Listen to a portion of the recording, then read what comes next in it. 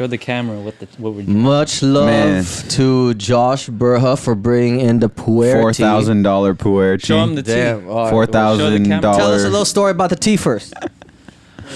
Oh yeah, so it's like 12 years old. It's called puer, and it's Is that a puer? Puer. Tea. What, you wanted me to show this one?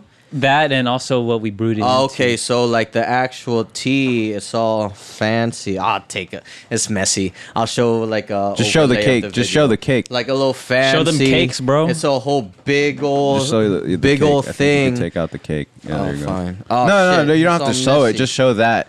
It's like a big ass thick disc, circular disc of hardened puer tea, and then you have to break little pieces of it off to brew it.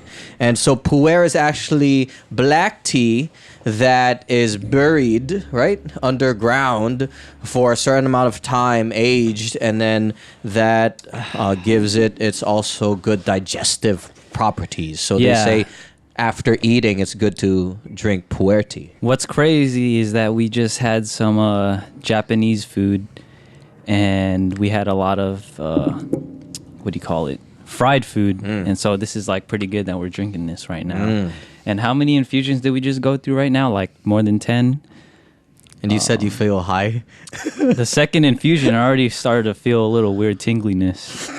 I felt like a stoner for some reason. But you have been off coffee, right? Off coffee, yeah. How long you been off coffee? Probably like 2 months now. How long you been I off? drink it sometimes. What else you been off of? So I've been off of drinking too since March. March, so like 9 months. That's Yeah. a whole baby Damn. right there. Yeah. Oh, damn. So if you had a baby, it wouldn't be an alcoholic syndrome baby.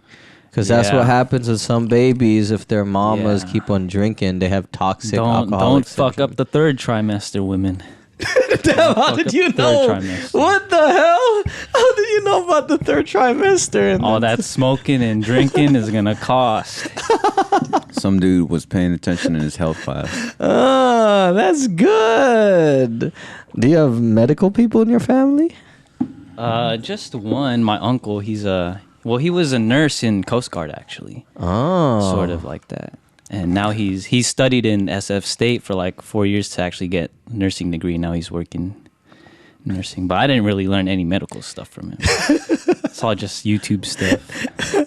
Hey, dude, you learn a lot from YouTube, and my mom was even watching medical kind of summaries on YouTube just recently, just because she's interested in the topics.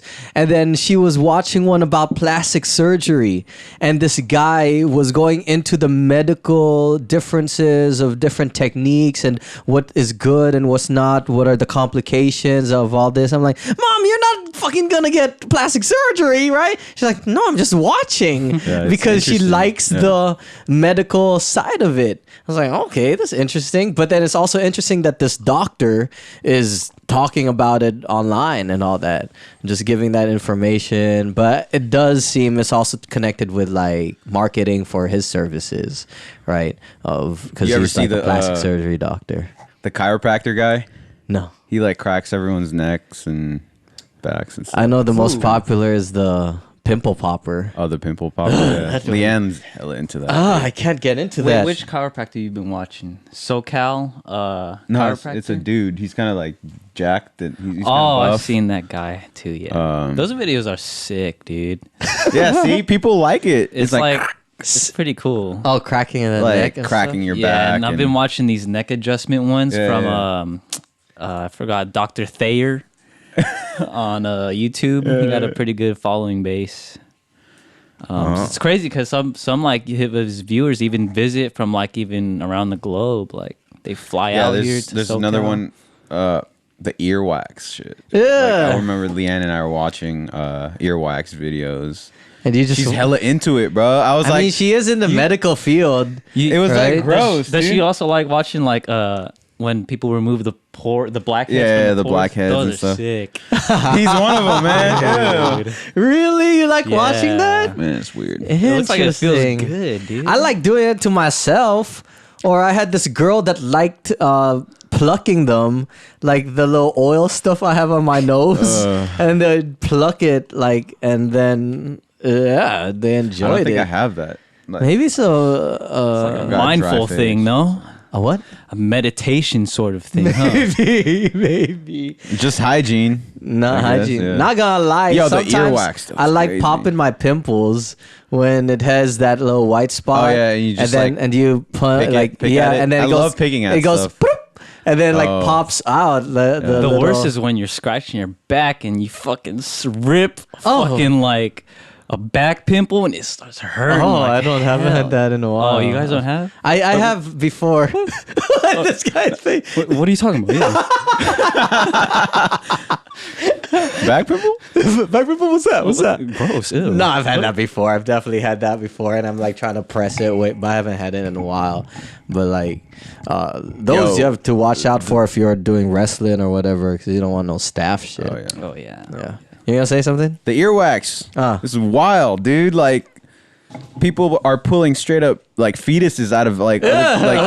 You know what I mean? Like, This guy said fetuses. yo, we should watch some. Like, Yeah, we should watch the reaction video, on do a YouTube little right now. reaction video. Let's like- do quick reaction. We should. I don't have it all set up for like Oh, I see. with the audio Oh, okay. and Where's all young that. Jamie at? I know. I need. But I was thinking to do like fun reaction stuff with homies, but then with like specific topics. Yeah. But then, dude, I started watching some reaction stuff, and some people have hella views. Yeah. Like there's hella followers, and then at You first, should I was make gonna your say- mango eating video like I can see that shit going viral. Oh, and you're just like eating mangoes. It's ASMR, and you're just making social commentary, or like you're trying your jokes on the camera, like. I have some recorded that I haven't released yet. Okay. I haven't edited. I have a mango one, a rambutan, a mango. Just be hella ratchet. And what's it called? I got more responses from some people also that they loved it. That you know, when I was doing my shirtless fruit boy. Yeah. And they were That like, could be a whole those YouTube are series. sick. That's hella marketable, bro. I'm sorry. I'm like putting bad thoughts in. Not You should actually bad, try it's that. whatever. Yeah. It should try be that fun. out. oh damn! See, the GoPro's not that reliable. Wasn't recording. Yeah, in terms of, I think it like runs out, it like messes But up. you're right there, right? But then I'm right there too. Damn, you so- got two cameras at you, bro. Yeah, because that's why I knew that it might have an issue, and then with that. You ever so- tried using your phone? Yeah, but it's not enough space Oh, like right, that, right. It's and then it's too not. Yeah, it fills up, and then. So ideally, that other camera, which I lost.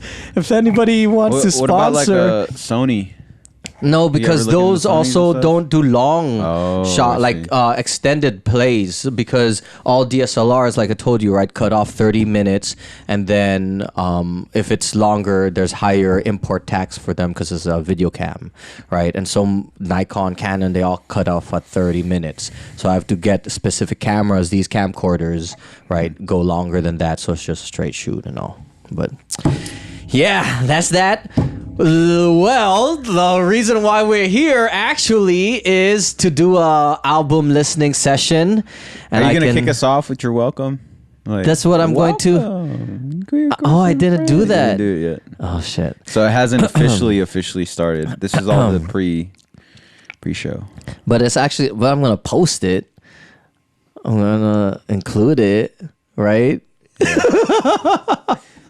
Welcome to the Filipino Garage. I should just splice that into Yeah. the beginning before our Yeah. this free talk and then cut it back in. Yeah, sure. But I actually don't edit my videos that much unless some people want something cut out, which I've done. Have people asked you to cut shit out? Twice, Really? I think.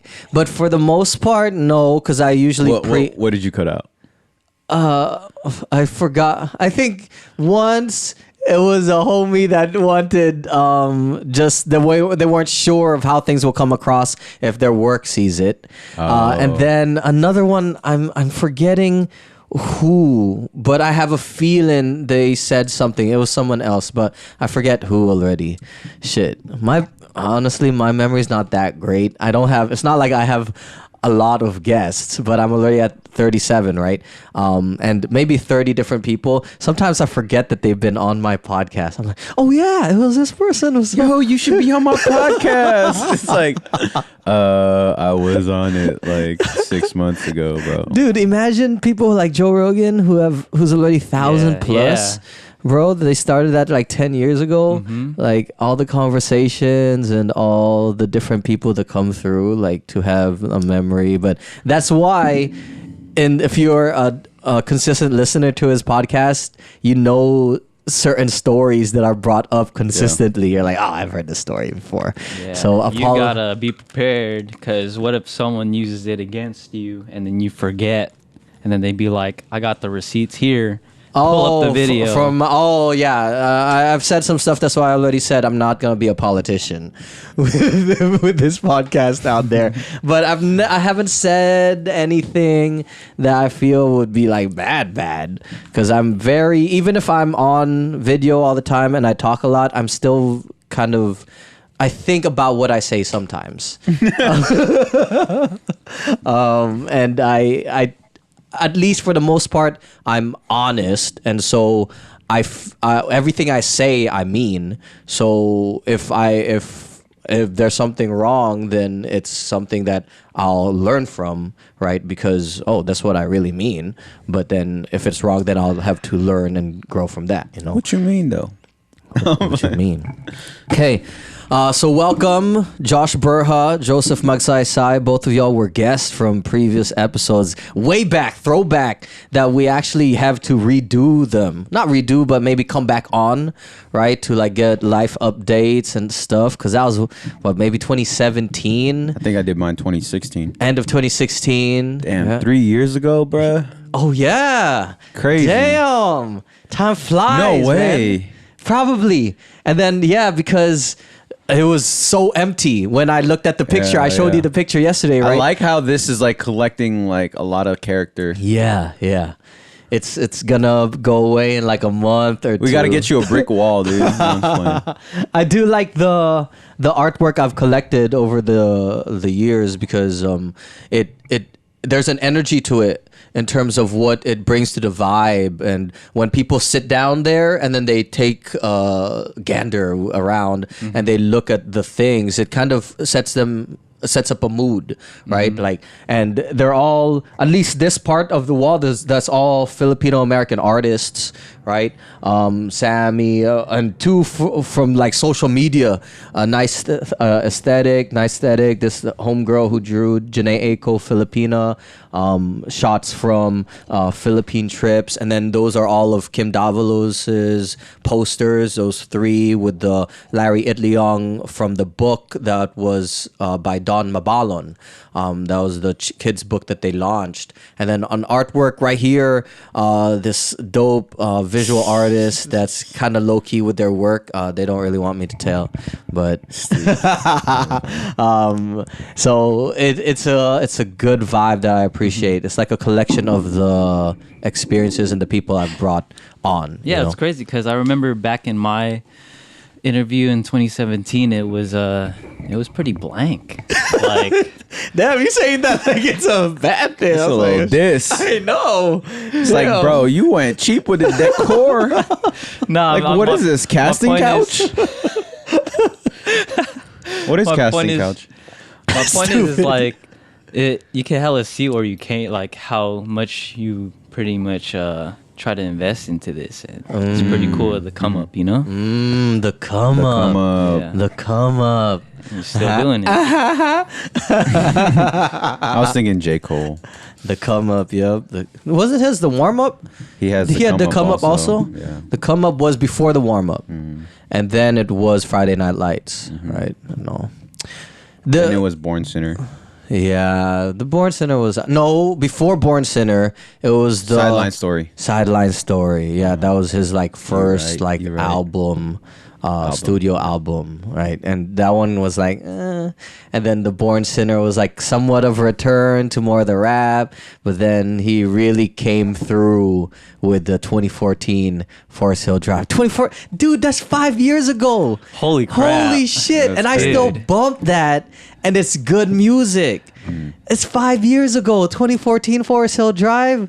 Bro, fuck. I was senior in high school. I remember that shit. And then I remember it coming out and then having a conversation with you, Josh. For real? About, you were saying that you really like that song Wet Dreams. Oh, And then, shit. and I was like, I at remember first, that. at I first, think he could relate. Big yeah, time. that's what I was saying. At first, I was like, I didn't really vibe with it. And then I think we talked, and then you were telling me, Joe, that maybe he vibed with it because it's very like that time of the life. Okay. Like, oh, what? Speaking of wet dreams, right? That's why I said I think he can relate. Okay. Okay. It's crazy What? because it can relate now. So I think the lighting's better on your face. Okay. I just got into tea recently. February, around Chinese New Year, I started going to Vital Tea Leaf. I heard about it from Christian because they both went on it just to taste tea. Did I ever take you there? Or I just told you about it? Or we went. I remember we went. We went, but I think I already went there before. For sure. Is Is that me or you? Or? That's me. And then stop. What is that? Damn, it's connected to my computer too. Oh, word. Just any calls. Shit, I should actually stop that for next You time. should do was it the mode? Yeah, but then since Not airplane. my not disturb. phone is connected to my computer, it rings there also. You could do not disturb on your computer also. Oh yeah, I should, but I don't know how to do it. But you were saying yes, Vital Tea. Oh, and yeah. you were saying Wet Dreams. Yeah, so there's a tea called blue tea. I've shared it once here. It's gynostemma. It's a herbal tea. Oh, it's a tisane. It's not a tea actually. It doesn't have caffeine, but supposedly it's supposed to help with sleep and stuff. And so I've been drinking that like recently. And I have a feeling where this is long story short, I got some like. I wake up and like find just like A lake in your dream, a puddle. Wait. Do you wake up when the puddle is forming, or it's already it's formed? shit like that happens, and like I try my best to stop that shit. What? Why do you stop it? You should embrace that as like a natural occurrence of the body. Dude, I don't want to interrupt my sleep for like cleaning up, man. That shit sucks. But I do though. I have to, cause like it's so hard to. Oh, dude. It's like a fucking It's like wet fire socks, hydrant. bro. Yeah. Dude. You haven't Anyways, just gone back to sleep. like it's not You're even like, like. I'm just gonna get my bed hella dirty and like clammy and I'm gonna sleep. So you know how like wet dreams is like associated with like sexual stuff? I don't really get those as much. It just happens randomly. Oh, so you don't Maybe have... there's a chemical process. Maybe it's just biological. Because yeah, I've been on NoFap. Yeah. Also that Just too. speak into the mic. Yeah. I've been on NoFap for over a year now, and So when you have the wet dream, you don't dream sexual shit? it's only like very rarely. Whoa. Yeah, and like It's probably a biological process. Yeah, where but it's that's like, interesting because when that happens to me, when I was on NoFap, and then I would get wet dreams, it's always connected with some sexual shit in the dream Yeah. that causes that release. Like, interesting. But what if it's the release that needs to be it needs to be released and then Yep. it and it causes that dream to happen. Yeah. Yes. Yeah. And so I think that is the case. But then I've never had a forming of the lake without some sexy swimming. You know what I mean? Right? There's always a visual in the dream. Yeah. That's interesting. unless you just don't remember it. Yeah. Probably. It could be just like super deep Yeah. sleep and you don't Probably. remember your dream. Yeah. you know? Yeah. Maybe. Give me some of this tea. I'll bring it next. And does it help you sleep though? It helps you sleep? Yeah, it does actually. okay, But cool. I try to like limit as much consumption before bed because it really does make you go piss though. Like, Oh, yeah. you have to Yeah, when you drink at night. Yeah. Maybe it's like a different lake. You know, Yeah, you make a sometimes bay, bro. it is wanna make a crazy, bay. dude. There's some different lakes that you might see out there. Oh my god. Jeez, I've been to Crater Lake. That was cool. It was a volcano.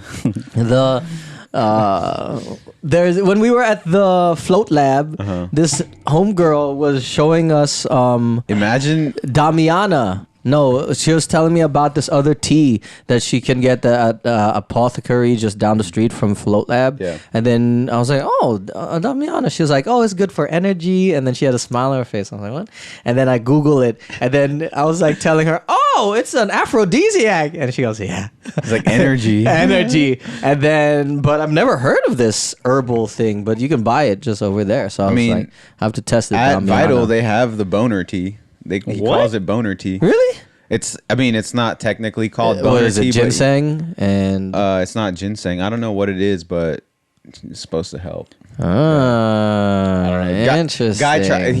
They hooked up Guy last time. And then did he walk around with a pogo stick? He said he was like awake, and They he said he noticed? had like hella energy. Like the next day, I think he went running and like he wasn't sore or anything. Holy shit! Just Okay, like dude. Shout out to Vital Team. Well, You should yeah. check it out. sponsor. Hey. Sponsor. Hey. This they have a brand ambassador, Infinite Seth here Hey. with getting everyone I'm blue put hella people. people Yeah. on to Vital Tea, bro. That's hella fun. with their blue people, which is jasmine wrapped no, in. it's oolong. It's oolong. Oolong. Wrapped in ginseng. It's rolled in Rolled in ginseng ginseng. with a little bit of licorice, which they don't Sweet tell you. aftertaste. Yeah. The licorice kind of like stays at the back of your mouth. So it's cool. Okay.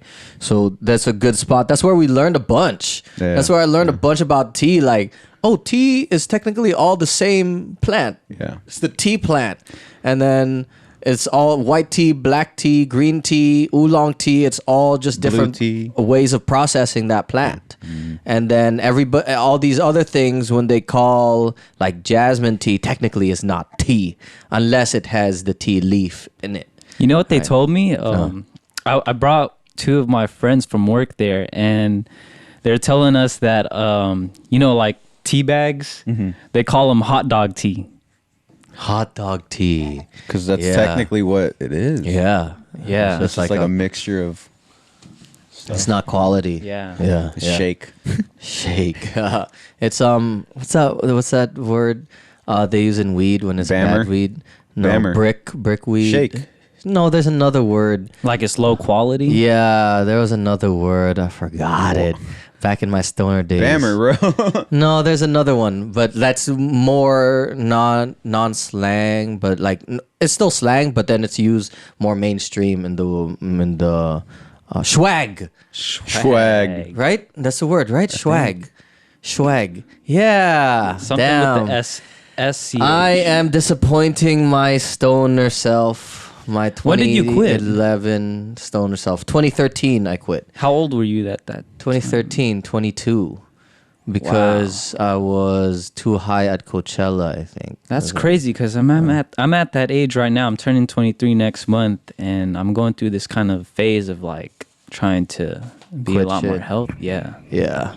I realized like that time I was using it for like an escape and like self-medication in a way of like but an escape to not deal with my own whether insecurities or Using it for running away from like conflict. little numbing. Like for example, Yeah.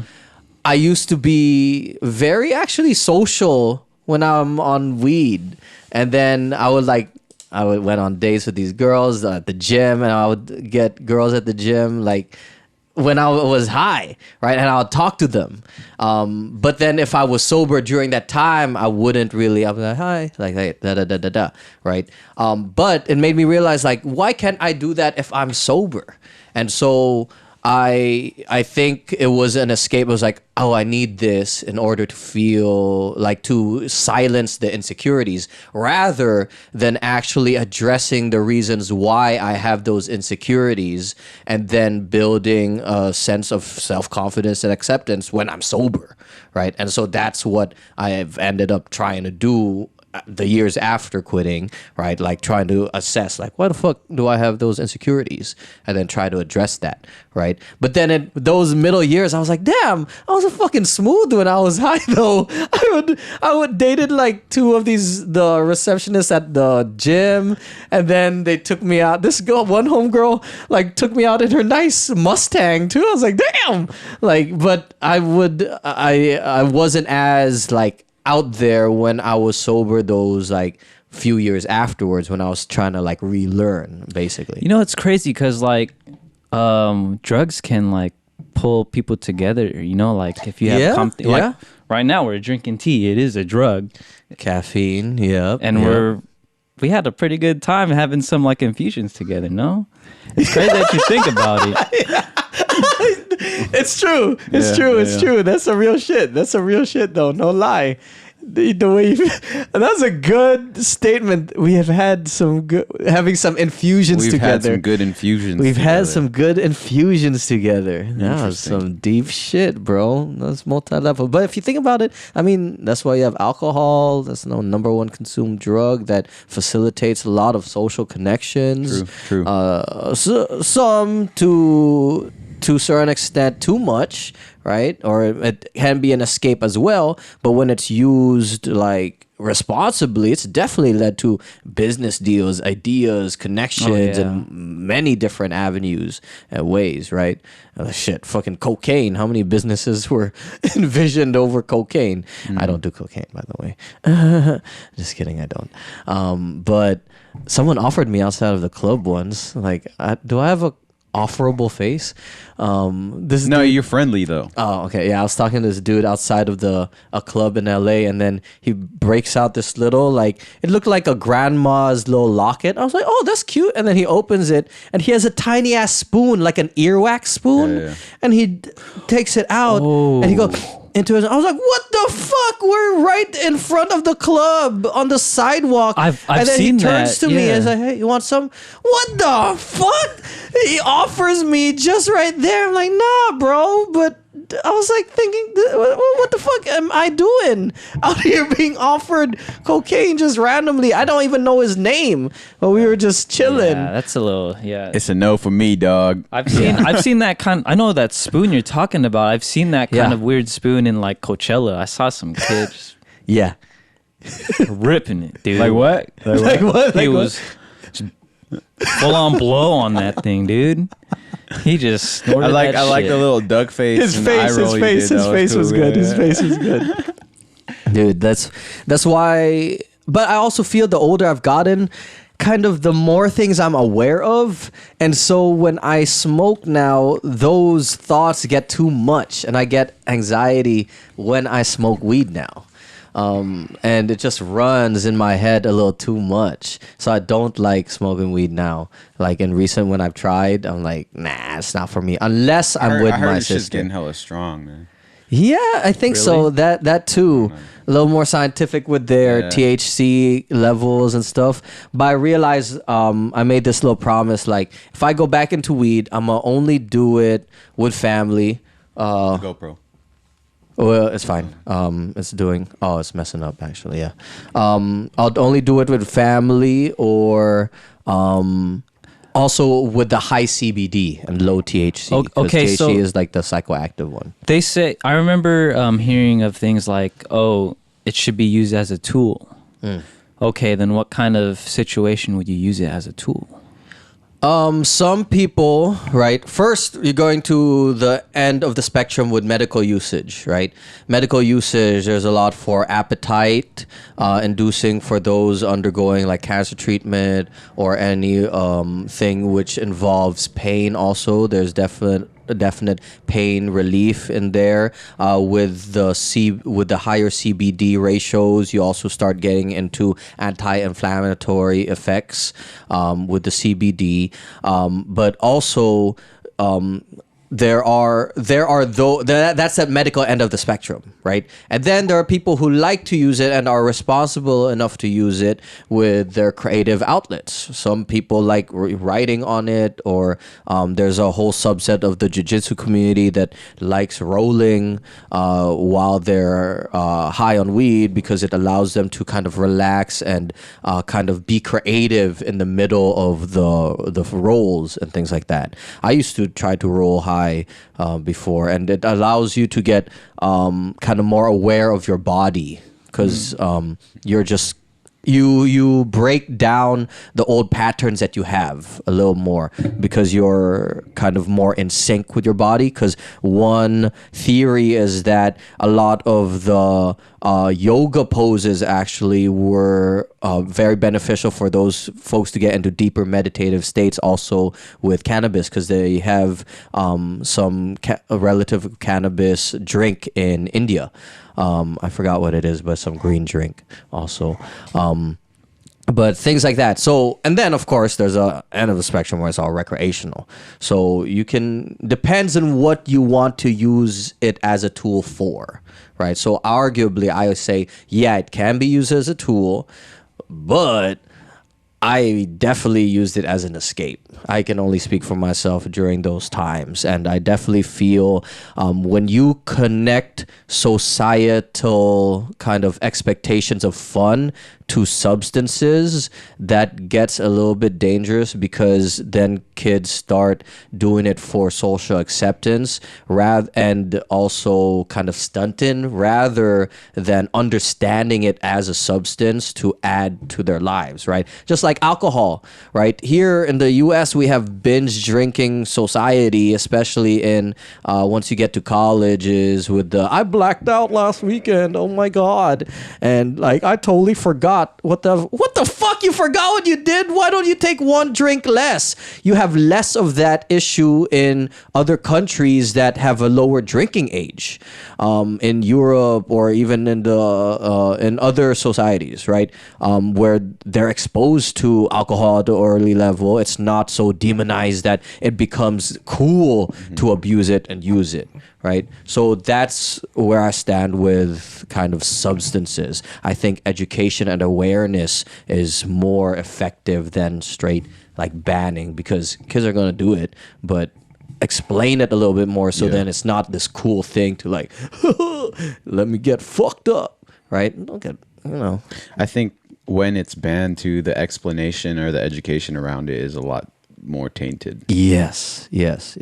And so they're experimenting more. It's like, and it's unclear on how you actually use it as a tool, right?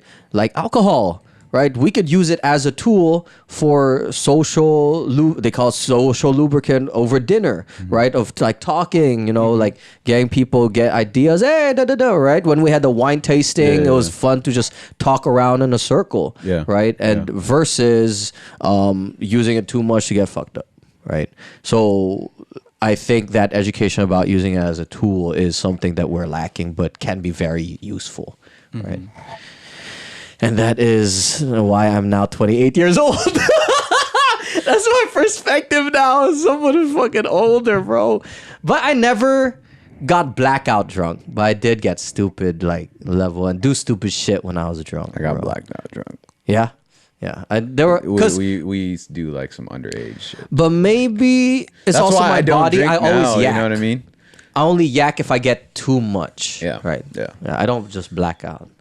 But that's why you're controlled now. I mean, that's You're why I hella don't like controlled. really party and drink anymore, because I feel like I did it like all before I was 21. Yeah, same. That's why when I turned 21, I was like, oh, okay, whatever. It's not a big deal for me. Like parties don't really like excite me. You know what I mean? I think that's why I like celebrating. I love having fun with people, but not necessarily like, yo, let's go out. Yeah, the fun is not tied to alcohol usage. Yeah.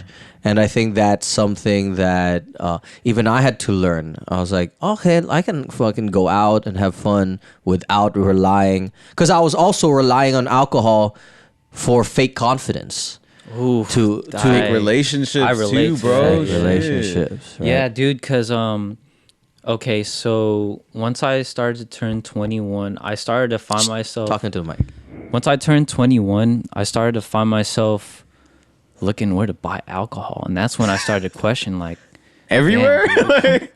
no like oh I need to like I even bought like cases like probably in every like month or two, and that even made me question like I'm gonna spend so much money and I'm also gonna be like consuming this kind of substance all the time, wanting to just like do like activities that I've already done before that I wasn't on, alcohol before. I started to use that like as a lubricant to talk with people and stuff like that. And It's like, you ever watch TV on alcohol? yeah. Hey, you ever do a podcast on alcohol? You want some wine? I remember we Yo, did it bust will out get like interesting though.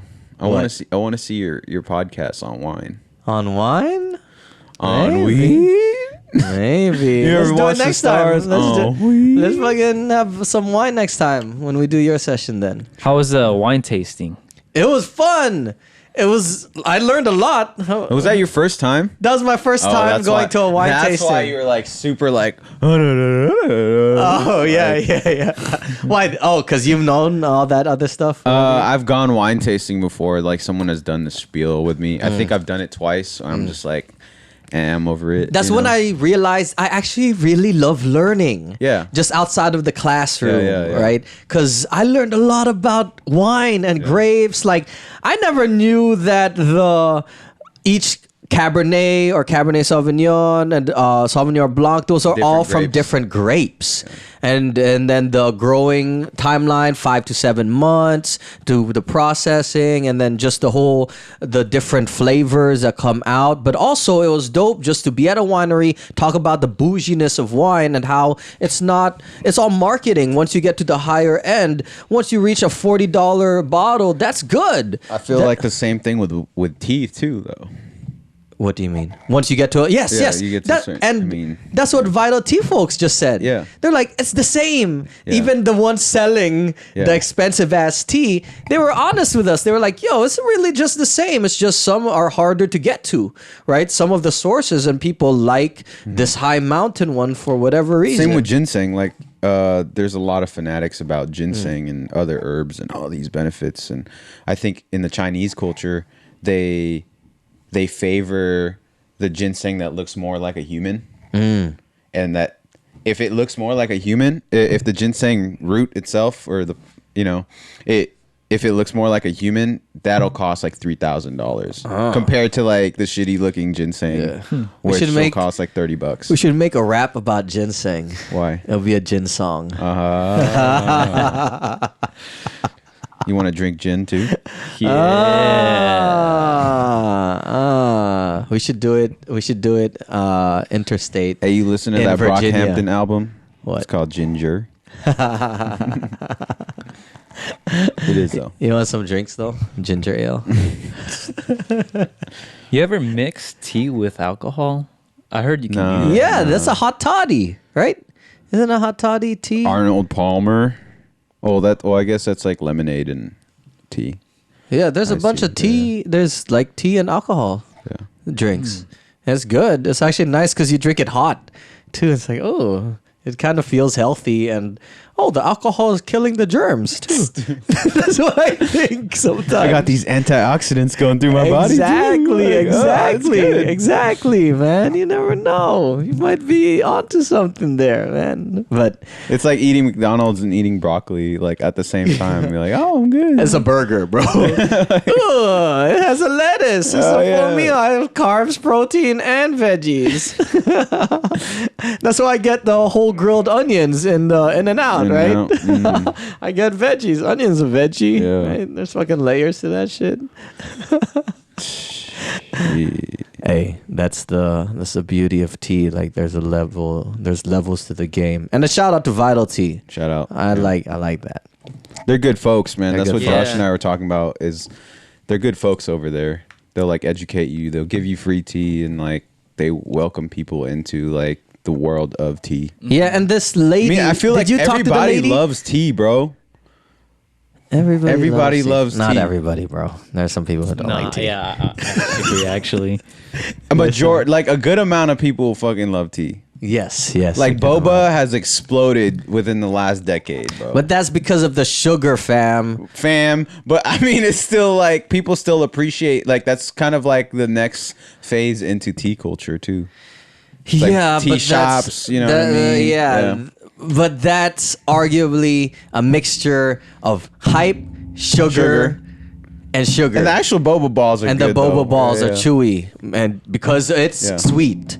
That's There's the whole a Taiwanese fucking, word for the chewiness that is kind of like also a hype, but there's like something to it that people enjoy, the process of like the bounciness, like ASMR. Oh, there must be an ASMR boba where the balls are going through Let's the make straw it. and stuff. Shit, I should go. I have all the equipment to do more ASMR stuff, so we should get into that. Oh shit! All right, so shall we start the Mahalola album listening? I said something last night. Analysis. I said something cool last night when we were talking about this. Mahalola I didn't catch it. album. Fuck! I was onto something dope as a title. Okay, so anyway, so the structure is we'll just listen. I'll tell us any stories of what it is. It'll be like a listening session. You could give thoughts, what your initial reactions were when you first heard it. But also it'll be good just bouncing. I have someone to bounce off my stories with. So I'm not just talking to myself. But this is called Mahalola for my Lola that's up here on the wall, Lola Rosario. She passed September 1st of this year. Both of you met her? Yeah. Yep. You met her? Yep. Did you call her like Lola Rosario, or you just called her Just Lola? called her Lola. Yeah. It's weird. Yeah. Remember, because we were on the phone the other day, and you're like, you call your grandma by her name? Yeah. What do you yeah. call your grandma? I call her Lola Rennie. Oh, Lola Rennie. Yeah. Yeah, so on the phone, I thought he said like Loreni. I thought he said, "Hey, did Loreni eat?" I call my grandma La. La, like Lola, but La. Yeah. La. So, the album was initially called Mahalove, and then once she passed, I decided it was kind of perfect to change it to Mahalola. Mahalola. Shout out to Joe. You designed the logo for it, and then changed up the Mahalove. We can talk about that after. I'll play the first track, and then give me your design process for that. Sure. That thing. All right. Here's beginning of the Mahalola listening album analysis story time session. Can you hear on your thing? Yeah. Kailangan matalino ka. Tinitingnan ka ng mga babae. Kung hindi ka number one, you are just one of the bullshit.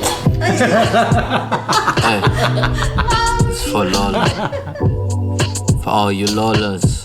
Check, huh? Lola means grandma, but let me flip the grammar. I'ma tell you my definition of this beautiful mama. See, I think Lola means strength. Better yet, Lola means soul. She's the reason why a little boy can rest and feel at home. Every season she be feeding all the souls of great-grandchildren. See, my grandma used to grow beautiful roses. They shot to the sky and bloomed with thorns that cried the struggle of an immigrant hustle. She's a flower that bloomed in the face of trouble. Filipino lady with petals that look like medals of pain. Face of the day, her roots were planted in an earth that never granted her a day to rest. I ask, how can a rose blossom if the husband left? If the man of the house watered other lawns, planted seeds in another bed? But let's not get distracted. Lola don't need no man. If he won't feed their 6 kids, then she can. She's got 2 hands. That's one thing I learned. My Lola knows how to swim, so it doesn't matter if the bridge has burned. Hey, here's the thing, a flower ages. Lola getting old, but I've been told a book is beautiful with worn out pages. Fitbit works when you walk your paces. The hard part though is seeing the flower wilt. The beautiful rose now is petals that wilt. Eventually all fall. She's forgetting names and places. I'm forgetting to call. She forgets more faces, but her soul is still there. My kisses bring it all back. She's my favorite rose, the chubby boy's midnight snack. By my side, forever on my back. I've immortalized her with a tat. My mama doesn't like tattoos though, but I can't give it back. My Lola likes her rose. I hope you like my raps. Lola worked hard. Oh my gosh. Every overtime, she would take it. Kahit na Saturday, Sunday. So she was studying at night, working the day, taking care of her kids when she gets home. Because she knew with education, kahit we can be what we want to be. That was my Lola. Lit. And that was, it was called Lola. And there's like a little interlude in the middle. Do you understand Tagalog, Josh? Ano po? Kung Lightweight. hindi siya pwede, there's somebody else waiting for you. Sana. Sana, that's true. It's all up to you. Iniisip Hindi ko. ka naman nagmamadali, di ba? Hindi po. So, Ah. take your time. Bata ka pa naman. You're still young. Ba't yung pagmamahal mabigat sa puso? Ay, nako, nasa isip mo lang yan. So, I think I'm gonna pull up actually some of the.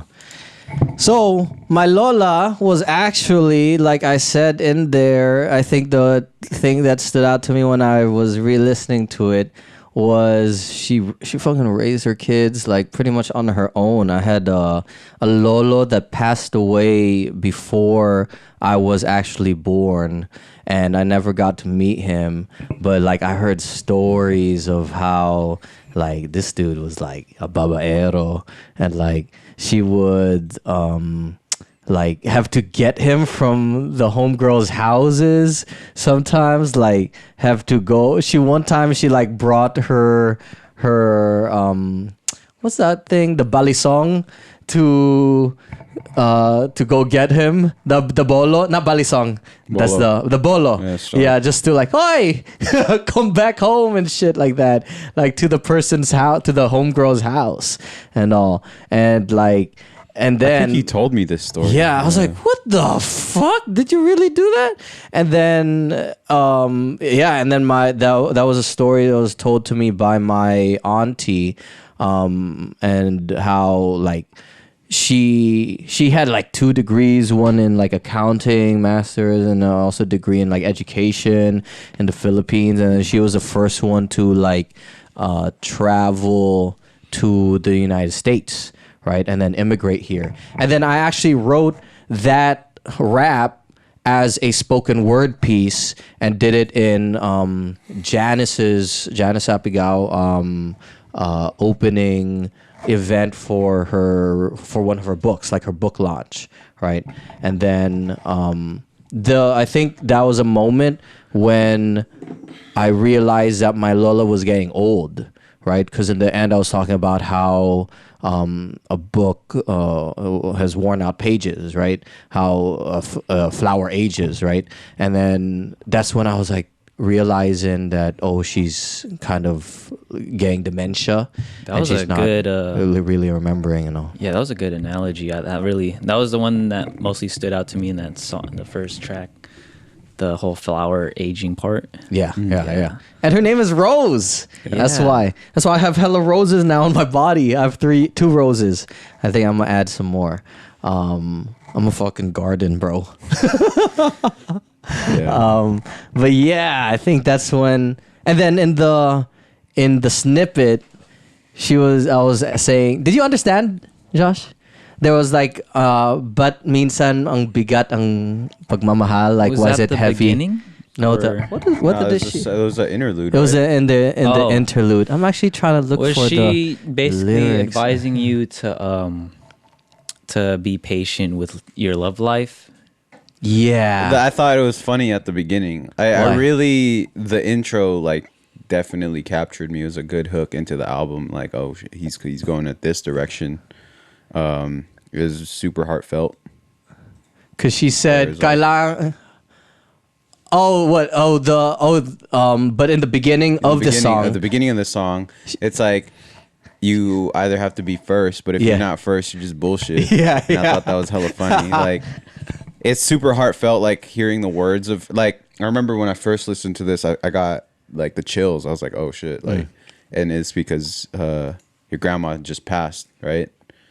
Maybe like 2-3 weeks before you released this album. I think it was 2 months. It eventually became 2 months. September, October. Yeah, 2 months when I word, actually word. released it. Okay. Yeah. But when I first listened, I was like, "Oh, this is heavy." But then re-listening to, it, I was like, "This explains the album. This is like a good like thesis to the album. Is that like it's gonna be heartfelt? It's gonna be about love, and there's some funny shit into it too. It's like lighthearted, you know." And it sets the tone for the album for me. Like re-listening to it. Yeah, I thought that was Yeah, she said, "Kailangan matalino ka. You have to be You have smart. to be smart. Tinitingnan ka ng mga babae. Girls are looking at you. Kung hindi ka number one, If you're not number one, you're just one of the bullshit." you're just yeah. And it was That's funny. great. Like she has these one-liners because I would record us talking. Yeah. And that's why I always encourage now friends to like either record an interview with your lolo lola or just take audio stuff. I was like thinking that. about this the other day. I want to be more intentional about recording my moments with people and my family, especially. Like, I recorded and created a family video of us in Thailand, and I put it up on the TV, and everyone loved it, dude. Like Yeah, all the right? kids, my grandma's, like, you're on the big screen. It's like, oh snap, we're on Yeah, yeah. TV. I was like, dude, this is a hella good feeling, and it was just the beginning of this year when we went to Thailand, but even it was just the first day of our trip, there was already so many memories created, and we had so much fun, and it's like such a good feeling to reflect back on it. Like, oh man, that was great. That's crazy because like my dad, right, growing up when we used to like travel and stuff, my dad would always take pictures and stuff. And me and my brother would be hella annoyed of how many pictures he had to take. But looking back now, it's like, whoa, it's pretty worth that. My dad actually took the time to capture these moments back then. I'm having like a realization right now where I was like, man, this is why it's important to create art. It's giving me like a new confidence to create again or to write again or put myself out there or like put myself out there in these platforms or make songs, make music, because this documented those feelings for you, your relationship with your grandma. It you put yourself super out there, It's so weird because I don't put myself out there enough, but then I do find myself like looking back at my pictures or looking back at my interactions or re-listening to things I've said, and it's just like it's captured me in this light at this moment in time, and it's just like, man, what a concept. It's you know a what I good- mean? Sometimes I'm super reluctant to put myself out there or to make art because it's like, oh, what if it's not right? Oh, what if it's not this? But right now I'm having a realization like, yo, just fucking do it, because you have this moment to document like where you're at in life, and one, you could learn from it, and others can learn from it too. That's the key. I'm getting little epiphanies and stuff. I've fallen into that trap Yeah. too, like, just like aiming for perfection, right? Like waiting for the right moment. For or me, it's something. not necessarily aiming for perfection it's more, for me, it's more like acceptance, like self-accepting, where I guess it's a form of perfection where I'm like, I'll put this out, this is how I really feel, I'll write it down, and I'll never like touch it again, because it's like I'm not there yet, or it doesn't sound good. Maybe enough, because you have a know? certain standard Yeah, I have a in your certain head standard of in my what you head. want it Yeah, to be yeah, a exactly. certain level, right? The creative part. Yeah, the right? creative part. And then when you and I reread it, I was like, oh shit, this is kind of fire. See, I'll, Like, you know what I mean? I'll say something though. With that, I'm gonna say there are some songs here that are on the cheesy side. Yeah. But that's like where I was when I wrote it. Yeah, Right. yeah. And then it weaves in with the storyline of every time, for the most part, that I would like be infatuated with someone new or go through ups and downs, I would always tell my Lola. I would always update her, right? And then what ended up kind of being the flip side of the sad coin is when she started getting dementia, she would kind of forget. So I could tell the same story again. And she would be so interested. What did she say? What? Are you dating her again? And then I could tell it. See, the that's same- such a special moment. You know what I mean? uh. And I hella appreciate that. And I think people can feel that in your album. Word. Should I tell you the story of the next song before or after the song? See, this is like my reservations with this whole process. Is like, remember how I said like a good joke is like a good photo? It needs no explanation. And it's like up to interpretation. But then that's how like my the- perspective in art. But I understand you, and I understand our kind of like approach to things is we Yeah. want things to be broken down and like Because I view it as, you watch Genius.com, yeah, right? And yeah. they have video series Yeah. of them explaining like this was where I was when I wrote do this think song. that it's dope too. Like that. You know? Yeah. Yeah. But interesting. But You know what I but- mean? But bro, Yeah. I explain my jokes, so That's why you ain't fun. No, you just funny looking. Fuck. No. hey, I've improved over the Fine, years, fine. son. I'm not open mic comedian level, Yeah. but my batting average for dad jokes have definitely gone up in this year. I think this is my highlight year, 2019, over the summer. Yeah, since give of the me a practice. highlight dad joke right now. I from your can't do it off the Rolodex. top. I don't know. I forget. I don't know if your bro. batting average has gone up then. Because I just know in my heart and my soul. I feel like to justify your skill level, you should be able to like dish Do it it out. off the you know what I mean? cuff? Yeah, off the cuff. Off the cuff? No, because Why not? Like all the comedians, when they say that that's what they hate is when they go on to a radio show Oh, to like, tell promote me a their show. joke right Yeah, now? tell me Yeah, a joke yeah, right yeah, now. yeah. They say that's You're not the right, fun. you're right. That's not what the That's fuck. not natural. Huh? That's It's not not. That's natural. not. You're This right, ain't. you're right. This ain't a stage right now, right? I'm not whipping out my dick right now just to show y'all, right? That's Louis C.K. though. No, it's fine. Just kidding. No, he asked for consent. Oh, did he really? The- Bag of dicks. Dave Chappelle. Dave Chappelle. He was talking. I was just watching the recent special again, and he was like saying, "What, dude? All Louis C.K. did was jack off and come on his own stomach. That's the most least threatening thing you could ever see. Have you ever seen a guy who just came on his own stomach?" He said it funnier than I did, but Yeah, I hear the crickets. how do you make a cricket sound? I don't know. Okay, anyway. Don't get mad at me. That's not my joke, so don't cancel me. that's Dave Chappelle. I was just quoting. The interlude, it kind of touched me, put me Touched on you? some realization too. One is because, well, pretty much, I guess, it inspired me to pretty much start documenting with my grandma because, Yeah. especially like I mean, in that sense, the interlude was her giving you advice on your love life, and I've never opened up to my grandma about like, you know, love life and stuff like that. I guess it's some sort of like upbringing in society sort of thing, especially for men and boys in the Filipino culture. So maybe that's something I might want to start to open up about, especially since she's getting older now. I don't know if like, you know, if her memory might start to fade or something. you know, that, while her bro. mind's still fresh. I'll lend you all the recording equipment and stuff if you want. Your That's phone, why I bro. Your always, phone's super even important. your phone, yeah. Your phone, man. That's why I always encourage my homies, like, yo, record your fam, right? Like, even when there's folks who go back to the Philippines, I've recorded for a friend. Like when they visited their Lola, I recorded like that interaction because I was like, this is important, because we imagine those people in power have fucking lineages of, you know, my great grandfather was Sir Lincoln the Fourth. Because that plays into your history, your personal sense of self and place in this world.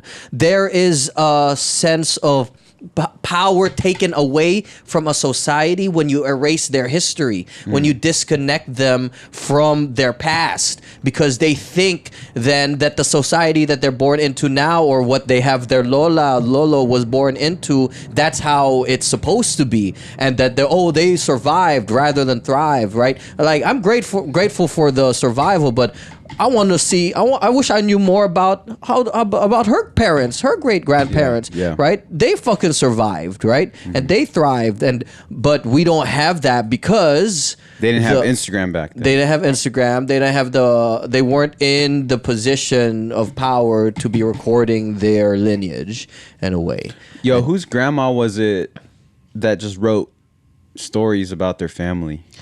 That was Bettina. Oh, word. Bettina's Yeah. uncle wrote a book. Was Yeah. like Not grandma, like family member. Yeah, about like. I thought that was really tough. And wrote in the Yeah. book saying, "Oh, usually it's the rich people who have their stories told, but even if we're like fishermen, like our stories are worth being told too." Yeah. Right. And he would write in the book about, "Oh, today we're just." Fishing by the river. That's like what's that. cool about humans in New York. Is he picks at random of the people he just sees and tells their story. That's what journaling's good too about. You Yes. tell your own story. Yes. Because you're That's- creating a story already along as you go. As Bro, you're going a in the lot of moment. the things we know about Jose Rizal is because Of his journals. and that he wrote in there. And bro, that's why I'm on my like 6th book. Once I just started y'all last better night, Turn yeah. that shit into something. I just started last night because remember you were mentioning about like hesitation into starting something like recording and stuff. Do it. I was hesitating last night. I was like, should I probably start when the New Year's start? I'll just Nah, do fucking it right start now, now, bro. dude. Just do it. I couldn't sleep and I was like, I want to do something right now. Just fucking do it. There is no try. David Goggins, shout out. He had a good quote the other day when I was watching his IGTV. The quote was because somebody was, David Goggins, because somebody was asking, what do I do if I have that feeling of like, I don't really want to do it or something like that? David Goggins goes, stop listening to your soft self. I was like, oh shit, yeah. You have, because you have that Fucking do it. voice Yeah. of like, maybe not today. That's your soft self. Yeah. Even if you want, there's another part of you. There's another part of you that's like, I should go for a run. Like I want to go for a run. Being I a should. little. That's my favorite thing though. I say to myself, it's the same like hot shower. Say You know that. what I Say mean? what? Stop being a what? Little B. Ooh, that's politically incorrect. Little B. Oh, Little B. I think you turned off your. Little B. I do too. I do too. Me too, actually. That's what happens when you drink tea. Okay, Should we pee break. warm up another one? Yeah. Yeah, hit it. And then hit that pee break. Christian got to make it this time. I made the last 6. Do you want a different tea? I You wanna have do blue people? yerba mate. Oh, I have yerba mate, I have blue people. blue people. I have yerba mate. I have straight ginseng powder. Ooh. I have. Let's do the ginseng. Well, ginseng powder. Or maybe when Or the blue if people. we want to meditate, let's do the ginseng later. Okay, and then I also have guayusa tea.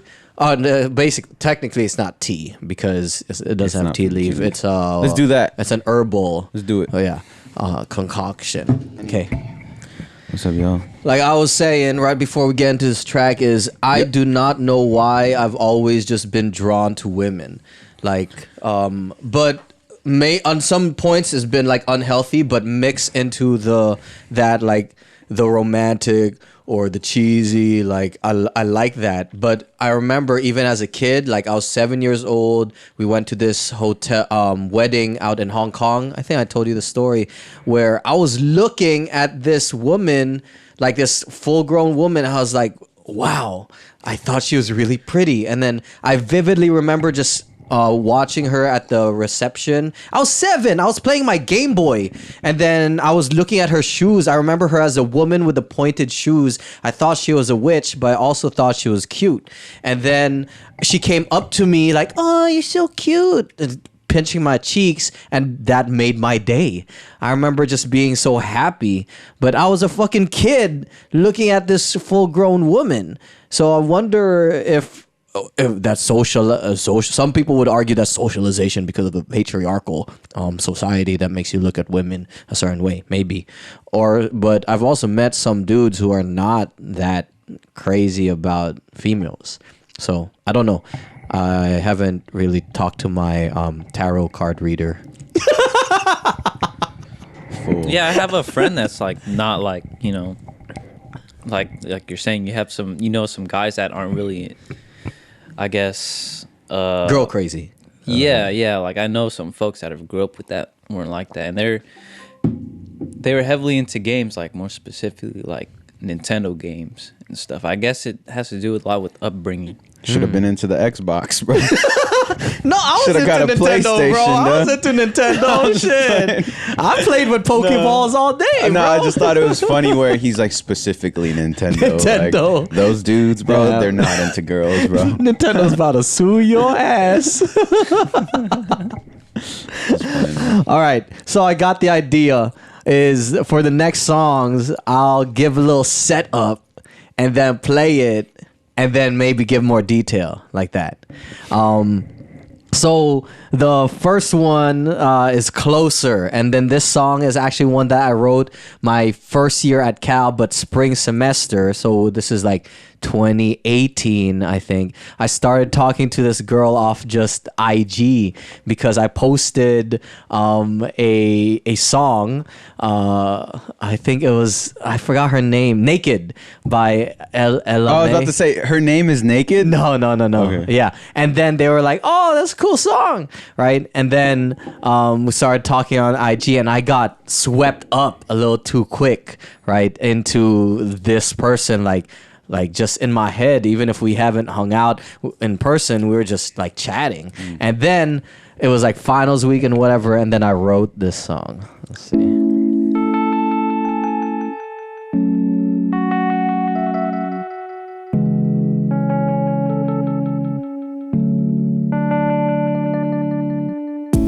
This a new type of feeling that I've felt once before.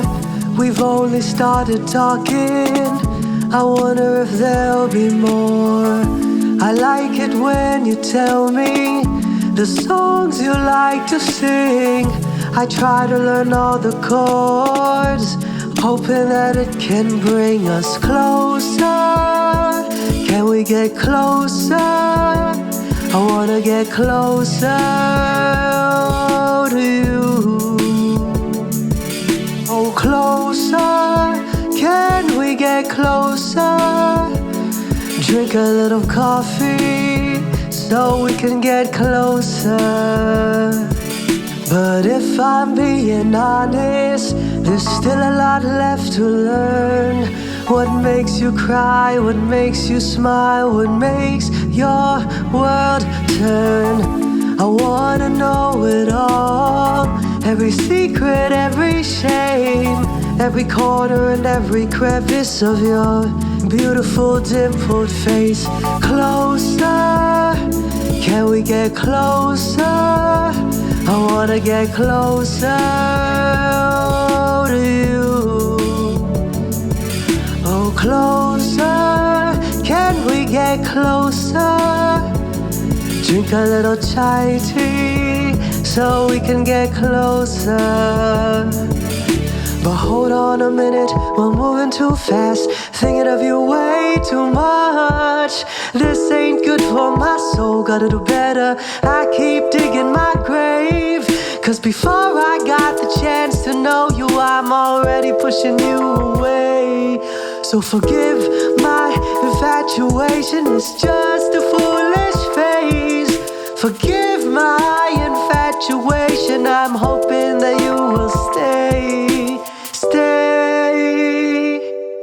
Stay closer. Can we get closer? I wanna get closer to you.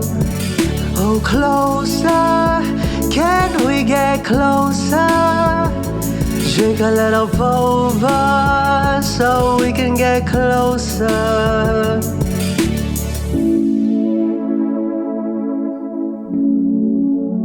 How do I know if it's the right one? You know it's in your heart. You can find it in your heart. If it's the right one? Yeah. Hindi ka makakatulog pag wala siya. Right? Hugot.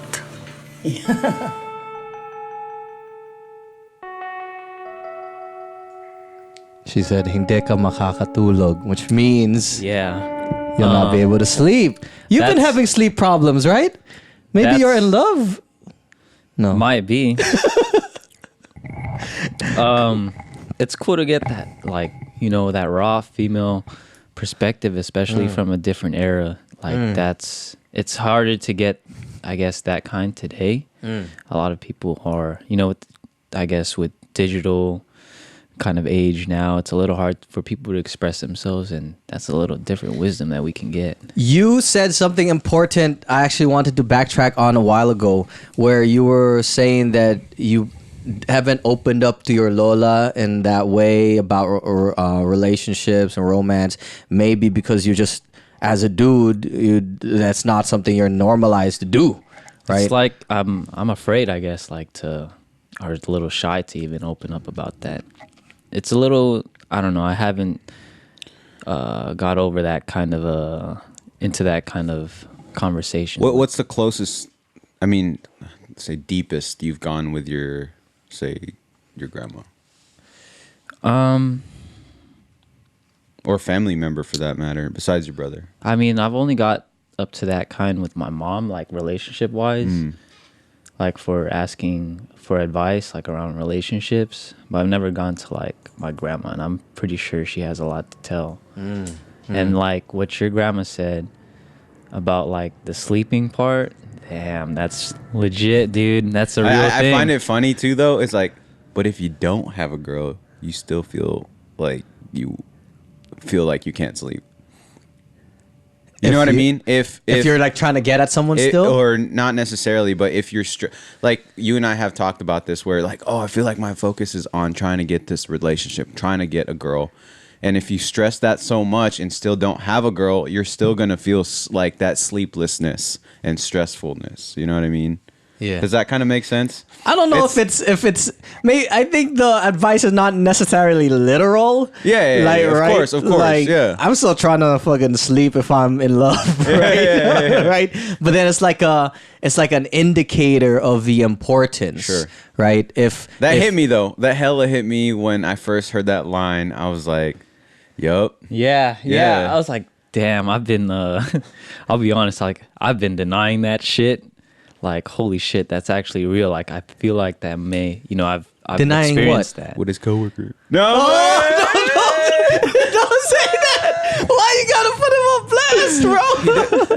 She don't listen to this. Don't worry. But Which one?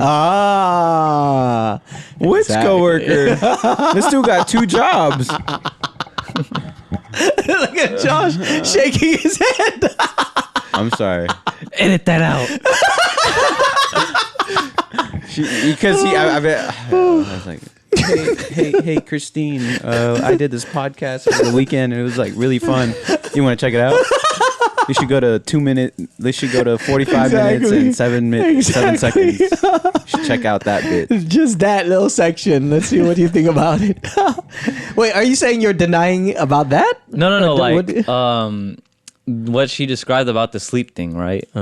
Like, I've experienced that, and I've never really, I guess I've like kind of denied that before. Like, oh, it's not about that women thing, but it definitely like hits me that she's actually, someone actually said it, like saying it. It's like, whoa, it's actually legit.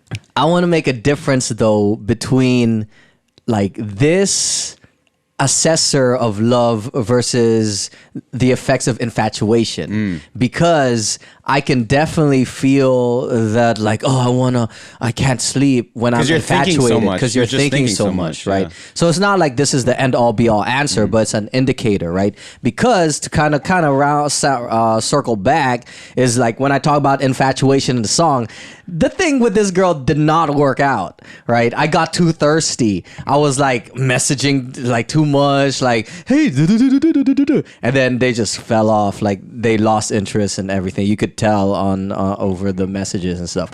But I fucking wrote a song of how much energy I was drawing in. I had to get it out with that song, so I wrote those two first verses, and then after it all broke down, that's when the bridge came in. Oh shit, forgive my infatuation is like a little bit too much, and that level of mental energy, right, that and investment that you can feel when you actually love someone is not to be confused with the almost mental addiction that you could have with infatuation. Here's the thing though, like, do you think love is different in countries though? Remember we talked about this? There are societal and cultural differences in terms of expression, but I don't think the core human value of love is different. Yeah. Like that sense of fealty and commitment or desire for the well-being of another individual. I don't think. I think my different. understanding of love is like a universal language. You know what I mean? Like, yeah. And and then without any technicalities of speech or whatever, if love is there, you could feel it. Yeah. Because it could be, there's differences between cultures, but there's also differences within the culture of even personal ways of relating or expressing love. That's why they have the love languages, right? How do you express your love to somebody? Giving food, quality time, physical touch, words of affirmation. There was something else, I forgot what. I got that book in my car right now. Yeah. You know, Oh, really? as a gift. The love language? Remember? No. They gave it as a gift at a little wedding shower I forget. at the clinic. Oh yeah, the love languages. Oh, okay, yeah. Just that discussion is actually really good because if you take an assessment, you realize, there's different ways that I like giving love, and there's different ways that I like receiving love. Right, like gifts is one, right? Versus like, but for me, it's food. Food is a big thing. Yeah, I don't know if that falls into giving, receiving gifts or something, but like mine, I think is physical touch and word and maybe quality time, like that. Versus other people like the words of affirmation more, or versus me, I like giving words of affirmation and physical touch, while other people don't like physical touch. They'd rather have like, the other one is acts of service, right? They'd rather you see you kind of do things for them, right? Or they like doing that for other people to express their love. All 5, bro. It's like when you collect all the 5 Yu-Gi-Oh cards and then final form. Love. Blue eyes white dragon. Blue eyes white lover. Whoa. Yo, chill, bro. Whoa! That went into some fucking Freudian slip of colonial mentality, bro. The 5 Yu-Gi-Oh cards you're supposed to collect wasn't the Blue Eyes White Dragon. It was like There's multiple. Yeah. There's the Blue Eyes White Dragon. There's because I think that's just 3. The one that like the one with the 5, the hands, the hand and the head. Do you see the funny one? They made a meme where they had those 5, and then somebody made a card where it's like a dick. And then it was in the same color scheme and everything. It matched perfectly. The internet wins. The internet wins all day. You definitely got to get young Jamie up in your garage. Bro. Oh yeah, somebody. Because like you can't be explaining things like with your hands and like us imagining it, and it's just like, yo, but fam. Like, it makes me think. It forces me to improve my method of description. You're good describing at that, things and helping people visualize certain things, efficiency of words, right? To get them kind of into our minds and see what I see, right? But I'm not gonna lie, it would be dope to have someone like young Jamie in the other room. yeah, to fucking do shit. Hey, can you pull that up real quick? Bruh, like, but I first need some sponsors and I first need some money flowing in. Vital Tea. Shit, Vital Tea. Where you at? Hey, commercial break. By the way, have y'all signed up for any credit cards recently? Here's my referral code Chase for some Sapphire? miles. Yeah, do you need some miles for free?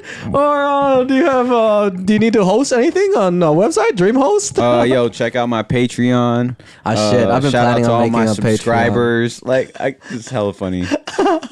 I can't imagine myself be like a YouTuber or like a public figure, bro. Well, I think it's all if you want to, you don't, right? Yeah. You don't have. That's to what I'm if saying. you- Like, I couldn't imagine. Yo, it's like, yo, what's up, YouTube? Welcome to my show. I'm just chilling, you know. That's it. That's all I'll be doing. Like, you could do it. You could do it. I think if you're around a certain topic, if you like talking about something, right? I don't like talking. But shut the fuck up, you do. You fucking yap about shit sometimes. On some details, if you like something, you go in meditation or fucking tea. When we first started getting into it, True. do you know this guy fucking loves bonsai? And you know, like that. You'll go into, or even, I could see you as a hype man of talking about certain people, like going in on them. Like, it's not a bad thing, but it's all dependent on what you want to do, right? I ain't gonna be like doing everything other YouTubers do, but sometimes I'll be, hi, what's up, y'all? Like, I do that on my IG stuff. I could totally see you as a My horoscope lady person told me, because it's in my fucking 9th house, Libra, and I put a lot into communication and all that stuff. I was like, okay, all right. communication. I'll have her on the podcast one time. But on to the next song. Yeah, you want to break down that song? Oh, what? Oh, did we already do that? I think there's, yeah. You have to talk into the mic. Son. I like the melodies on that one. Yeah. I think this is what most people liked. And this was one of the more recent songs. A lot of the other ones are like older in the years. This was one of the more recent. I think the ones melody on the of piano. itself can stand alone. It sounded like a karaoke vibe. The production. Oh yeah, on that song. Yeah. I should go also into the producers. The first song, Drip Gold, down in LA. Someone I went to audio recording school with. 30K Entertainment. Fucking $30,000. Fucking shit. Hey, shout outs to 30K. 30K Entertainment. Your school, you wouldn't have all this. That's true. I wouldn't It's still paying back, it's still bro. paying if I make more money off this shit. Bro. Hey, it will. So be it. And so be it. And then this one was one I produced. And so this album has, I think, like 4 productions from me, 2 each from 3 different producers also. So this was my production is my weak side.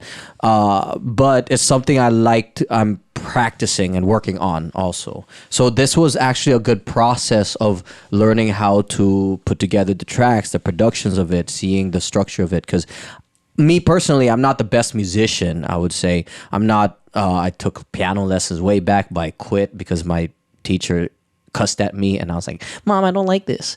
And then so I quit that, and then I've never really stayed with any other instrument until I started like ukulele and guitar like that. So that's why I like this process of forcing myself to like, let's put an album out and like learn how to produce some stuff, right? And that was Closer. That was definitely one of the ones that highlight was when I performed it at like a event at school, because some people saw the track already and they were my homies. They like sang along and stuff. I was like, that's a nice feeling when people sing along to the chorus and bounce along and I think stuff. the melody is definitely a fun thing to do a sing along with. Yeah. So you performed this song so far, like Yeah, I've performed this one once. I have to up my performance game and the amount of performances I do. I haven't done a live performance stuff for these yet. But that's definitely one of the ones I performed more. Cool. So the next one called Natalie. That's not really her name, but it's a pseudonym. Isn't that your car's name? My car's name is Natasha. Natasha. I think that's what I got it from. Natasha was actually the name of one of the girls that if we're going to full transparency, because I've said it in some podcasts before, but the red light districts of the Philippines with like strip clubs, I was brought when I was young, right? When I was like 14 or 16. When you was a young mustache? When I was a young Mustang. And then one of the girls Mustache. I remember... Young mustache? Shout outs to E40. Oh, I don't know that. But one of the girls, her name was Natasha, and that stuck with me. Because the visuals were... moving on. So Natalie, I wrote this. This is one of the oldest tracks on this. This is one of the first ones I wrote on a ukulele. Let me pause real quick and do a shout out to KuyaChris for being so candid. I think if there was anything I can take from dude, is his honesty and his candor. Like he puts everything out. Not everything, but you're super you put it out there, you know. You're vulnerable. I appreciate and that it. you know, not a lot of people will throw that just like out of their back pocket. Like, yo, I was when I was 14, I was taken to a strip club. Or not even a strip club, was it a strip club? It's what they call, I forget what they call it, but it's basically like those escort kind of things. Sure. Well, not escort. That's there's another word they use like in Japan, where they like sit down and chat with you and stuff, and then you can do some other funky stuff in another room. Yeah, right? see that? Like, but I feel like from a very private person, I'm very closed off. Yeah, so yeah. I'm just like, yo, that's hella interesting. You're super honest and candid about this. Because I think people can learn from your honesty, your vulnerability. Because it's twofold, I think. There's two reasons why I'm like that. One, I'm trying to find cool jokes or stories, right? But there was no joke in that one. We had to move on, right? But second, there's a desire in me to address those in our community. Because I even told my like brother, I was like, bro, I'm never gonna take the nephews, your kids there. Like, we're not fucking doing any of that. And I told my sister-in-law that. I was like, no, we're not fucking doing that. Because honestly, that what was kind your of... sister's point of view from it? My sister? Yeah. My sister. Yeah. Oh, that's like the patriarchal society of the Philippines. That, Like when she first heard that happened to you. She wasn't that surprised. Oh, really? Yeah, she wasn't that surprised because honestly, in a lot of circles I feel like in I'm the hella Philippines, innocent, yo. maybe you're around like at least in that kind of world. It's good that you're innocent, right? Yo, my grandpa, like there was like kissing on TV, or this girl was on bikini. This is when we'd spend like family Sundays together at my grandpa's house, and this is the grandpa that was 102. He saw like a man and a woman kissing, and then another one was like, I don't know, it was like this girl on the beach with a bikini. He straight up made us turn the TV off. See, Like, this dude was a general. Like, nope. I think there's a balance. Yeah, of Just course, of as we were course. talking about drugs. I was 3. I think though. sex is a drug. Like 4. Right? Sex is a drug just like that. The answer is not repression. The answer is not over obsession, Yeah. but acknowledgement and education Absolutely, and discussions about Sure, this, sure. right? So you're not kind of discovering it on your own Yeah. and then discovering And you don't have this unhealthy repressed shit. like explosion of like going into like the other end of the spectrum. Yes, You know what I mean? Yes, because Same thing with alcohol. You know, when Exactly. that's super suppressed. Exactly. Yeah. I mean, there's been like talk still in the Philippines about trying to pass with sex ed, right? Yeah. And it's so important. It's hard. Like, It's hard for them to pass it. yeah. Right? Even our reproductive health bill, because of the religious background of the country, it was hard for them to pass that for like even contraceptives or condom access, things like that. This brings me like a funny topic. In my Indian friends mentioned this before. They were talking about like in India we never had sex ed, and then you know they have the arranged marriages and stuff. But in India, the population's like over the top. There's hella people there, and it's like they never had sex ed, but people just know what to do. Apparently, you know what I mean? Like they don't have the talk, they don't have the birds and the Sex bees ed and is stuff. supposed to be to also teach you family planning. That's why y'all know. Yeah, That that's true, but- population. But like he was saying, like we were never taught like how to do it and like what the other body part looks like, and somehow you're just popping out kids left and right after the marriage. You know what I mean? Yeah. And I think that's kind of funny. You know, like I was watching like a YouTube video of like a interview of this young girl. Like I think she was 15 in the Philippines, and she has a kid, and she didn't even know how it works. Like she didn't know that's how babies are made. She didn't know when she Wait, what? She had a kid? when she was 15. Yeah, she had a kid. She's like 15, like right now or something. And How old's the kid? the kid? Like Her child. Yeah. like a baby, like Okay. yeah. And like she had a boyfriend, and she didn't even know how it works. Like when When they had sex, she didn't know that she a baby didn't know would be that's, made. That's Yep. how it's. Where is gonna this? happen. It's in the Philippines. I forgot Oh, where. shit. Yeah, man, that's like you that's a just- problem. Like I even met a tricycle driver. I was talking to him once, and I was like, "Oh, how many kids do you have?" He was like, "Oh, 6." And then there was silence, and he was like, I wish I knew about family planning, like because they didn't have that access to that years ago, right? Like if you have that access and that knowledge, right, especially when you're economically kind of struggling Yeah. to feed like a Yeah, few yeah, of kids. course, yeah. Man, that's kind of a disservice to not deliver that form of education and those access to those contraceptives. Yo, That shout way. out to the internet.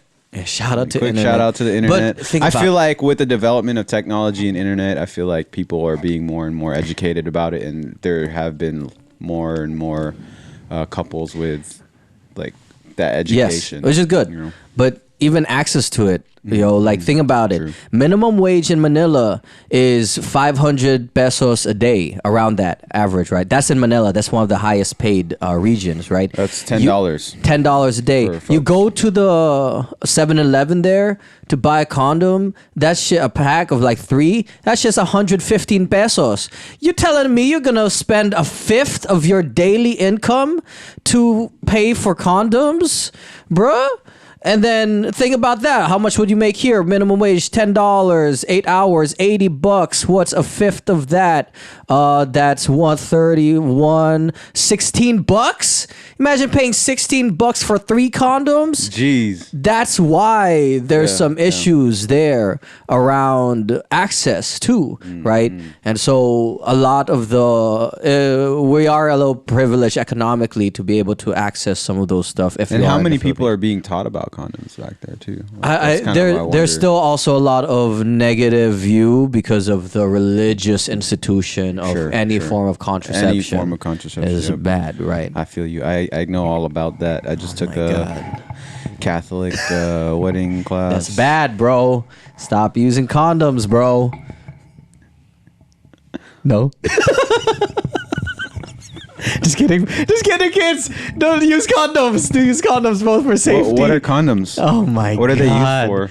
Oh my god, the worst feeling is those 3 months or to 6 months of a possible incubation period, like when you have unprotected and you're like, what the fuck? Like Unprotected what? sex. What is that? Oh my god, dog. But the greatest feeling is being clean.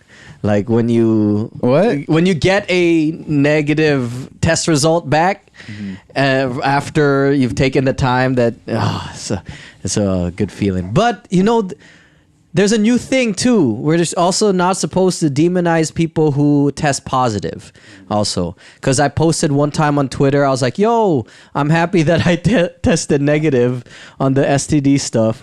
And then, but a few people got mad at me, and they were saying, like, posting that is demonizing people who test positive, and so it also adds on to people scared to not get tested. There you go. Okay, so that's what I'm saying. I'm gonna say twofold. It feels good to test negative, but also I'm not demonizing people who are positive. You should get tested, and you can still live. I think it's a very interesting time we live in right now. Yeah, where anything that you say can be put to many different lights and questioned. And I think that in the future, people will be sharper in their communication because of the sensitivity to other perspectives, right? I just find it hella interesting, people getting canceled and yeah. Cancel culture. Cancel culture. But I think it is helping us evolve into better people. Yeah, I'm not saying in consideration of others and all these things. I think cancel culture serves a purpose in pointing out things that have to be pointed out, right? But I'm not necessarily saying that we have to go full cancel. Never go full cancel, right? Anyone? Reference? Anyone? No? Tropic Thunder?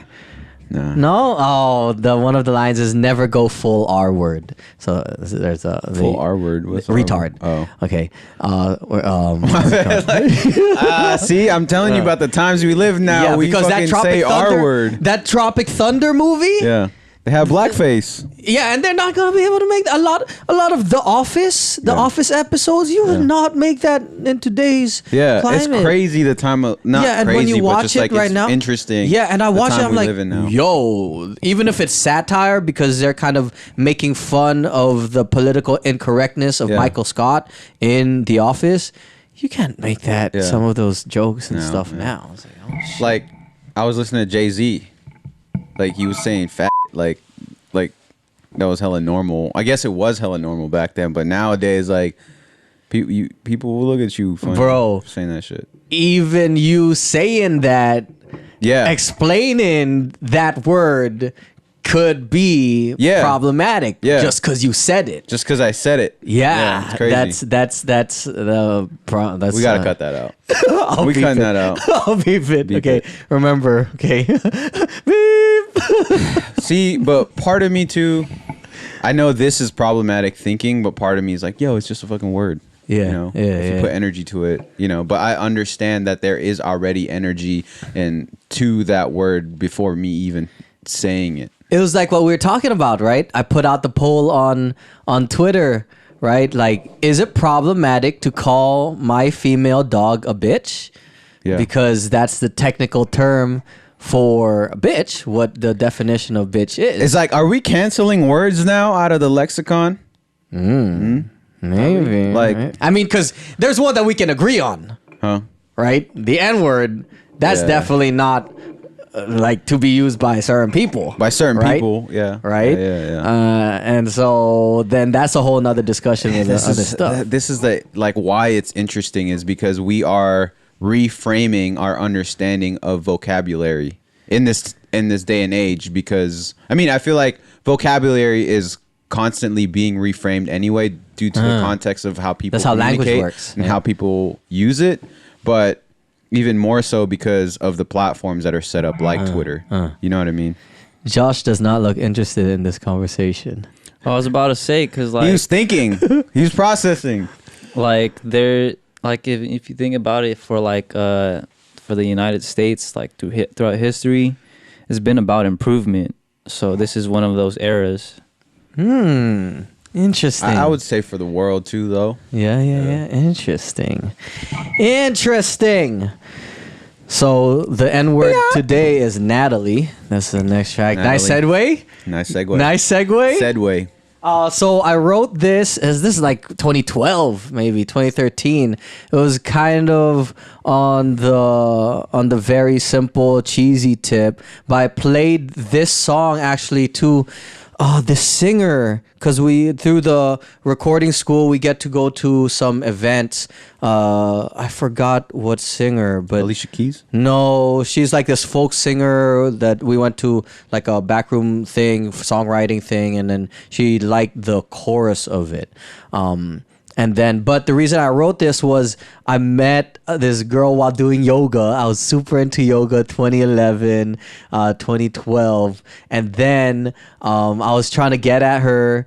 And then there were moments of like where I would not say something. But this was also during my like high weed days. I would go do weed and then go do yoga because it's actually really good for yoga. And then it ended up not working out because I tried asking her out. We hung out a few times, but then I was like, hey, you want to go out to like the beach? And then she was like, oh, I can't. I was like, you can't? And then she was like, oh, yeah, I'm Mormon. And I was like, what?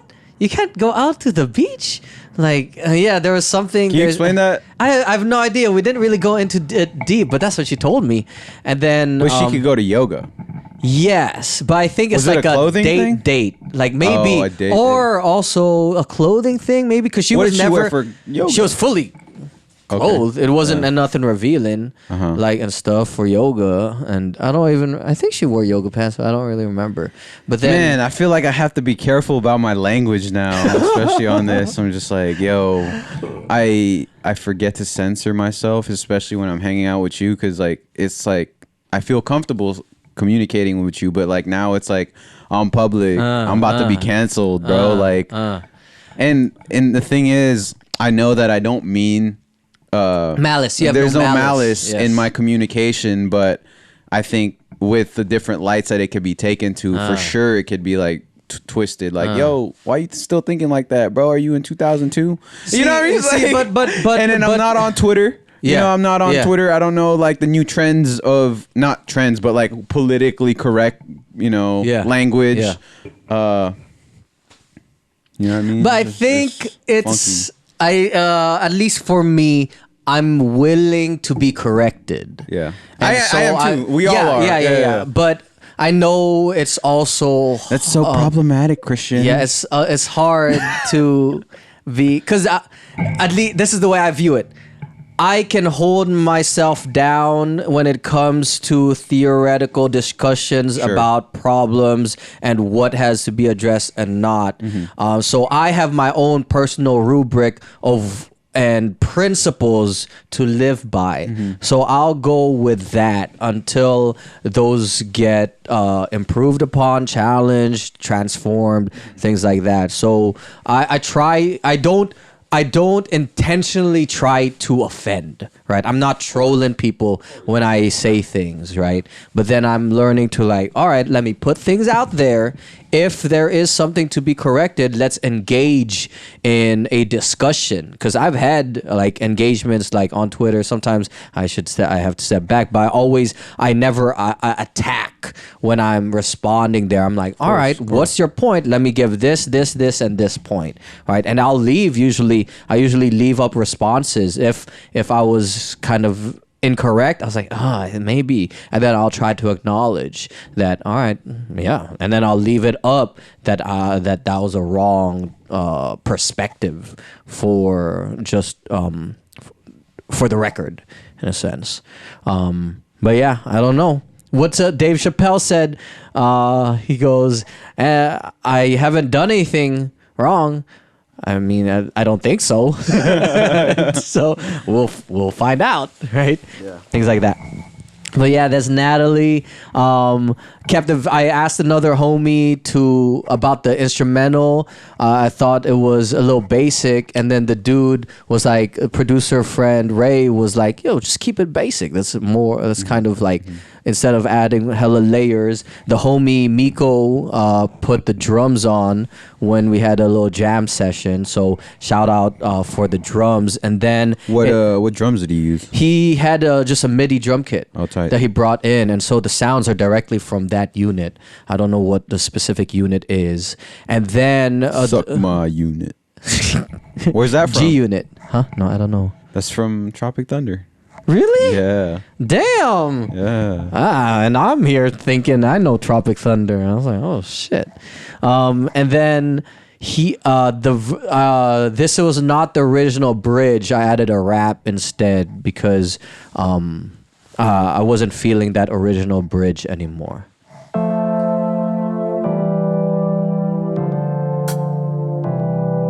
I don't know what to say, forgotten all my lines, 'cause you've run into this lonely life of mine.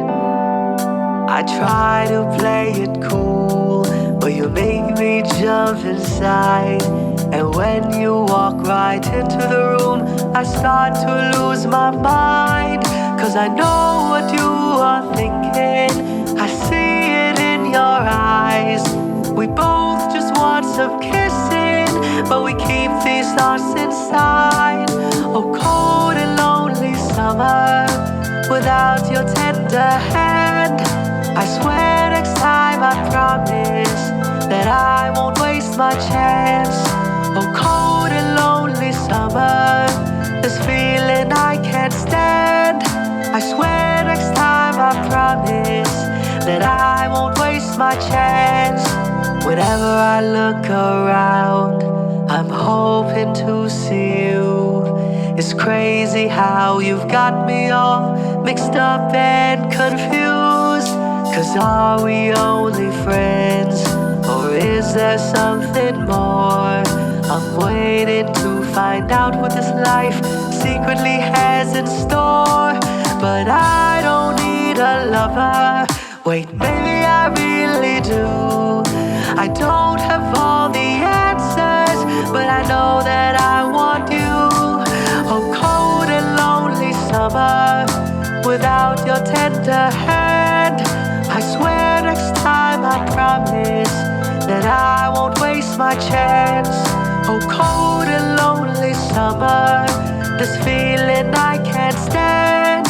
I swear next time I promise that I won't waste my chance. I've wasted time back in the day, back when my fashion was whack and lame, massive fake plastic face. All ashamed of who I was, I wanted to change my name, so I dressed in different ways to present and portray all these images of confidence, illustrating prominence, faking all the feelings of power and dominance. Innocent and lost, that's the struggle of an immigrant who bought into dreams but still serves a bigger boss. Damn, what a sad way of living. I was missing all my inner wisdom, giving into drinking, losing vision, trying to sound like I'm feeling like the man, but I was scared to follow all of my plans. So I changed my ways, meditated and prayed, started looking for answers in all these reflective states. The lessons I gained said that love a new day is a blessing and should never go to waste. Oh, cold and lonely summer, without your tender hand. I swear next time I promise that I won't waste my chance. Oh, cold and lonely summer, without your tender hand. I swear next time I promise that I won't waste my chance. If you're not yet prepared to have a girlfriend, then just don't. You're still young anyway. Okay, I'll just date. Yeah, date is fine. Date is fine. No, No long term. no long term. Medium term. Just friends. With Just benefits. Friends. Yeah. Love you, Lola. Love you too. Kumain ka na. She's got hella quotables. Which one stood out there? Which one stood out there? One of the quotables. If you're not ready yet, just Don't.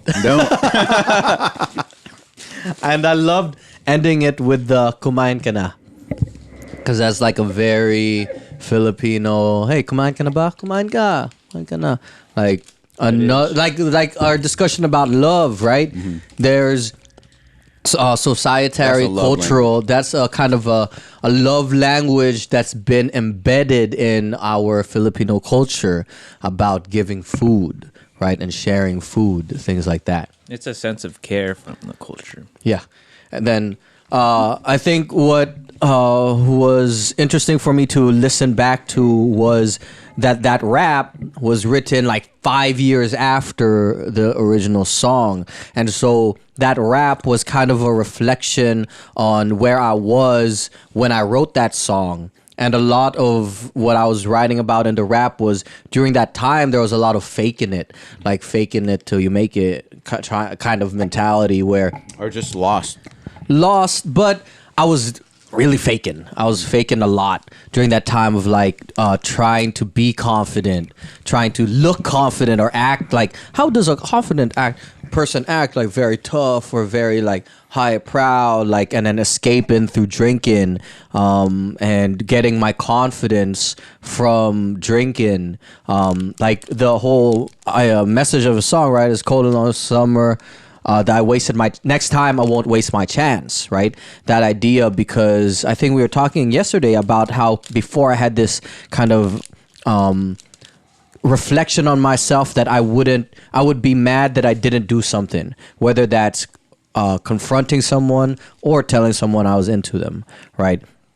And it's taken time through more so journaling, reflection, meditation, or these reflective states of looking at who I am to be able to get to a point where I'm a little more secure about doing what I want, following through on my plans, right?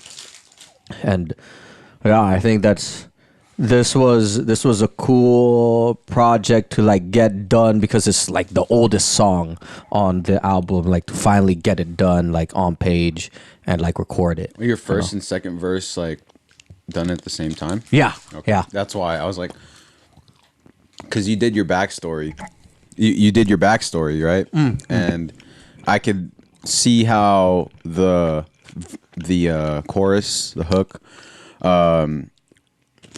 is aligned to your backstory. But I don't see the verse more so aligned to your backstory, but the verses more are reflections on the past in relation to that backstory. I kind of see why it is called Natasha and Natalie, sorry, as like this was me at this one point. And it's more of like a self-acceptance song. And self-acceptance, like, this is who you were, this is who you're becoming, and it's okay. You know? Funny follow-up to that backstory is that like maybe 2 years or so, I know it was more than a year or two, that I didn't see her. I went to like a small like yoga event thing that was like up in the mountains of Pasadena. Up there was like only like 3 or 4 other people there, and she was there with our same teacher because she was invited by the teacher that we would go to. Oh shit. What? I was getting confused with Natasha and Natalie.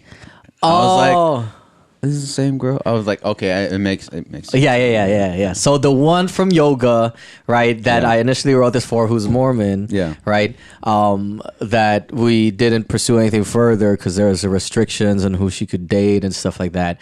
Like multiple years later, I see her at the same small yoga event and we walk out together and we had this initial like, hey, I think she was asking me to go like dinner or something, right? But I remember kind of moving away from her because she was engaged now, I think, to a Mormon.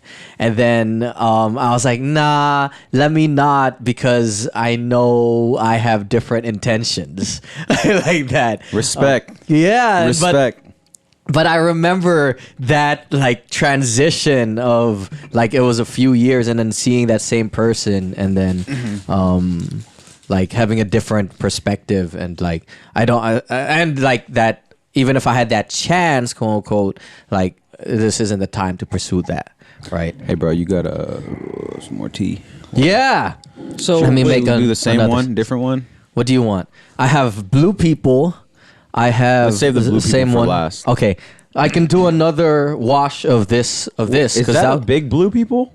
No, that's white tea. Oh, You want me to throw some white tea into this? we could do a Little mix. experiments. Okay, you're gonna say something, Josh? So I mean, I'm kind of like lost with the song. Is it basically like you said you're trying to you're trying to show some sort of other version of yourself to a woman?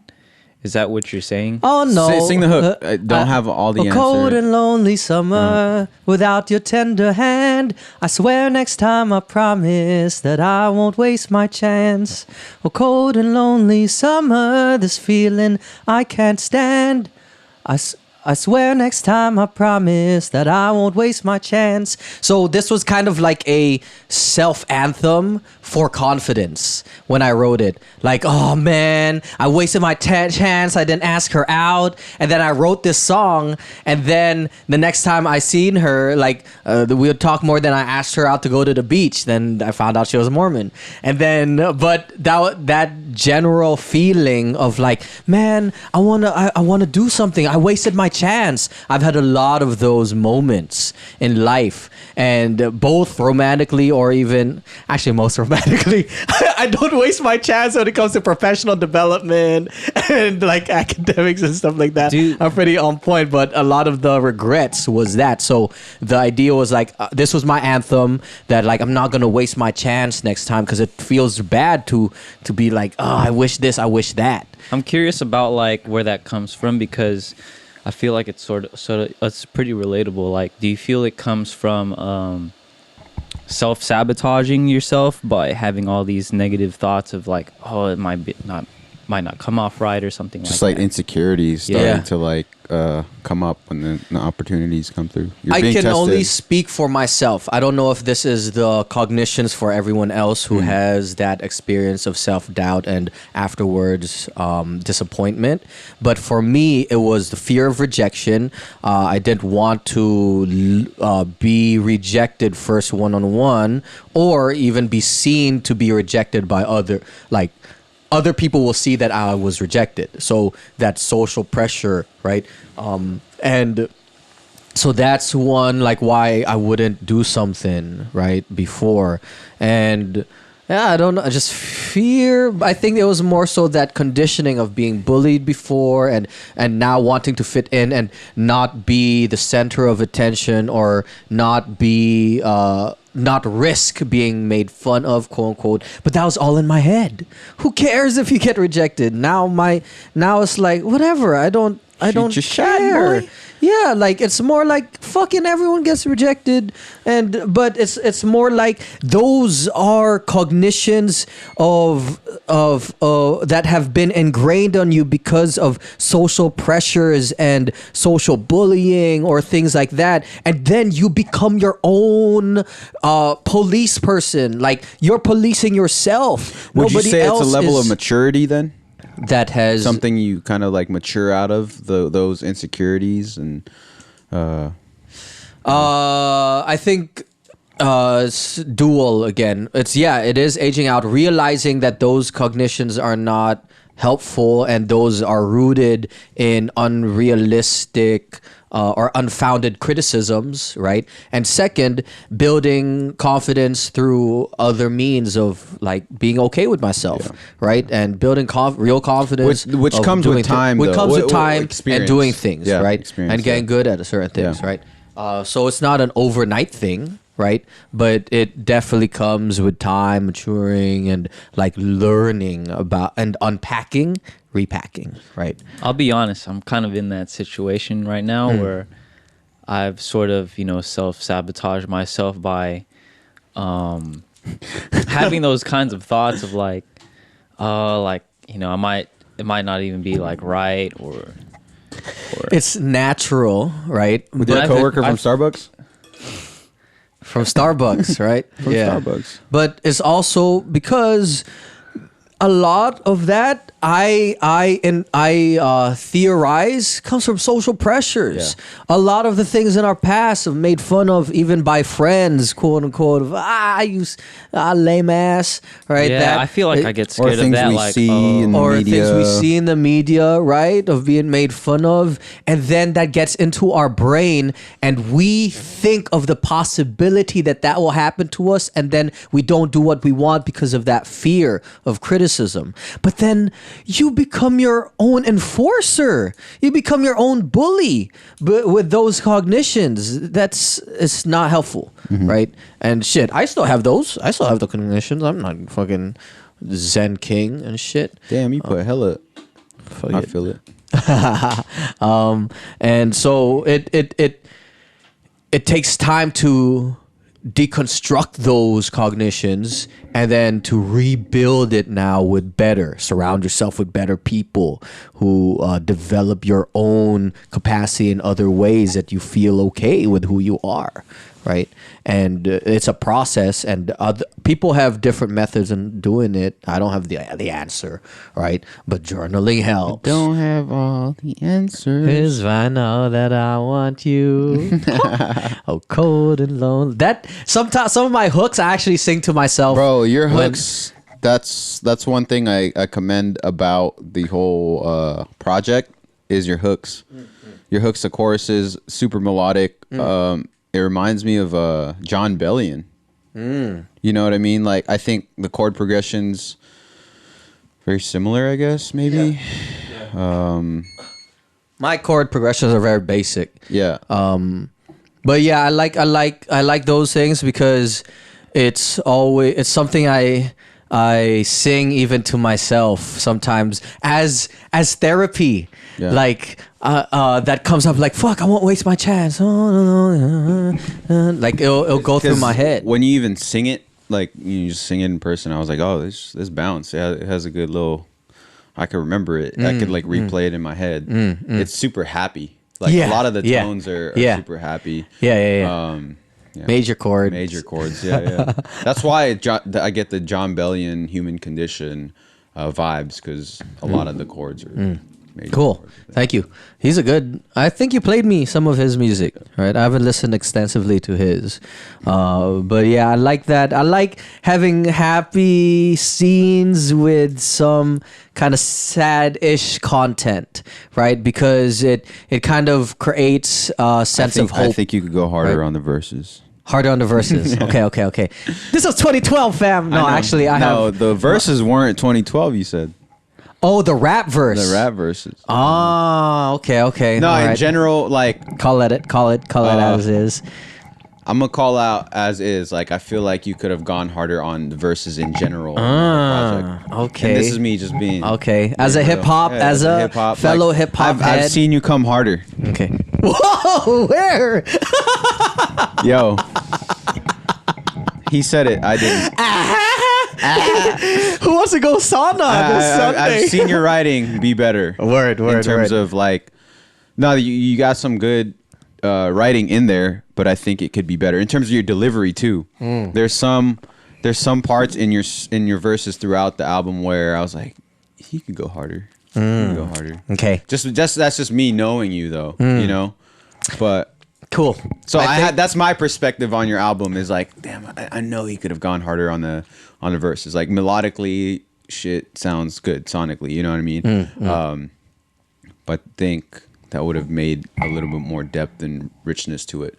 But We have one. got a couple We have more songs. 1, 2. No, in terms of raps, I'm trying to think. There's 4 more raps, I think, around there. And I'll agree. I think so. I think because I wasn't in the wordsmith mode for and some I of think them. you And- wanted to get the project out. Yeah, you know? and I wasn't. I mean, to make excuses, right? This is like an excuse, but it's also like, I think You ain't gotta explain was- yourself, bro. this is the genius analysis, bro. Okay. This was the writing approach for the raps here was not hip hop. Yeah. Right? Like there's a different level of you could come hard with You that got a different son pocket. when you're doing like hip hop, right?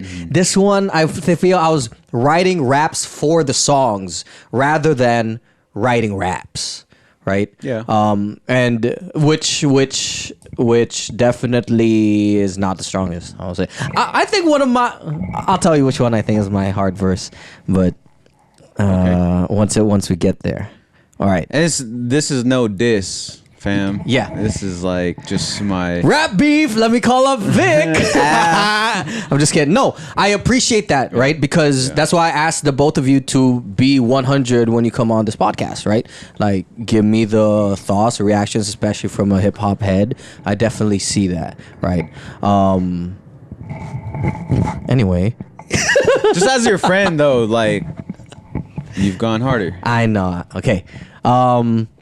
So there's I want to see what you think once we get to the full rap one in between for sure. in number 12 then. Okay, but this one, next one called Isang Kaibigan, which means one friend. This was the first like full-on Tagalog song I wrote when I was with this girl over the summer in the Philippines. And then this came out, the first verse just came out from a jam session, just a freestyle, just freestyling at home, and then the whole verse came out. I was like, oh, dope. And I was just recording myself on my phone, and then it all just like bounced out, and I think even the chorus of it. And then I ended up having my homeboy down in LA, Z God. He has his own recording studio that he runs there, mixing, mastering, producing, all that. Do the instrumental. And what was dope is he doesn't understand Tagalog. He's Latino, and then I just sent the tracks out to him, and then he just built around it. And I gave him the general vibe of the song, what it meant, but not word by word translation, right? So it was cool getting that collaboration across like cultures, basically. But yeah, this was that infatuation stage.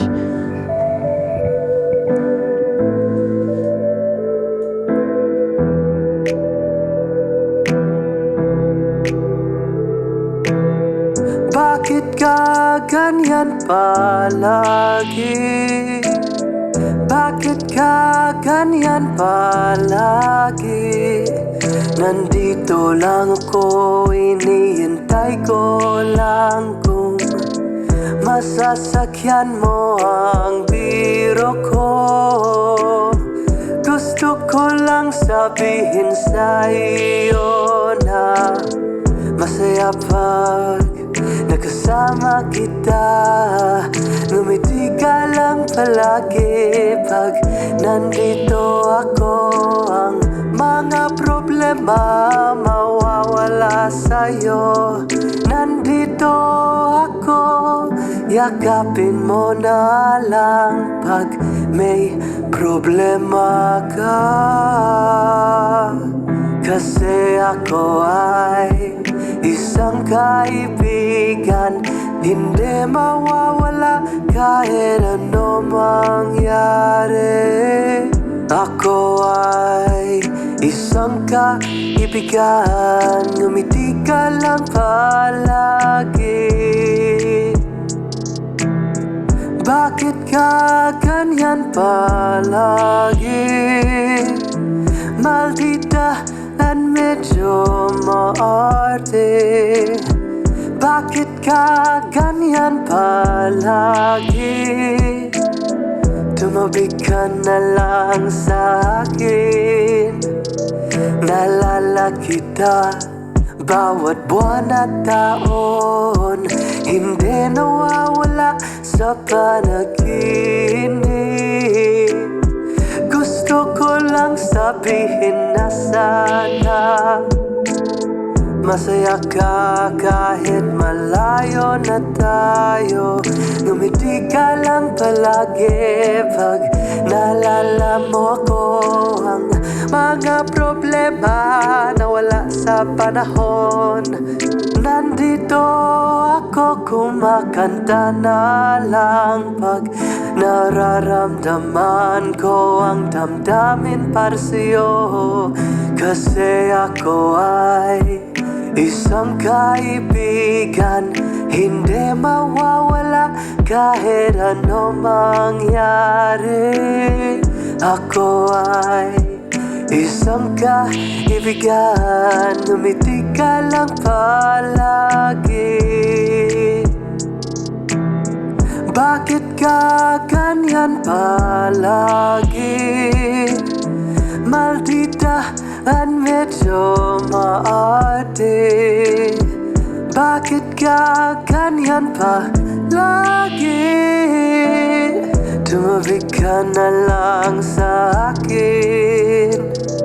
Kasi ako ay isang kaibigan, hindi mawawala kahit ano mangyari.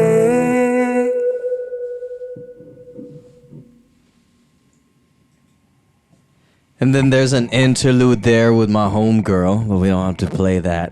And then play it. Okay. Some friend that will never be lost no matter what happens. And then there's this cool phrase where kaibigan means friend, and then pag-ibig means love. So the way you pronounce kaibigan, it means friend, and then ibigan means lover. Yeah, it's one of my original Tagalog songs. It's like the first Tagalog one. Wait, I've written. Oh, you wrote that? Yeah. Oh, fuck! Oh my god! It's my first real Tagalog one. Whoa! And I wrote it right first from a romantic perspective, Yeah. and then I sang it for my lola. I was crying when I teared up when I was singing it for my lola, because with a few word changes it fits, even if you're far apart, even if you're not there, I'm still here, right? Our friendship and our love, so it can be either romantic or also even family and stuff. I was fucking singing it. And she was just chilling. I was singing. I was fucking bawling.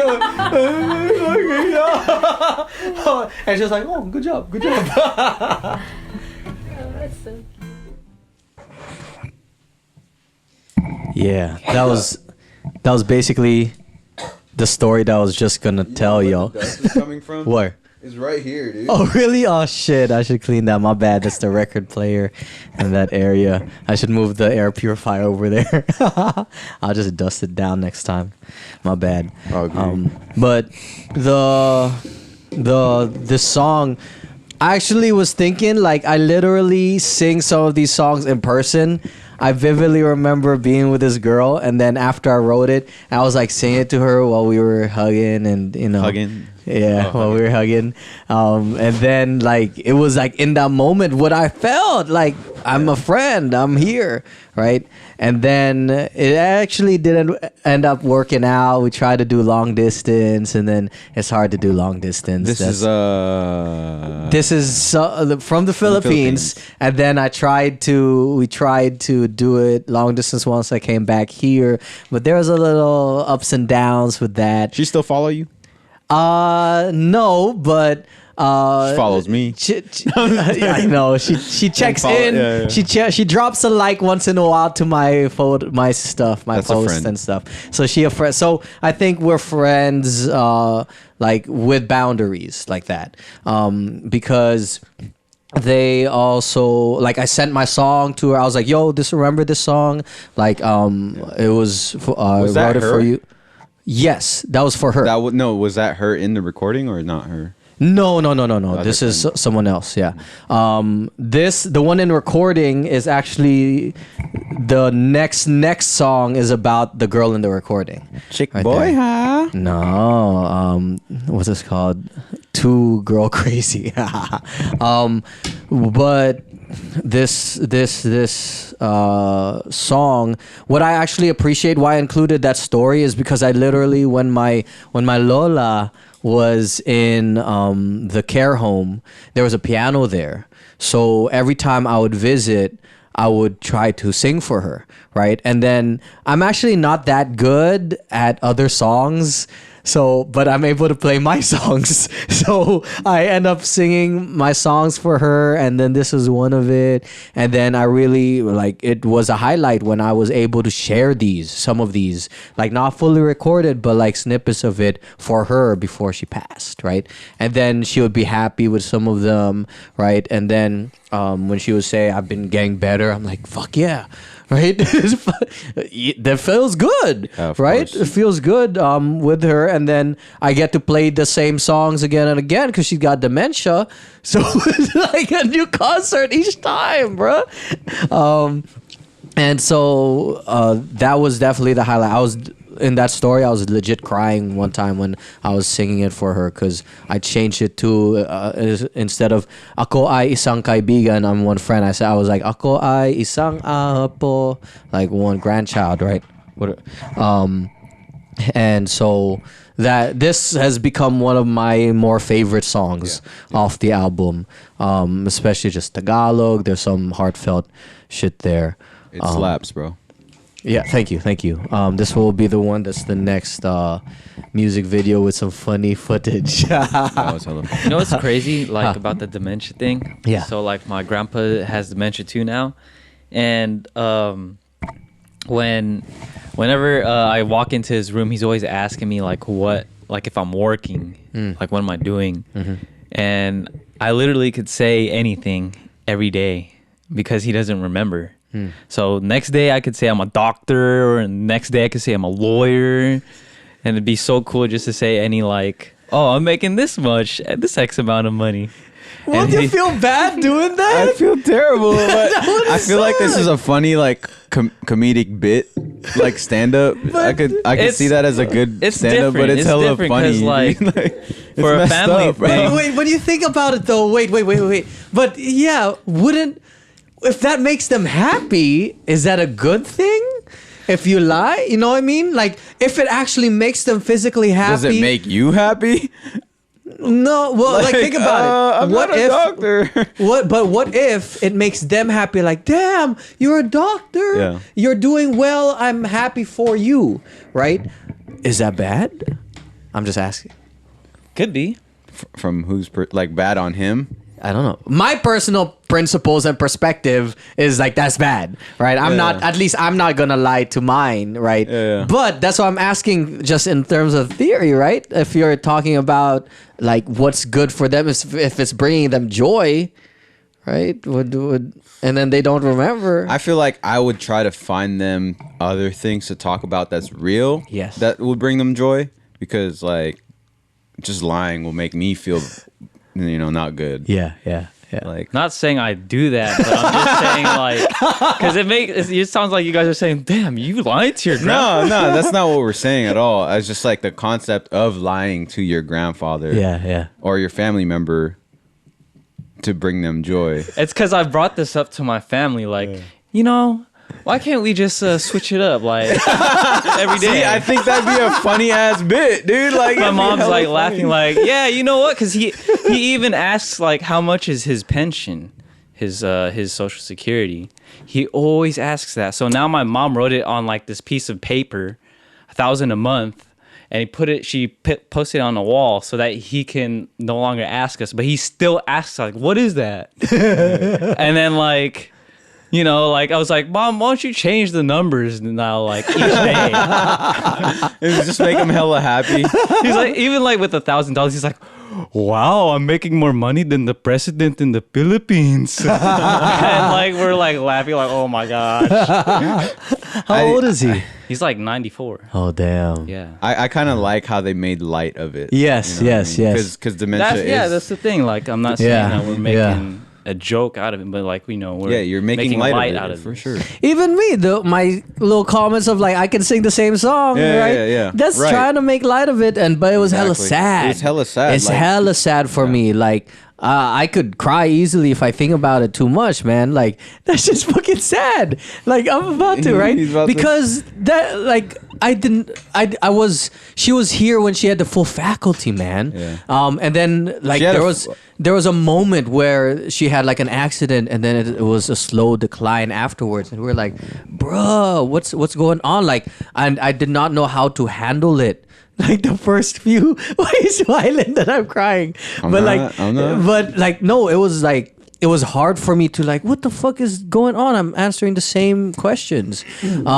And it took a while for me to accept that, because for someone who's been at the helm of our family for the longest time, right? Or like being the lead, and I grew up, we moved here to her house when we first moved to the US. It's like, all right, we're going to Lola's, we're staying with Lola, like we have to contribute as Lola's house, things like that. And she was always at the helm, and then seeing that transition made me hella sad, and it actually brought up a bunch of like, even to be honest, like bitterness inside. If I didn't see her get treated well by other family members, even if I didn't say anything, it was fucking like it's like something that grinds in me, right? But no one's perfect. That's the thing. Yeah. And it's hard to handle fucking this transition. It's death in the family, right? And I really think this was my coping. Putting this project together, and those 2 months. That's important for sure. The 2 months, because after her passing, all I did for those 2 months, record, write, record, mix, master. Like I was just here.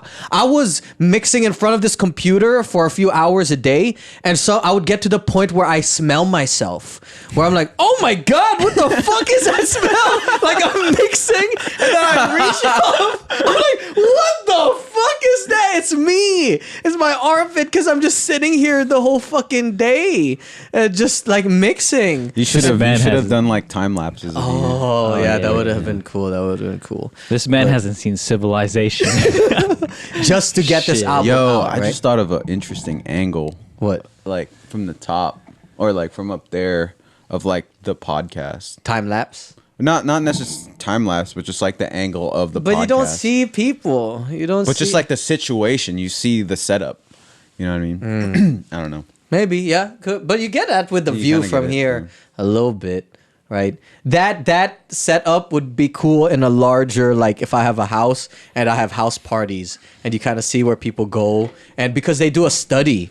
They did that and track people's the foot direction, and who is like I forget what they call it. There's a technical term, but let's call it a vibe killer. Like who goes from one group and then the kind of groups dissipates because of their entrance. And then they walk to another group. The group like dissipates because of whatever they're saying or what the vibe they bring and shit. And then after I heard about that study, I was hyper aware. Next time I was like a party "Is that social, me?" and I'm like, "Fuck, it's me." Sometimes I was like, "God damn, I fucking killed it with my jokes, bro. I have to watch this shit." Made me improve my jokes because I realized that I was doing it. But yeah, jokes, bro. It is a coping mechanism too. I think that's what we were talking about like Your jokes? dementia and like finding the humor in there. I think it's important to do that, and some people really, it is therapeutic to find that joy, even in something sad. Right. And that's what props to my Lola. She always had fucking jokes, even about death and stuff. Really? Yeah. She Dark was just- humor? Yeah, she had dark humor and Like stuff. I don't really remember, but she'll just joke about dying soon. Whatever. She'll just be like, whatever, I'm going to be gone Bro, next it's month. fucked up, man. Whatever. Like old people be doing that, and it's like not cool, bro. Like, So yeah. I feel like I'd overshare if I told this story. No, you but don't have yeah, to. I'm You gonna don't have say to it. if you want. Basically, it was like, grandma, not mine. Just heard this story. Grandma was giving out hella money at Christmas. And the kid got their envelope and they opened up. It was like $50, and she had like 50 envelopes. So she's like, and the kid was like, "Yo, grandma, like this is hella hella money. That's hella envelopes. Like you got money, right?" And grandma was like, "Well, yeah, I don't know if this is gonna be my last Christmas." I was like, "Bro." I was like, Jesus. That's some real shit. Yeah, and then I was telling we were talking about that story, and it's like, yo, grandparents be doing that. Like, yo, that's not fair. Why are you doing that to us? But it's reality. They have. I'm pretty sure they have internalized their reality that, like, yo, this shit's not forever. Yeah. Yo, They're moving on. peace out. Yeah, sometimes she would make it. It was funny because she It's would hella do it sad with too, humor, bro. but then the older she got, my Lola would just kind of make comments like, "Whatever, I'm going anyway." Like it's not even funny comments anymore. It's just like, yeah, Mine was so you guys met my grandma, remember? Yeah. in the apartment? yeah. She straight up told us that, like, no joke, like she straight up told us that she doesn't want to like live up to like over 90 and stuff like that, because she doesn't want to go through like those kinds of hardships of like it's gonna get really hard when she's that old and stuff. And it kind of like, whoa, like it seems like she's kind of accepting it already, yeah. so yeah. My Lola had a DNR, do not resuscitate. So she had in her will put in, it was do not resuscitate. She did not want any tubes, feeding tubes if there was ever an issue like that. So that's what eventually happened. She got to a point where she was not responsive anymore. Technically, she could have physically lived if they had put in tubes to feed her. But she decided when she was still younger and more cognizant, she was like, she doesn't want that quality of life for her body. I whatever. think I'm like on her boat on that too. Me, I'll be like, I would have a do not resuscitate. I would have a freeze, like stipulation. Just freeze me. Like if I'm about to die, if I had that money, like freeze me so you can unfreeze me in the future or some shit, or download me into a computer type shit. I would like to be done that. That'd be tight. That'd be tight, right? That'd be fucking tight. Just keep recording yourself. You make an AI of you, man. Ooh, true. They'll analyze that Black Mirror episode. You didn't see that? The one where the lady's dude died, and then there was a service. It analyzed all their social media. Is that the museum one? No. This was an earlier one. You probably haven't seen it because you haven't watched all the Black Mirror episodes, right? Yeah, there was one where the lady, her boyfriend died, so there's a service that analyzes all of the dude's social media, texts, phone, voice, things like that. Into AI? Makes them into an AI so you can talk to them. What? And That's then- not the download your consciousness and put it in like a teddy bear. No, Okay. that's a different one.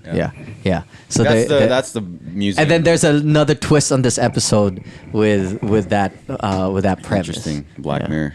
Black Mirror. Okay. Y'all so good with energy? We got What are we, like hour number 3? no. I think I don't know. It says 158 there, but then it should. I don't think we're just basically an hour in according to the video there. So we have sunflowers. This one, I wrote this when I started dating this girl, and then I actually wrote it in the backyard with my ukulele. So this was one of the first ukulele songs.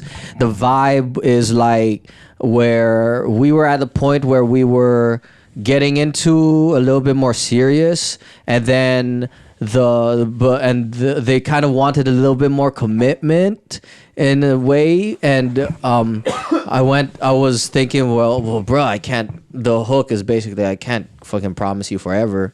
Like, I don't really know, but I still really care for you. That's what I know now. I always tried when I was. Is this the most serious relationship? I think yes. This was the more serious one. This song was written in that initial before it actually got serious. Oh. This was like before it got serious. This was like the initial I feel like there were two phases to that. Yeah. This was the initial right before it was serious. Yeah. Where it was a little bit like, yo, let me see. All I know, because I went into this thinking. Did you make a song for Sexy? About your guys' relationship? No. About that love? Because Doggo Love. I should have.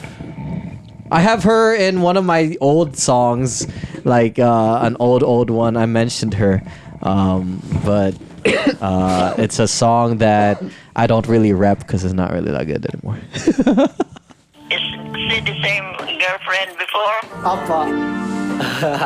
I have not yet changed.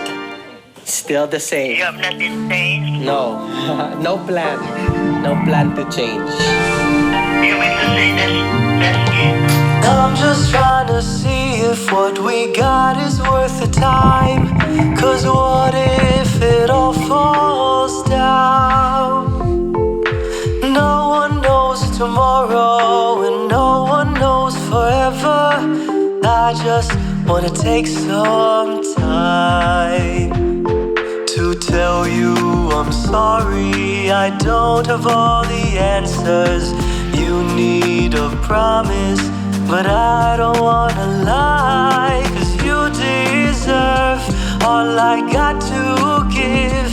What I got to give is the truth. Oh, though it hurts sometimes, you better realize I do care for you.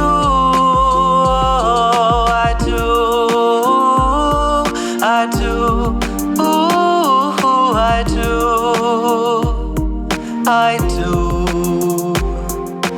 It ain't always perfect when I try to speak the truth. Cause sometimes I see your tears. They fall onto your cheek and drip down to your flowers. I just wanna hold you near to tell you I'm sorry. I don't have all the answers.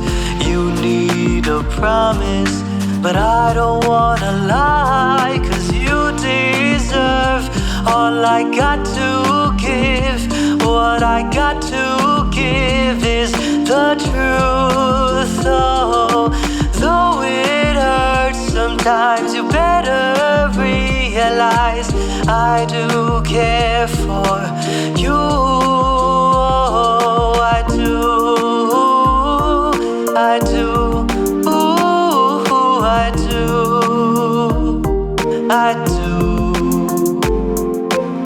I do care for your happiness and I'm liking our vibe. But sometimes my mind questions the blessings. Is it really divine if it causes stress? And am I supposed to find some sort of lesson from the times we fight and you've shed them tears? In my head I wonder if the end is near, and that's sad. I hope you don't get mad. I'm just me trying to be an honest man. Understand, oh, I keep searching for a deeper purpose. I wanna see the beauty up beneath your surface. I know you ain't perfect, but neither am I. So let's ride the waves and catch some vibes. Cause I know that you shy, but all good, cause me too. So let's go and be two, just people who need to get under the covers and be simple lovers. The truth is I need you, so I will just be true.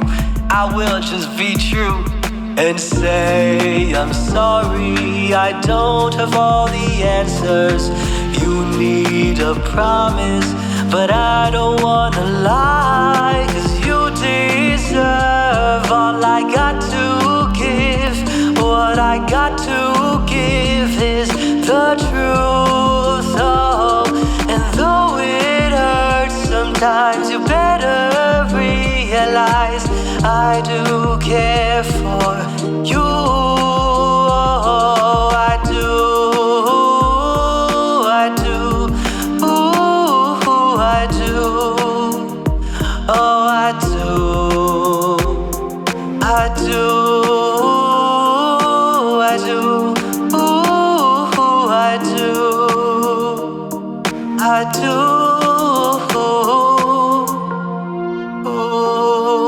Hindi ka ba nagsasawa? That's what you mean. Yes. Medyo minsan may away, pero diba natututo ka pag parang you get through the away or may Yeah. mga lessons. That's how you will know if you really love her or not. Aba. Tama. What was that song you just sang? That was a song I wrote What? No. a year or two ago. When I was first in my... You're talented, man. It's a beautiful song. It's like therapy to put stuff into. So I think that was one of 3-ish songs that I wrote for that person, or wrote about, or inspired because of that person. And that was like the initial transition from all the previous songs were kind of like this infatuation beginning, and then this was that transition into like seeing something, if there's something more to that. And like I like the idea of just being honest and everything. Let me turn on the air purifier. Let me see if that helps. Maybe. I don't know. Maybe water? Water? Like regular water we've been drinking like tea and coffee like all day. Finish that. Started coughing. Like my throat started. Really? Did you finish the? Oh, okay. Yeah, so that's that. It's actually one of my more faves. Oh, it was the first one that I actually like spent hella time producing. And that took hella time for me to get drums down, and I was like, oh my god, I respect producers a lot more. I've already respected them before, but just in terms of production, I realized drums are my weak part because I have no rhythm, and so that was like harder to do.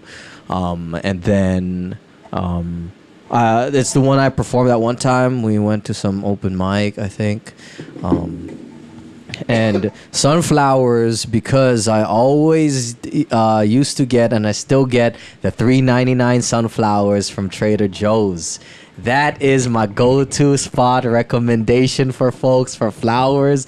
Trader Joe's. I am with it. Yes, you can get the big sunflowers, and then they also have like the other you can get them in pots and stuff. I think Trader Joe's is one of the best spots has to good. get flowers. Don't get their orchids. I think they're overpriced. Orchids are better at either Chinatown best or second best Costco. Costco, when they're in season, has the good orchids and all. That was sunflowers. Flower boy. That was, you know what? I like my rap there, but in the back of my head now is come harder, son. You gotta come harder. Delivery was right. You know what? Why I don't mind that actually also is because it reminds me of that skit. J. Cole. J. Cole. You gotta come harder, son. Yeah, dead press. If you gonna spin on dead press, you gotta come harder than that. Come harder than that. Exactly. So, all right, next project, son. We're gonna have a little album listening again, but you'll watch for the verses in the next one. Delivery was right on that one. Okay, You know what I cool. The next track is called Never Lovers. So the girl that's been on the last like 2 interludes, with the different meanings one and just this one about this like therapy. Who dat, bro? This is my homegirl that I like. I first met her. And then we connected on some energy, like plant medicine shit. Okay, like, I know who it is. Yeah, on some plant medicine. Doesn't sound like the way that you describe her. I didn't imagine her voice. Oh, really? I don't know why. What did you imagine? Deep, sexy, sultry. No, I'm playing. But yeah, and then so we first playing. met. She and sounds hella cool. I want to hang out with her. She's hella Yeah, cool. yeah. We're still good friends up to this day. I've even told her that the next song is about her. Bring her on the podcast. I should. We should. Yeah, we'll probably do that. Oh, well, let's do a joint one so y'all can meet and everything. I'll be your young Jamie, bro. Young shit Joe, up. That'd bro. be funny. What's good? But Give me the we sticks, connected homie. on that because plant medicine, she likes that topic, and then we were at the same a dorm at Cal, and then we ended up just. She's your hall pass? What? Or you're her hall pass? No, I wasn't working that time. I wasn't the. What do you mean? What? Hall pass. I don't know what hall pass. I get it. I wish, because when we first met, she had a boy. She had. I thought she does right now. She does right now, but when we first met, she had a boy that was actually long distance. And then a part of me wanted to try to get at that. But then a part of me was also, I don't want to. Respect, bro. Respect no the bad boundaries. karma. So no bad karma. you'll hear a line in the song too about watching movies, because we watched hella movies together, just movie nights, right? At the dorm. On and different stuff. couches. On different couches, right? Never the bed. Respect. Netflix, so we watched Okja and a few other good ones, Coco, like that. And then so I wrote this song during that first semester because I was fucking stressing. I was like, what the fuck? I wanna get, but I have these feelings, but I wanna put that boundary because I don't wanna get at someone with a boy, right? And so the song is called Never Lovers, right? And trying to contend with this idea that, all right, we'll never be lovers, but we can kind of maintain You told our her about friendship. that? Yeah, I told her about You that. told like- about your feel like that you caught feelings for her or Yeah, almost yeah. caught. What did she say? She didn't know. She had no idea. She's just like, oh, cool. Yeah, That's yeah. it? Like- We hugged. You like Kuya that. friend zone. You Kuya Kuya zone zoned myself. yourself. Yes, I Kuya zoned myself. But because for my own health, right? Like just I was singing this song on the piano almost every other day, like at the dorm. Like we had the dorm, the floor down. I would go and I would fucking sing the song because it was my therapy late at night. And then the next semester. So that helped me get through it and accept, all right, I'm not into her, let me go talk to someone else. So next semester I ended up talking to someone else, but then next semester I was already over her, and then she comes back and tells me that she had broken up with her boyfriend. And then a part of me was like, is this a sign? Are you trying to tell me something? Yeah, but I didn't have that much of a feeling anymore. So I kind of like got over it and was not into it anymore, and getting over it and fine with it. And it was chill because of the song, right? So I Rebound strat? Huh? Rebound strat? Rebound strat? Rebounds trap? Strat. Strat. What's that? Strategy, rebound strategy. Yeah, it wasn't. So I wasn't feeling like I wanted to do that, and so it just we never pursued nothing. But we maintained our friendship, and now she's like a really good friend, one that I maintain like friendship with. I like had dinner with her mama, very nice family and everything. And now she was called. She got a boy, right? And then a part of me gets a little competitive. Like even with that, I'm like, oh fuck it. I think it's a competitiveness. It might be mixed with jealousy. We were talking about that. I think it's a mix between Maybe. competitiveness and jealousy. That when they're with someone, like, Or it's just like some big brother stuff where you're just like, she's my friend, you know, like you better be good to her kind of thing. You know, I don't know. Nah, You did Kuya's on yourself, no? Nah, it's not that perspective. I'm better. Yeah. than he is. Yeah. I'll tell you something off air more about that detail. I'm not gonna put it online. So that's the next song called Never Lovers. I don't think this has only friends and never lovers. Yeah, this doesn't have a rap or nothing.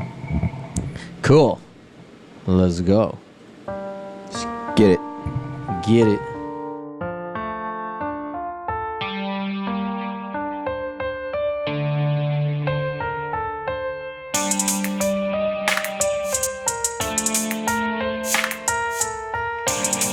Who did the production? Me. We are only friends and never lovers. But why does it feel like I wanna love you? Why do you sit next to me with that smile? Why do I feel good when I look into your eyes? We are only friends and never lovers. And sometimes it hurts, but it's fine. 'Cause I like spending all my time with you. Kissing on the cheek when we say goodbye. But I know I gotta let you go. 'Cause holding on ain't good for my soul. I know I gotta let you go.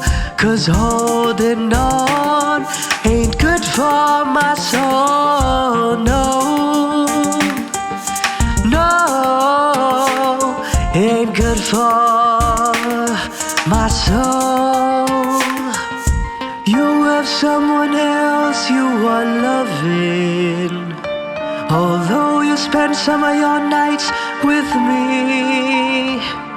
But all we really do is watch movies, trying our best not to get too close.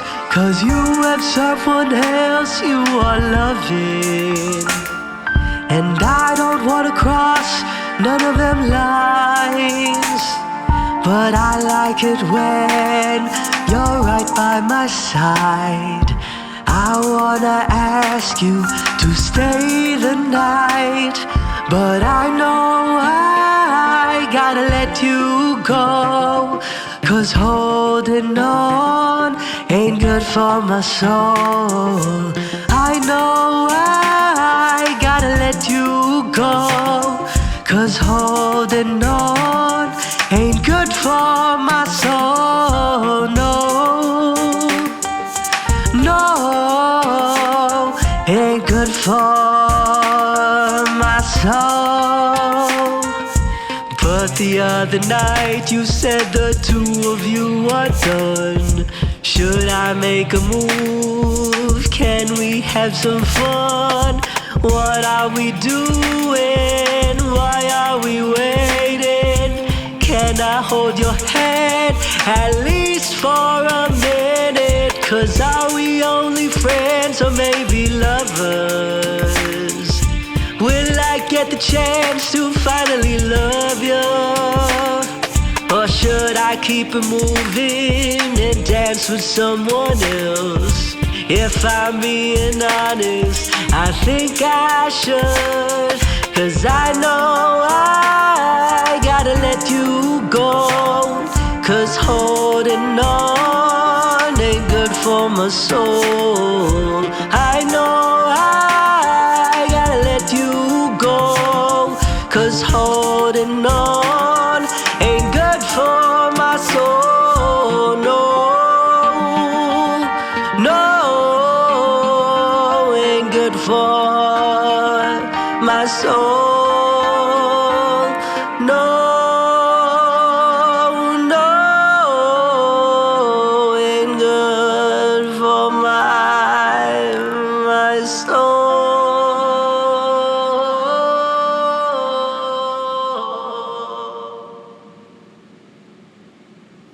It's okay.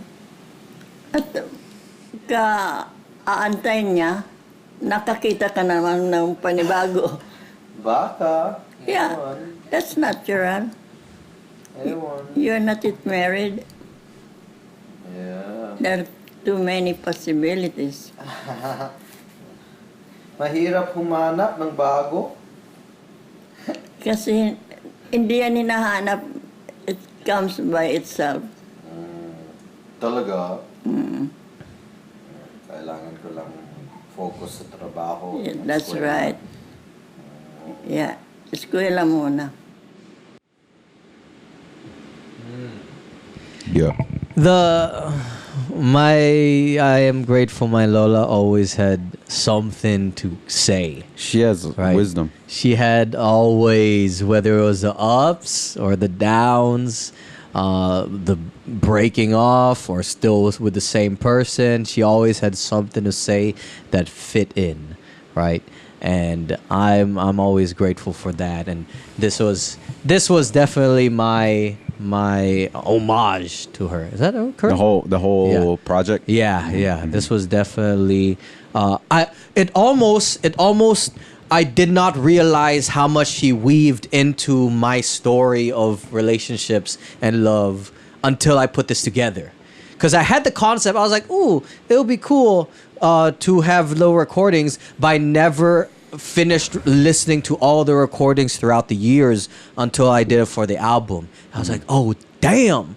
I didn't see the ups and downs and the changes of advice. And this isn't even all the snippets I have. Like, I went through and I got the snippets. I have another session that has all the different snippets of advice from my Lola. And this ain't even all of it, right? And so I'm very grateful for that. And yeah, at least... How's it feel to put the project out? It honestly felt like a weight was lifted.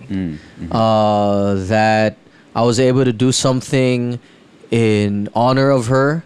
Other people related to it and really said that the energy of her like shone through. Yeah.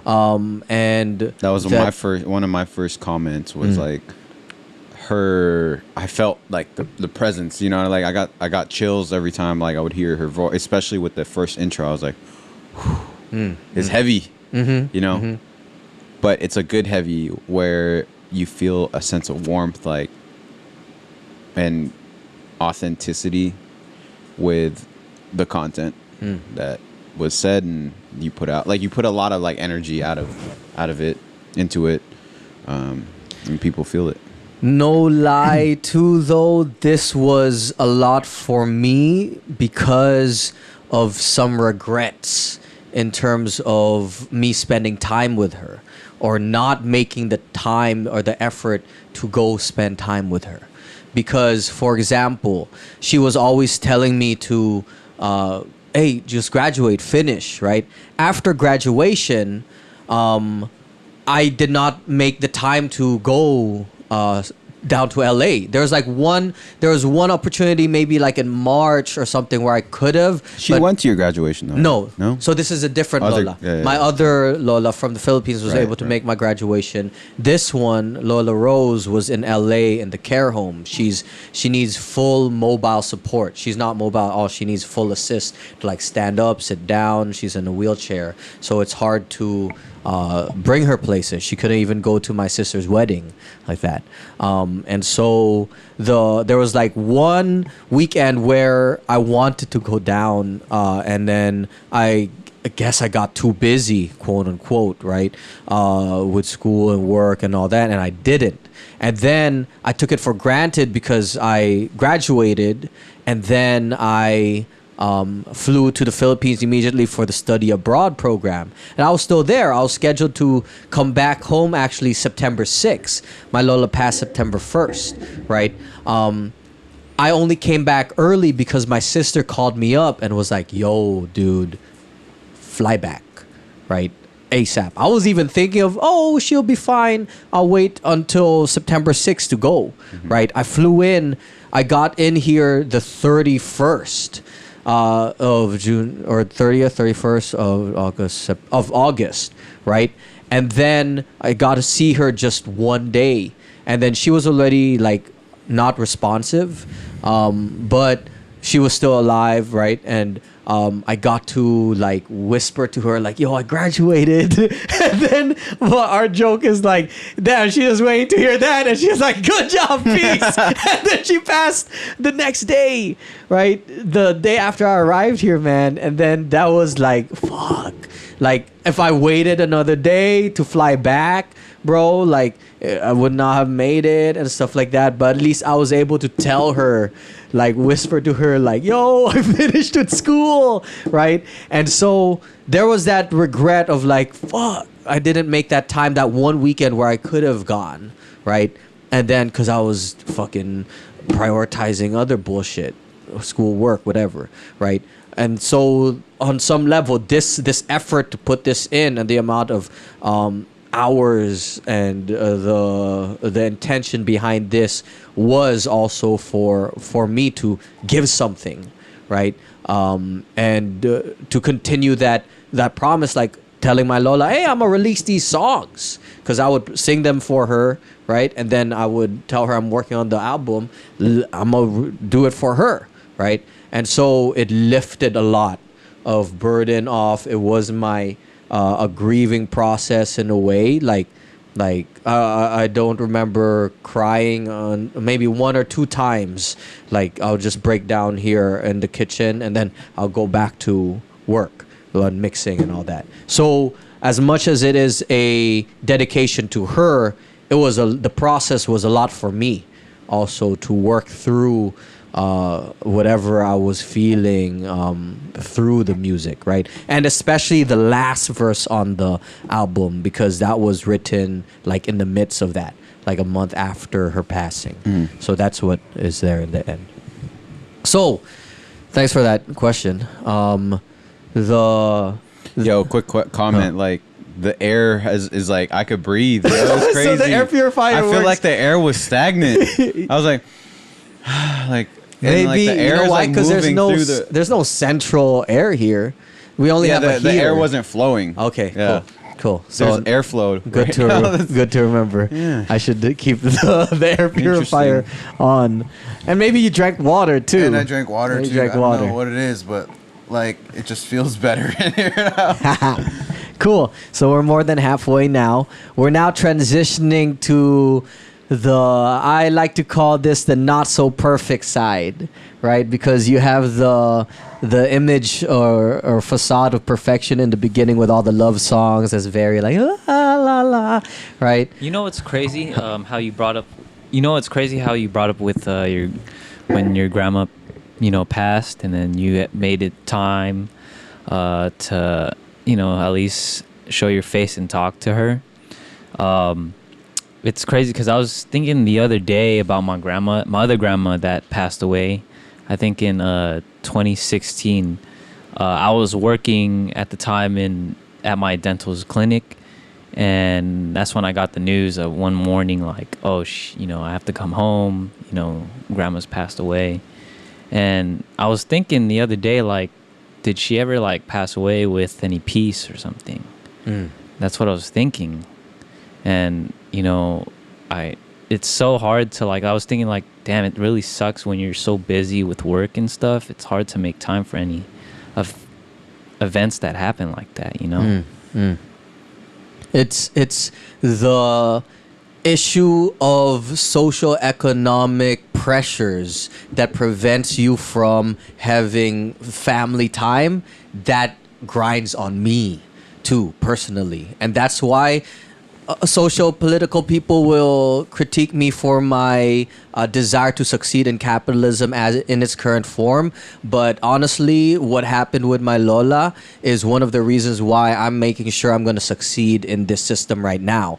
I wanted to transform, but I'm also trying to make sure my mom and my other Lola and dad are set, because our Lola needed additional care, right? Needed ideally a caregiver to be at home with her. But we can't afford a full-time caregiver to be at home, like stay in here at home. That's like a few thousand more a month, right? And then that's why we wanted to start renting out a spot so we could get an income to pay for her caregiver, right? But we couldn't afford that. So what was affordable was a care home, right? Both using her insurance and then her kids' contributions, right? To pay for that. But what just limited us was money, right? If we had more money, ideally have her at home and have because the issue was no one is home to take care of her, because we're all working or at school and work, right? I wasn't here. I was at Cal still during that time, and no one is at home because mom full-time, sister full-time, everyone's full-time back in LA also, right? And that's just the limitation. So that grinds on me, that we have a system in place that because of the economic constraints with expenses and the need to actually to work these specific hours, you're not able to give a end of life quality that is arguably culturally sensitive, because in our culture, right, in the Philippines, they'll be at home, right? We want that ideally. They'll be at home with the whole family, right? But we just couldn't do that. So I think, jumping off your point, right, that you didn't have the time to spend with her because you were working, right? And that's one of my things that grind on me, right? I have no solution right now on the macro level for everybody's Lola, but at least on the micro level for now, that's why I'm very driven to succeed economically also, is to prevent that issue from happening again, right? Because we wanted to bring Lola up here to the Bay. We wanted to have her here. But when we calculated, and I called some caregivers and caregiver companies how much it would be, we were like, fuck, that's expensive. Even under the table, so there were some options for under table. Still, that's fucking expensive. You have to treat them right too, right? And so that was why we went into this whole thing of trying to rent out the house, right? So that's the lesson learned also that I've got out of this experience, like a shift in my perspective, because I critique capitalism and its exploitative and extractive methods, though at the same time, that's the overarching system that we're currently in, and why I don't want to participate in exploitative practices. And I'm going to do my best to set up businesses that don't do that. I'm still trying to succeed, right, within this framework, or be able to thrive economically, right, so that our needs are met, right. Anyway, follow my online class on economic stability on LinkedInLearning.com. Imagine. Patreon. Patreon. Sign up for my online class. You'll get full access on OnlyFans.com. Yo. I need to use restroom. Okay, pause. And boom, we are back from the little bathroom break, workout break, snacky break, life break, movement break.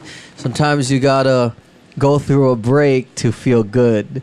Oh, is that a segue to this next song, which is called The End, because it is actually about breaking up, and then the vibes that come from that. Like I was saying a while ago, this is like the second half of the album, where it's a little bit more on like not so perfect, but what does it look like now going through a break and all. So this one specifically, like I say in the interlude afterwards, I wrote this when I was going through a breakup. And then I couldn't sleep one night. Talking about sleep, the topic of our conversation, I couldn't sleep one night. I was like, what the fuck? So I went into the hallway over here to the couch, sat down with the guitar, and busted out like the first verse because of it. So here is The End, produced by Mr. Ray. Gave him the initial track, added drums, added a bunch of the instrumentals, but the main guitar track actually was played by my sister. So she's dope on the guitar actually, and she laid down a great great instrumental for it. So here is. Really, life is like that. Nobody is permanent until you get married. Even if you get married, there's still the divorce. So there's nothing really permanent. I've been thinking of how you touched my heart.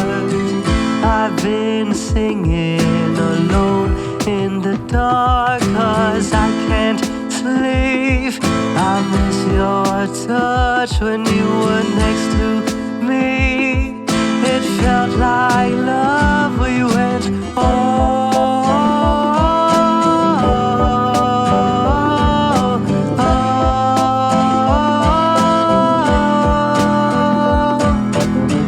I tried to change you.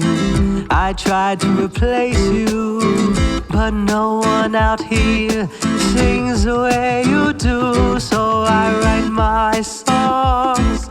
I hope you listen. I know we're moving on, but I remember your kisses.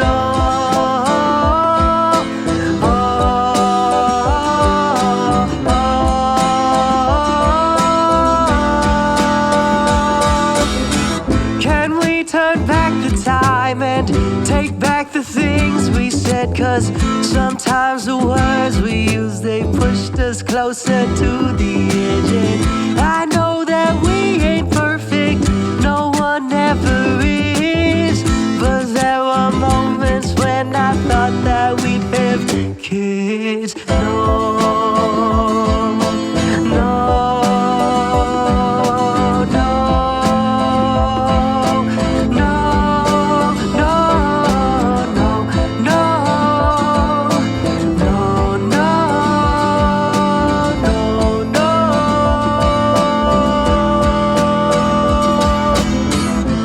time keeps passing.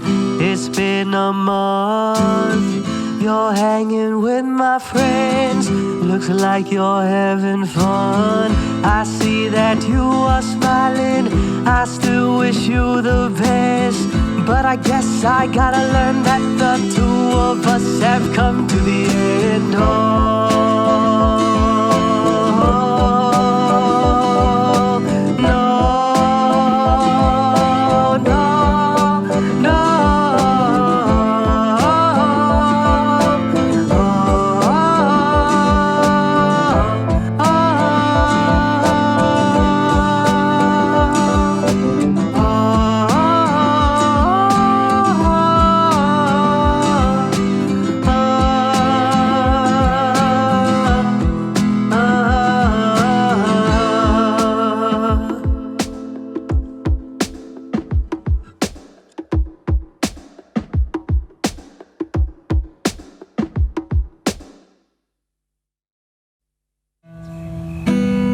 That was after our first breakup.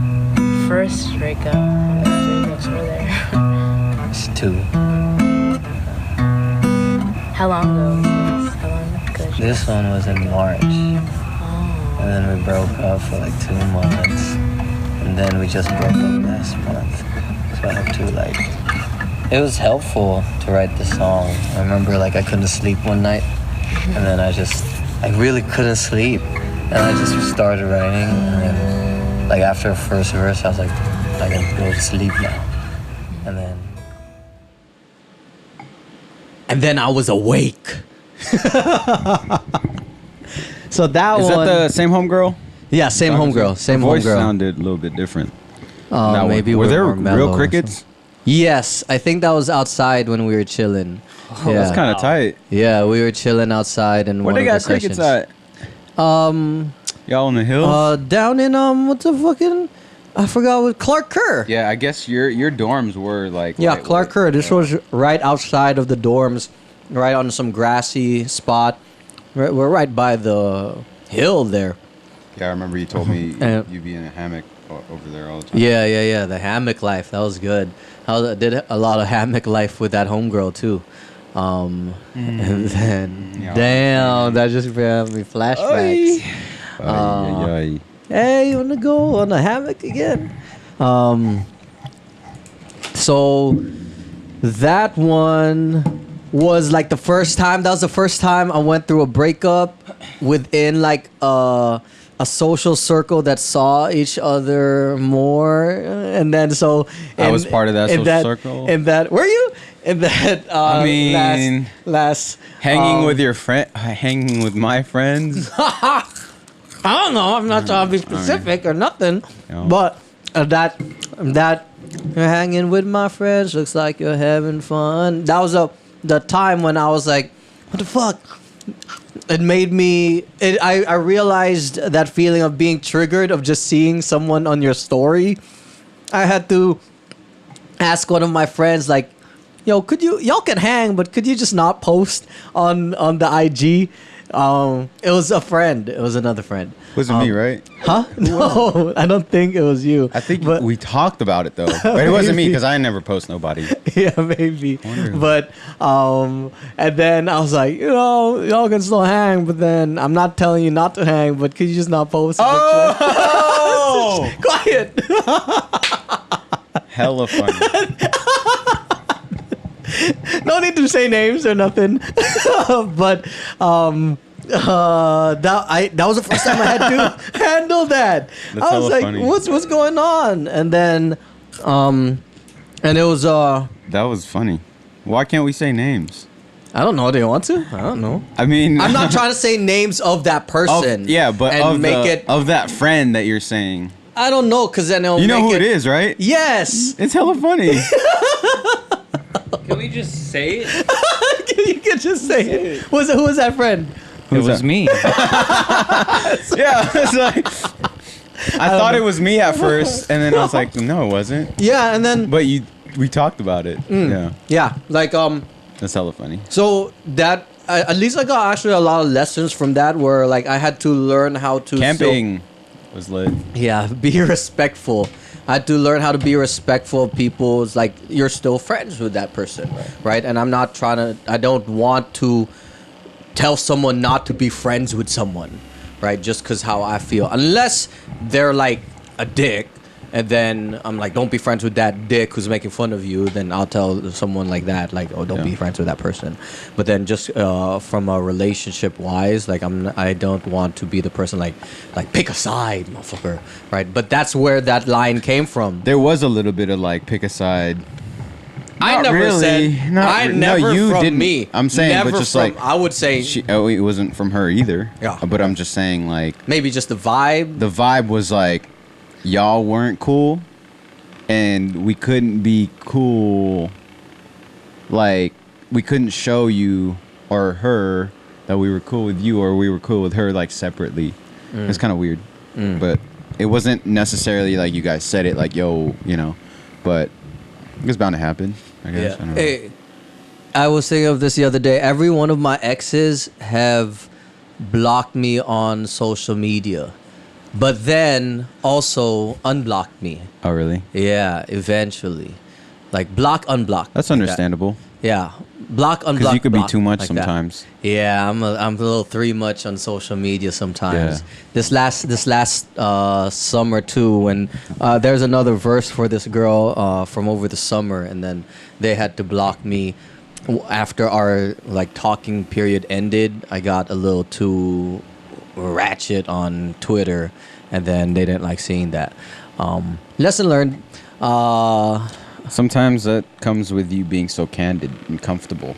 Yeah, maybe, and It's funny, like, we were talking about this yesterday, right? Where you felt that you were super honest with your energy when you were around me and Keish. Like, you were just, like, all out. And like, oh, yeah. It's super energetic. And I told you that you were like, you said to us that you were like that around people you felt comfortable with. But at the same time, you like your whole self and your ratchet online on your social media platforms, kind of. You know what I mean? Because you said, oh, if I'm around people I don't know, I'd be like a little bit more reserved. Yeah. But your social media persona isn't, I wouldn't say it's like, It's you know what I mean? it's not a complete picture of me. I mean, would what say is, it's still but it's at least when it came to Twitter for the summer, it was honest about this is what I'm doing, but I was both trying to find jokes or entertaining people through it, but also it was more of the ratchet shit that I'm doing, and so that became a one-dimensional representation of me rather than a full comprehensive like look at the various aspects. This ratchetness is one piece of the pie, but instead of that, it just became all about this fucking ratchet shit, and so So yeah, I could see that because it's me presenting a certain side more so because that's what I'm drawn to share on that platform. You know, I wasn't doing too much of that ratchet stuff on IG, right? Or like I'm not posting fucking sex tapes on Pornhub, right? Like Imagine if you did, though. no, but you know, I was thinking in my head, I was like, can I make an anonymous one? Like, there's ones that are making money off, like they get validated or verified, and then they're just couples making sex shit and making money off it, and they don't even show their face. And that's when I was like, fuck, I have hella tattoos. Even my bottom half has tattoos, so I can't even just do a POV top half and shit like that. But this ran through my mind, but I would never. Part of you forever. Yeah, it'll be there forever. So yeah, good thing I didn't do that. And I've deleted all the scandal stuff also of like, not scandal, but anything with exes, any vids like that, out of respect also. But I sometimes miss them, the videos. Never mind. Moving on.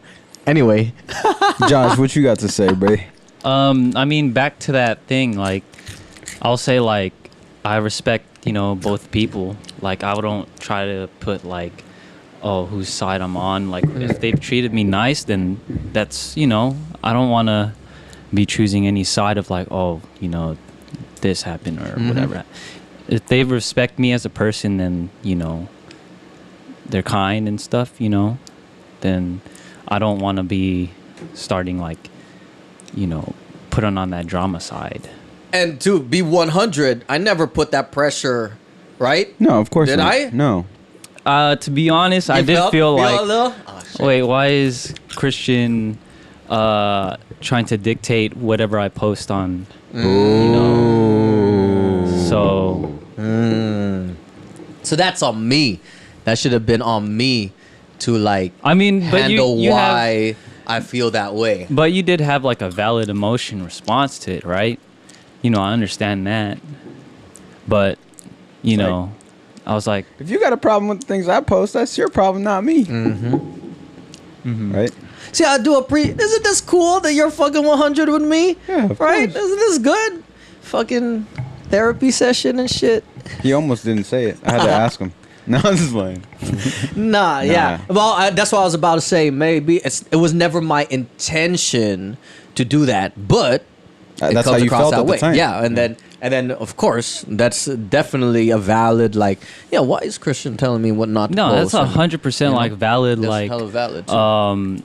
way to feel. Like, I understand, like, coming from that kind of standpoint, it would feel pretty weird, right? Yeah, yeah. See your friend with, you know. But that's the beauty now of mute. I love that IG has mute and Twitter has mute. Even Facebook has unfollow. So basically, you're still friends. You don't block them or nothing. They just don't pop up on your feed. So I've muted a bunch of people that either I think they're cute and I look at their shit too much, so I'll just mute them so they don't pop up on my stories. So I'm not like looking, so thirst muting. And also, if I just don't like someone for some reason, but then we're in a social circle, I just don't like what they post, right? Like, I for some reason, it just brings up bad feelings when I see them mute like that. But I don't want to, like, start a whole drama. Why did he unfollow me? Blah, blah, blah, right? And then they have that on Twitter, too. So you can mute and you just won't see people. Even people you don't follow, they'll pop up sometimes, and I'm like, I don't want to see this person because it's like, Johnny liked Jesse's tweet, and it'll pop up even if you don't follow Jesse. So I'll mute Jesse. This is hella funky because, like, as you explain this to me, like, it's all trivial to me. You know what I mean? I was like, social media, all these nuances, these technicalities with muting, following. I'm just like, yo, who cares, fam? Like, I mean, I'm saying that because I'm not just as invested in the social media anymore, but I could imagine myself being like, oh, this and that, like, super technical about it. I don't know. I felt like maybe 2016 was my, like, last real year on social media where I was, like, engaged. Right now, I'm not engaged. I'm just, like, over it. You know what I mean? I'm like, I'm over the likes. I think I don't know, maybe just the life experiences I've experienced, like especially within the last year, were just like super visceral and real, where like, you know, losing family members and stuff, where I was just like, all the other stuff about connection online didn't matter to me. You know, it was like, it felt very trivial. We're just like, dude, who cares? You know? To be honest, Yeah. I have to watch myself. Yeah. Right, and I've even talked to you about sometimes I get like that social media addiction, Yeah. like consumption. But I also use this a lot for connectivity. Yeah. Right, where I've had people on the podcast that I've only met through IG or talked to. Yeah, them. I And have then- friends, a lot of friends that I've met through social media or through, you know, and even my marketing. Friends right, and it's stuff, yeah. all social media. Right, but the way I view it now is also catering my consumption. That's why I have the mute.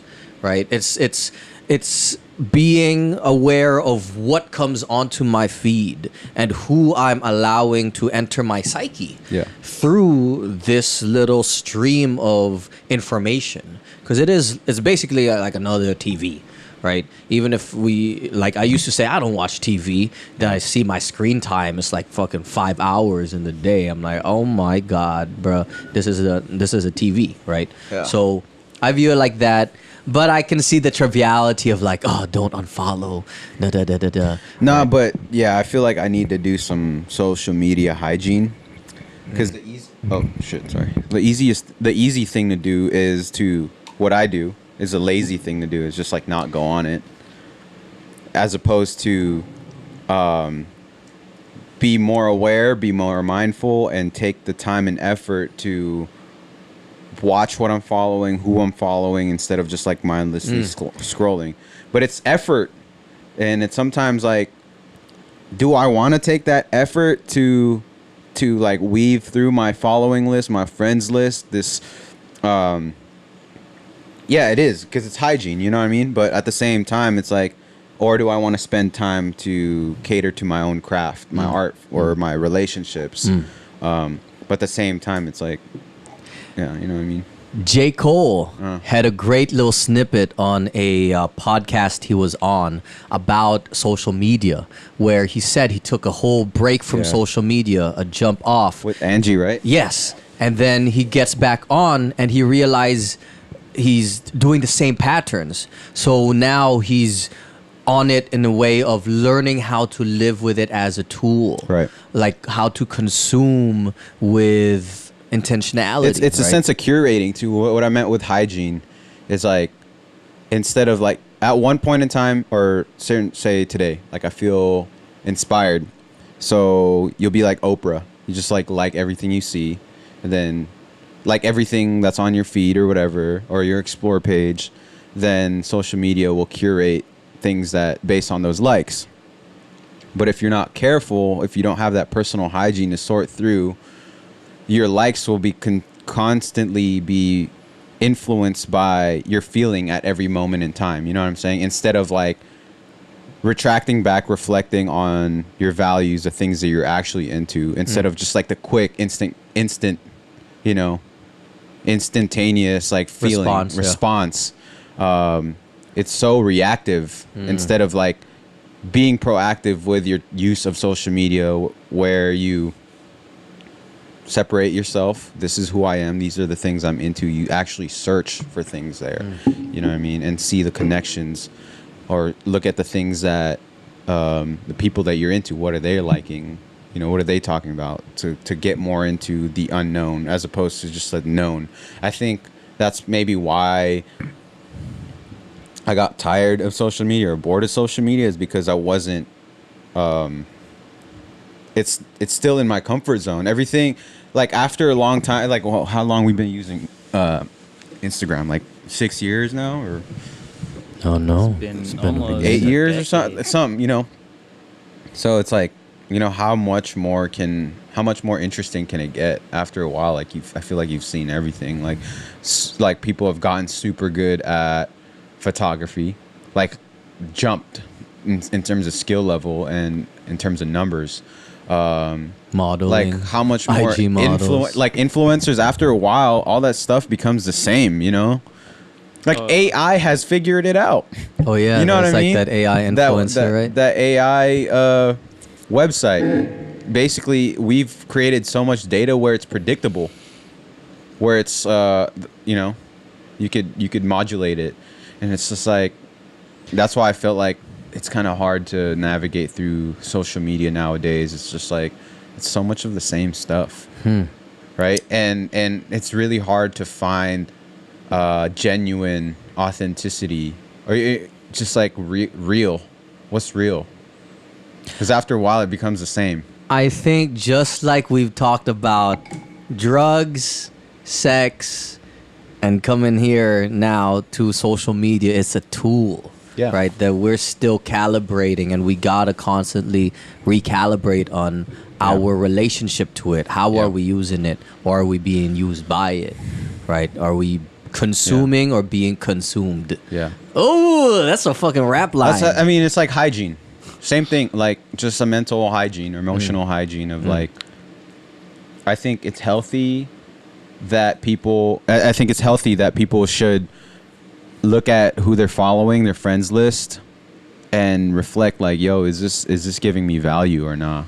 Or at the same time, like, am I giving value as a friend, as a person who has a voice, who has a story? Am I giving value? And also like the self-reflection of like, am I only posting good stuff in my life?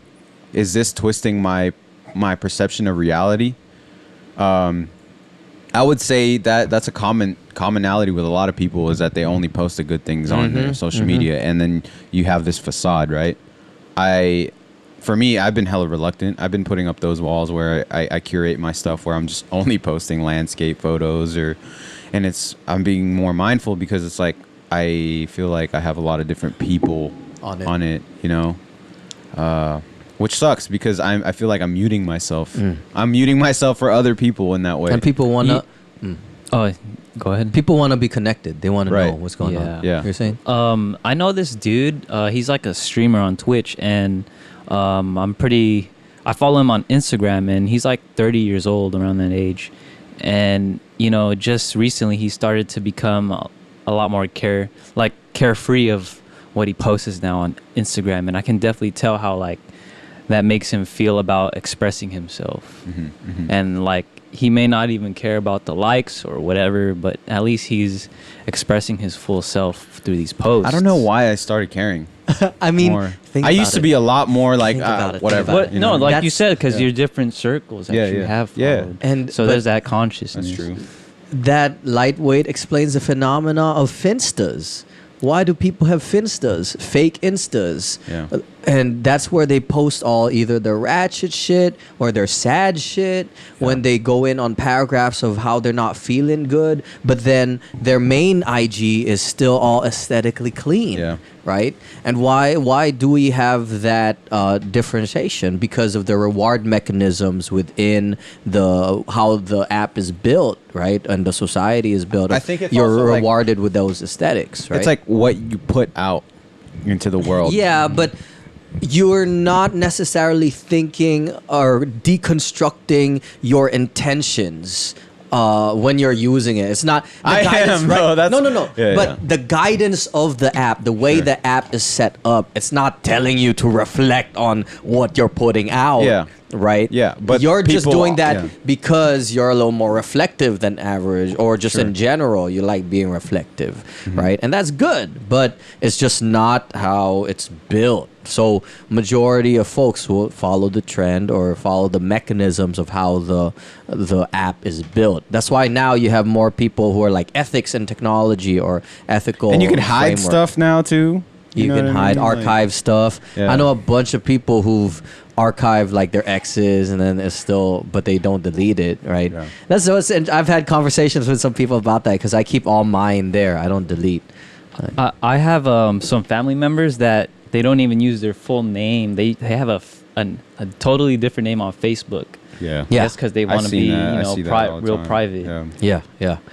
I mean, It's a tool. As long as you kind of orient yourself properly according to your own desires and how you want to interact with it. But also know that it's being used in different ways by other people, sometimes for the benefit of them and at expense of yours, such as your data or how they're creating content to sway you one way or another. Because that's a very big thing now in terms of the need for media literacy. I wonder what is the next phase to social media. Like, I know, TikTok. I mean, I feel like that's the next Vine. It's been the next Vine huge, for sure, bro. It's been. But I wonder what the next phase of social media is. I think just to be reflective about like the past decade, because I think it's timely. VR is there. Augmented AR, reality, constant connection.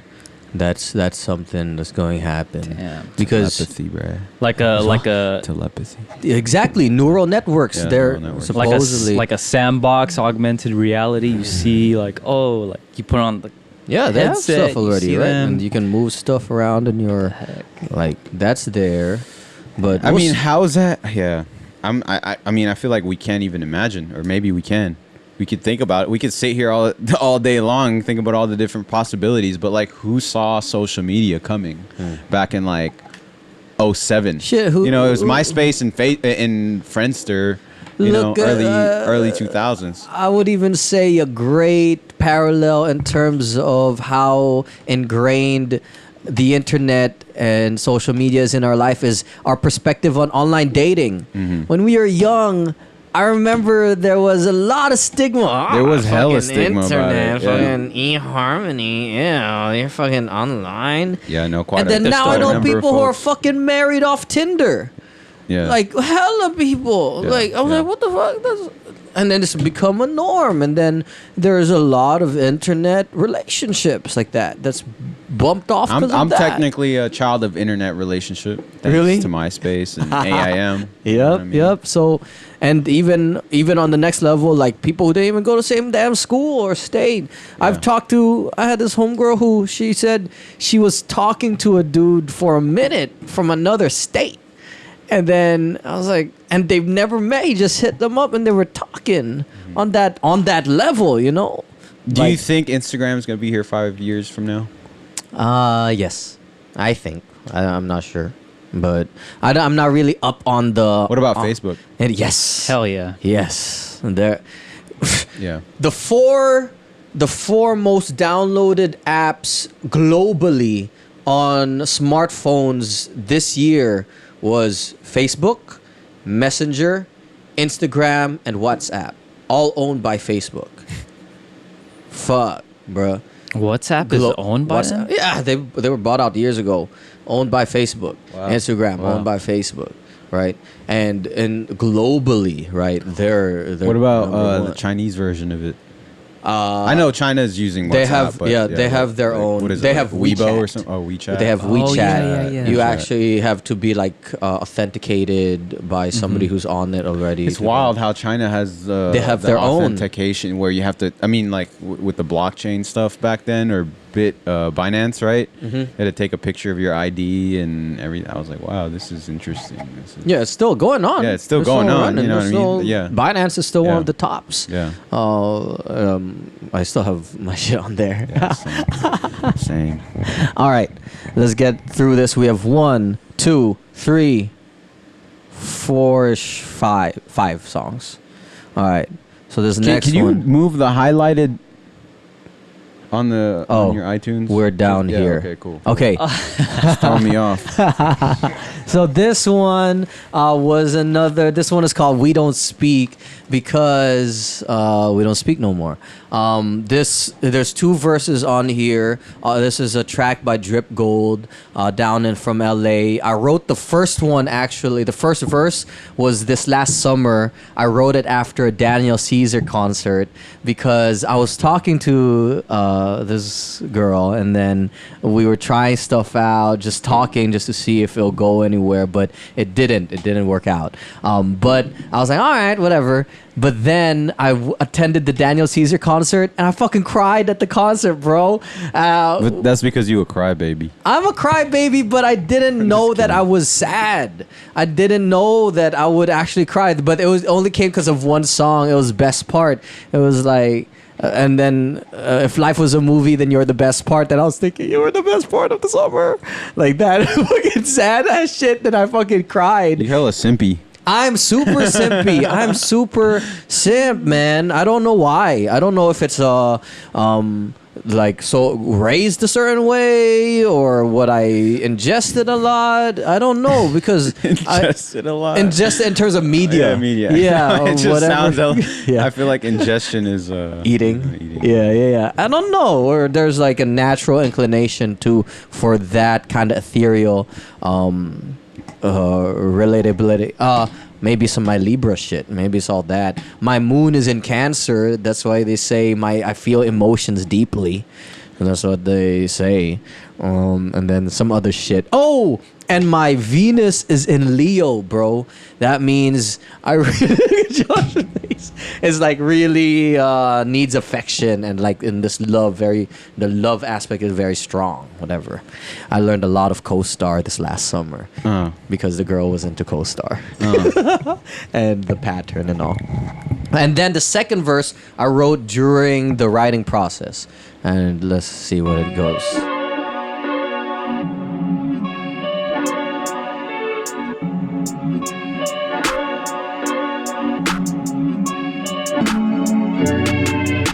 I didn't know the feelings could be hidden so deep until the music played and brought emotions for me to meet. All the sadness I've been pushing down in order to sleep. It hasn't been the same since the day you decided to leave. But who am I to say that you ain't in a better place? Cause maybe without me you can run your race, set your pace, step by step by yourself. Build your wealth with no help. You be independently finding your health, and that's good. You should try to find your truth.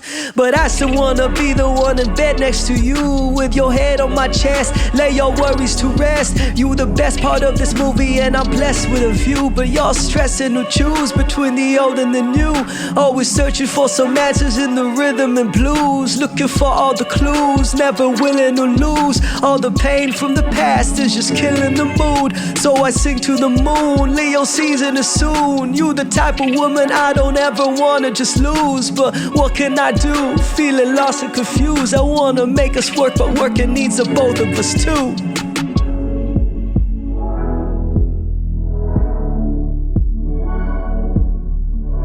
We don't even speak no more. We don't even speak no more. We used to talk every day.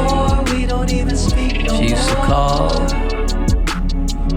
We used to share secrets. All that.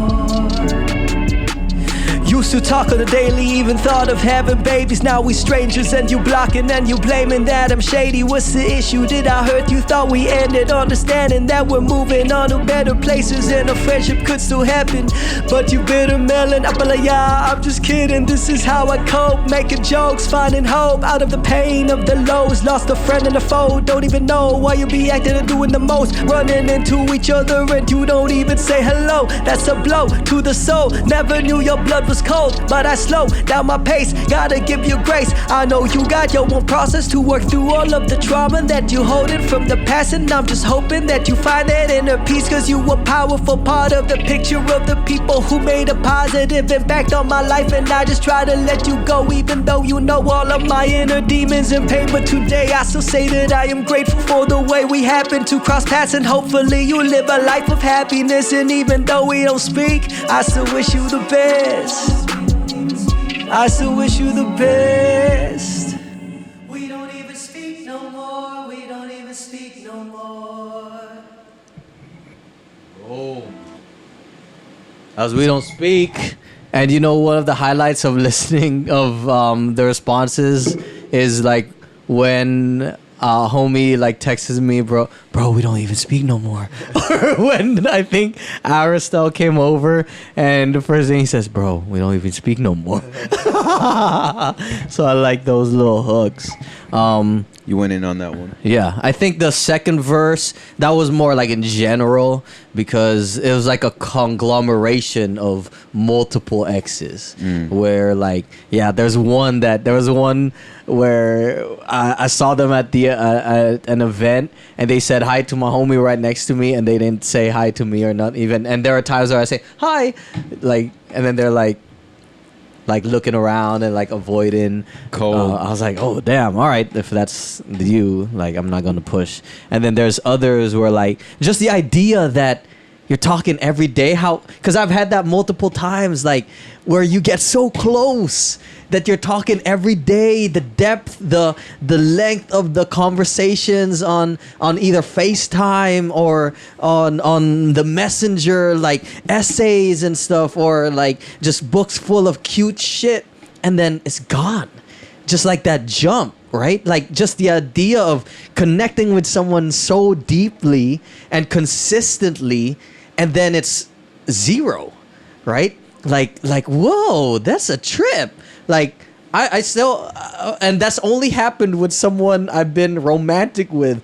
All the other people I've been deep with, like homies and stuff, I still maintain. Like, and it's a trip when I think about that jump. It's that right? norms, man. Those normalized norms, fam. Normalized norms of what? Of like cutting off, getting cut off, burning bridges. Yeah. You know what I mean? Yeah. And I know for a fact that both parties in that relationship still feel those feelings like, oh, I missed that. I had something good there. But at the same time, like, the negative stuff comes up and like, yeah, I don't really miss it. Yeah, you know what I mean? yeah, Just yeah, like, yeah. oh, that's why we, but at the same time, those experiences, those moments are still memories, and they're valid, and there was love there. There was that energy exchange. There was those feelings. It could be sexual too, you know what I mean? The physical touch of that other person, that smell, you still miss them. Yeah. No one's gonna say it, but you still feel it. Yeah. You know what I mean? And but sometimes when the bridges get burned, especially when it's like completely burned, like deliberately because of I don't know, infidelity or some other, that shit's like, I don't want to remember that anymore. You know what I mean? Or like even worse, like. See, there was a moment when, so there was one where I cheated, right? And then they cut off, and I'm like respecting whatever boundaries set by them, right? There was another moment. I cheated. I just had to get. Fucker. You wanna go back to it again? No, man. One more time? No. I feel bad for even doing it. But. No, it's fine. And that's a lesson learned, because I know I'm not going to cheat again. Because no, I like how I could like joke around with you. You're the only person that I could like mess around with and be like, oh my god, I can't believe you did that, and like you still take it hella lightly. You know what I mean? Yeah. Because I was cheated on like afterwards. Cheated on, kind of. And then I would say, like, I wanted to actually still maintain friendship. Yeah. But then I was like, but it was a cutoff. I feel like you're the type of person to not want to burn bridges. Yes, I am. But unless they're nah, but you have your boundaries with people. Yes. Like, I don't really fuck with that person. Yeah. There are some boundaries. I have like maybe 2 or 3 people where I'm like, okay, nah, I'm not. But I'm not like. You're like that with some dudes too. Yes, I have some with some, but I never talk shit about them. Yeah, of course. You ain't gonna hear me talk shit even between us. Yeah. Right. Behind closed doors. What'd you say about Josh yesterday though? His goatee is A1. Oh, you guys are talking shit about it, huh? No, I'm just kidding. He got defensive. No.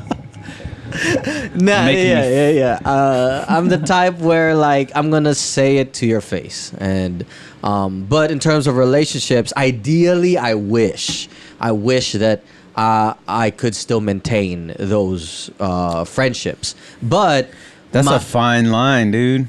What? Oh, but here's the thing. My sister-in-law, she told me that it's because I'm the one who broke it off with all of them. The ones that didn't want to maintain, where it was more of a relationship, I'm the one who broke it off. And I was like, oh, I want to still maintain friendship, and they were all like, nope. And so I was like, maybe that's understandable. I can see that now. Yeah. But there was one where we weren't really a thing. We were just talking, but then they cut it off. And I still wanted to maintain a friendship, like talking, but it just kind of died on its own. There's no like stop communication. But they did block me once and then unblocked me like that.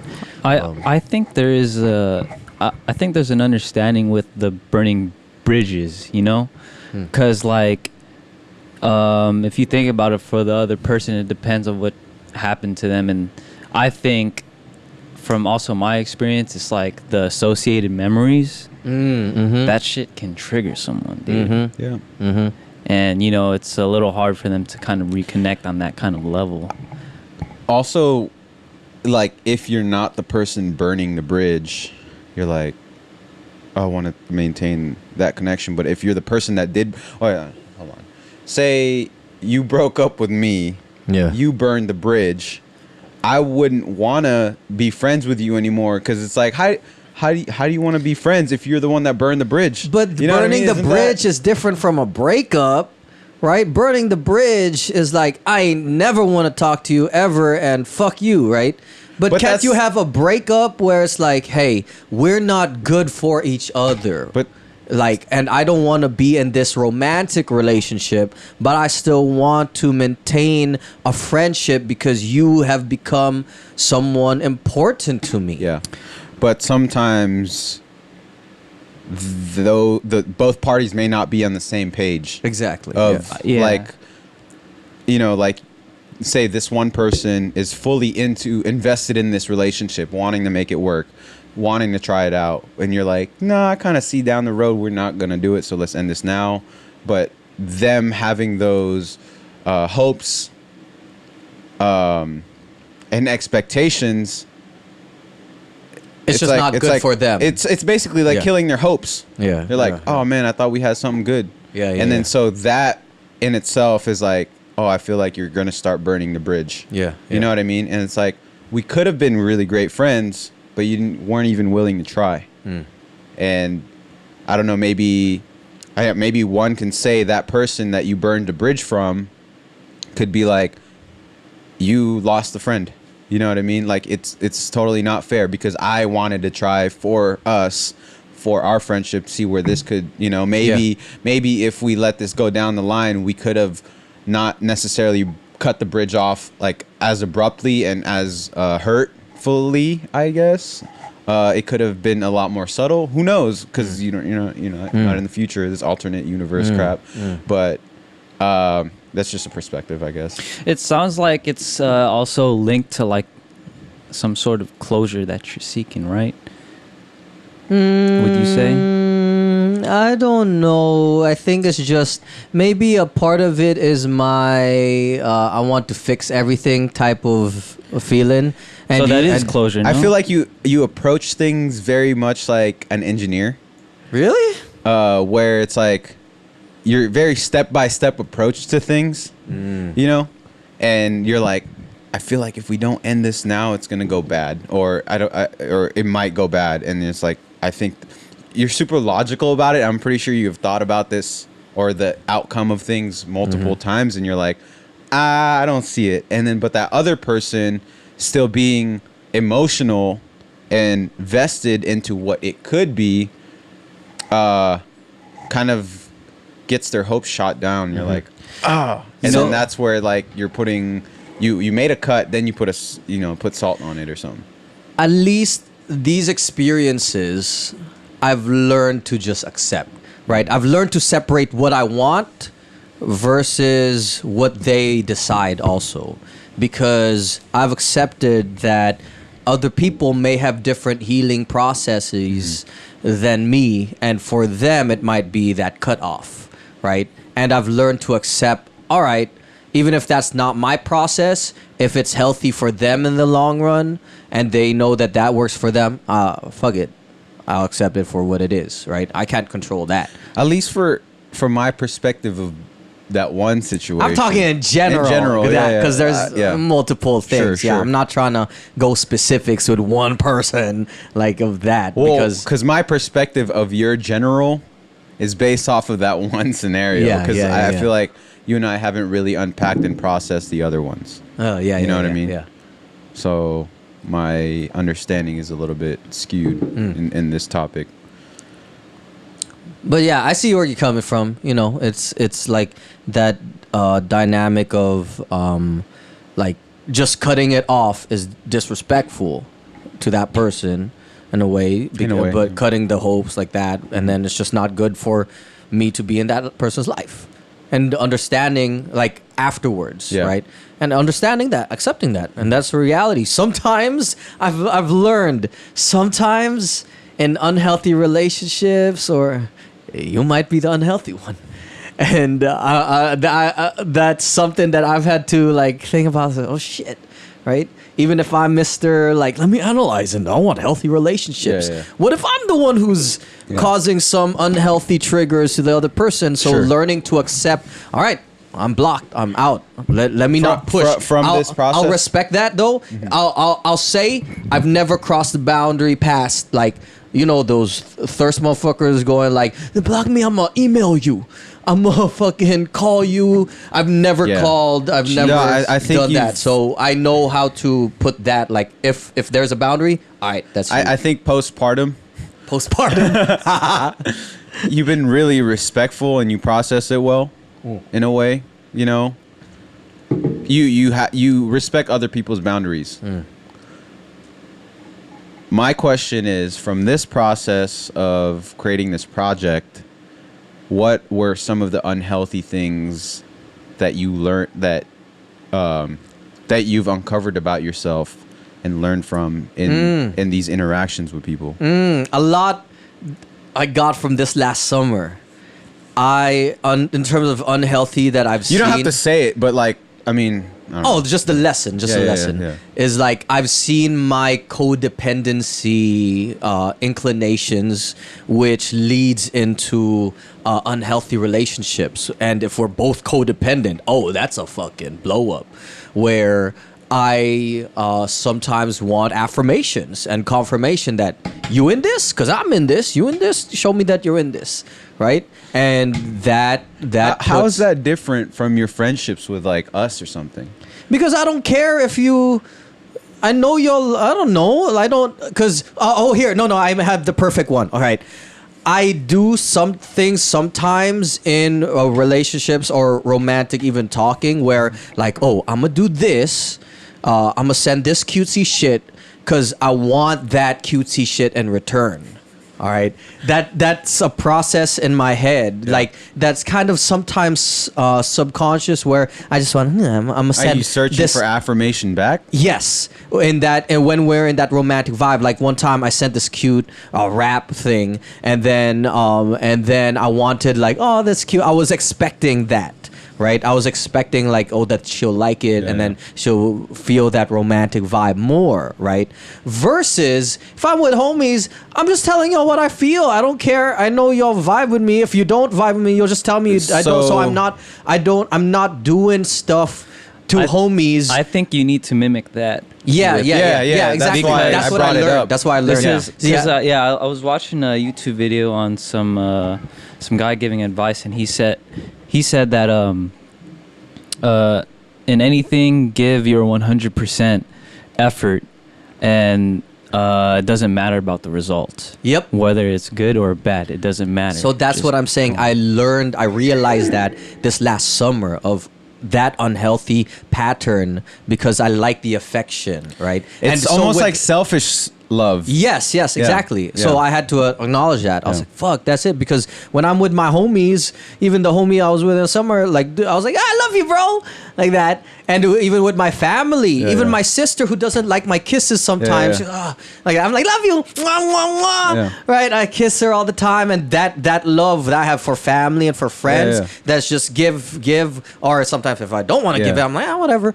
Like, it's just what I'm feeling, right? And then it's not like in this game, like, all right, I'm gonna fucking give that so that I'm gonna get this back. I'm gonna get that back. But but it's weird because I'm not sitting there thinking about the result when I'm like trying to be flirty and stuff. But when I kind of almost like dissect subconscious. it. Yeah, I think it's like the subconscious thing where like I'm trying to, it becomes transactional, right? And then I have expectations, and then I get really disappointed if I don't get that If thing it's in misread return. or don't get it written. Yeah, if they don't find it Yeah. that cute and stuff. And that comes across. Let's unpack that though. Where does that come from?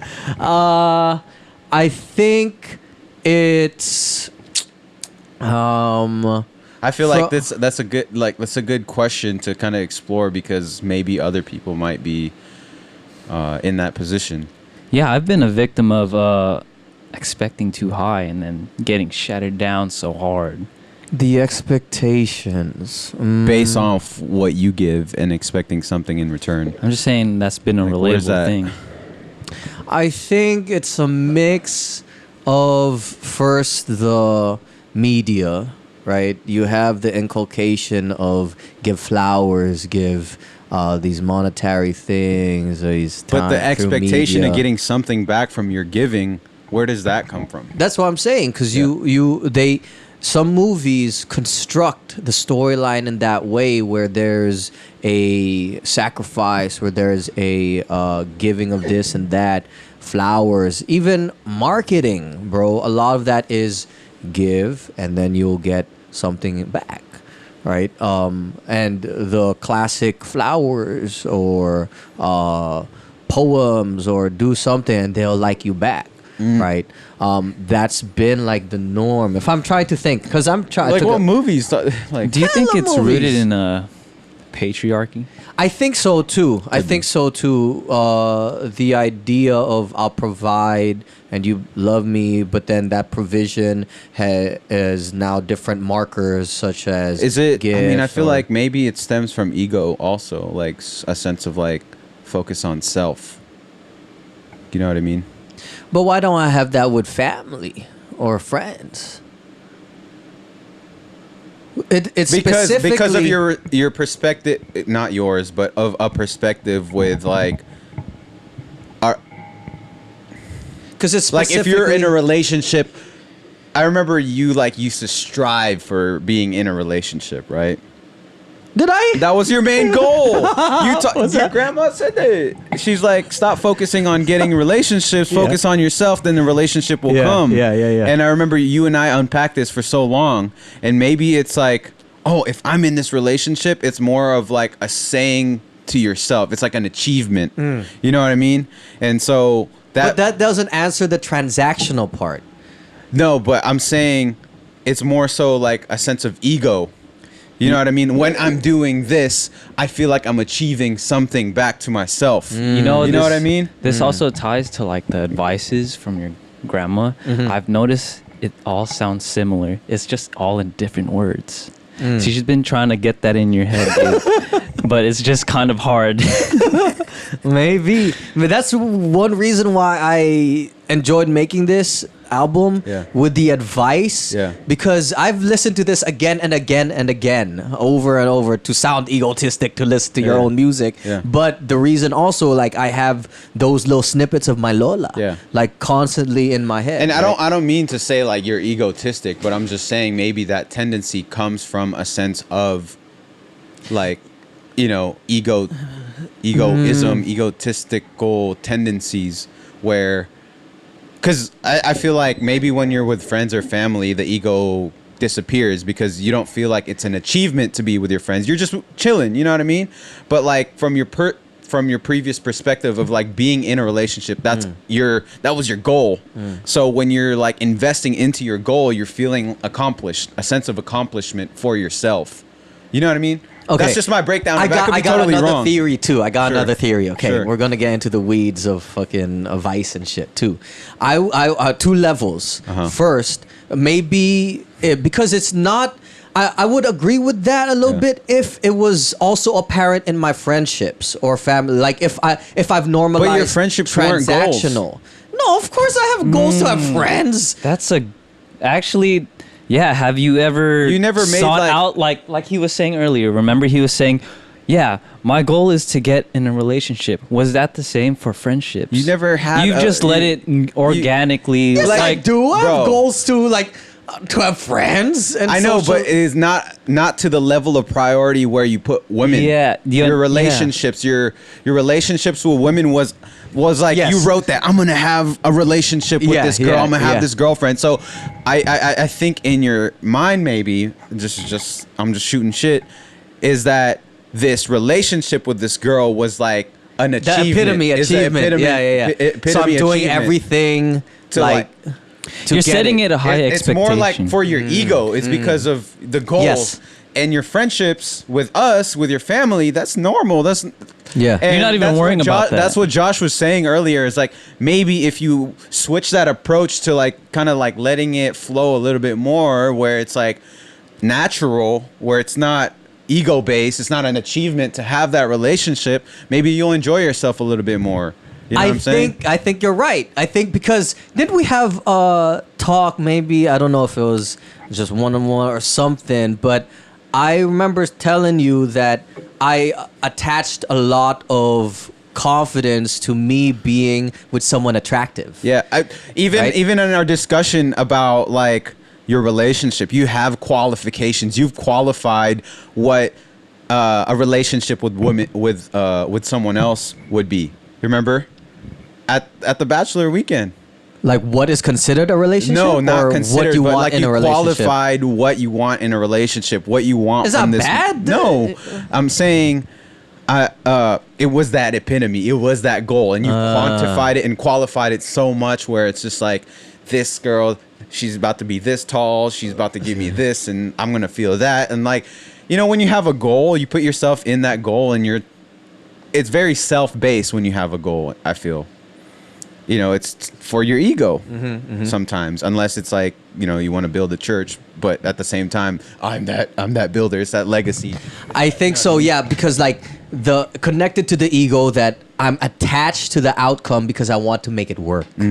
There you go. Right. I'm attached to it's attachment to the outcome, and so I'm instead of like, yes, I'm doing things like because I want to authentically, but it's there's a higher degree of attachment to the outcome, Yeah. rather than enjoying the process, Or right? also like being in service to that person, and maybe that's why they don't want to see you or like keep that relationship with you, is because you cut it off and you were so in control, and it was like centered on you as opposed to like being centered on them and catering to them and like what they wanted.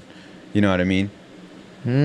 Maybe. I'm just shooting shit. I don't know, man. Maybe, I don't Like, know. yeah. It could be. It sounds like on the same lines of like what I've said of attaching a lot of self-worth to being in a relationship, especially if who I'm in a relationship with, at least for the most part before, was mainly based on attractiveness, right? If I'm with someone attractive, that's connected to my idea of being a man, right? And like that's, And it's I think it's like back to the ego thing. It's like the control aspect. Remember, like how you were laughing. You and I share this like thing about control. You like to be in control. You like to be in direction.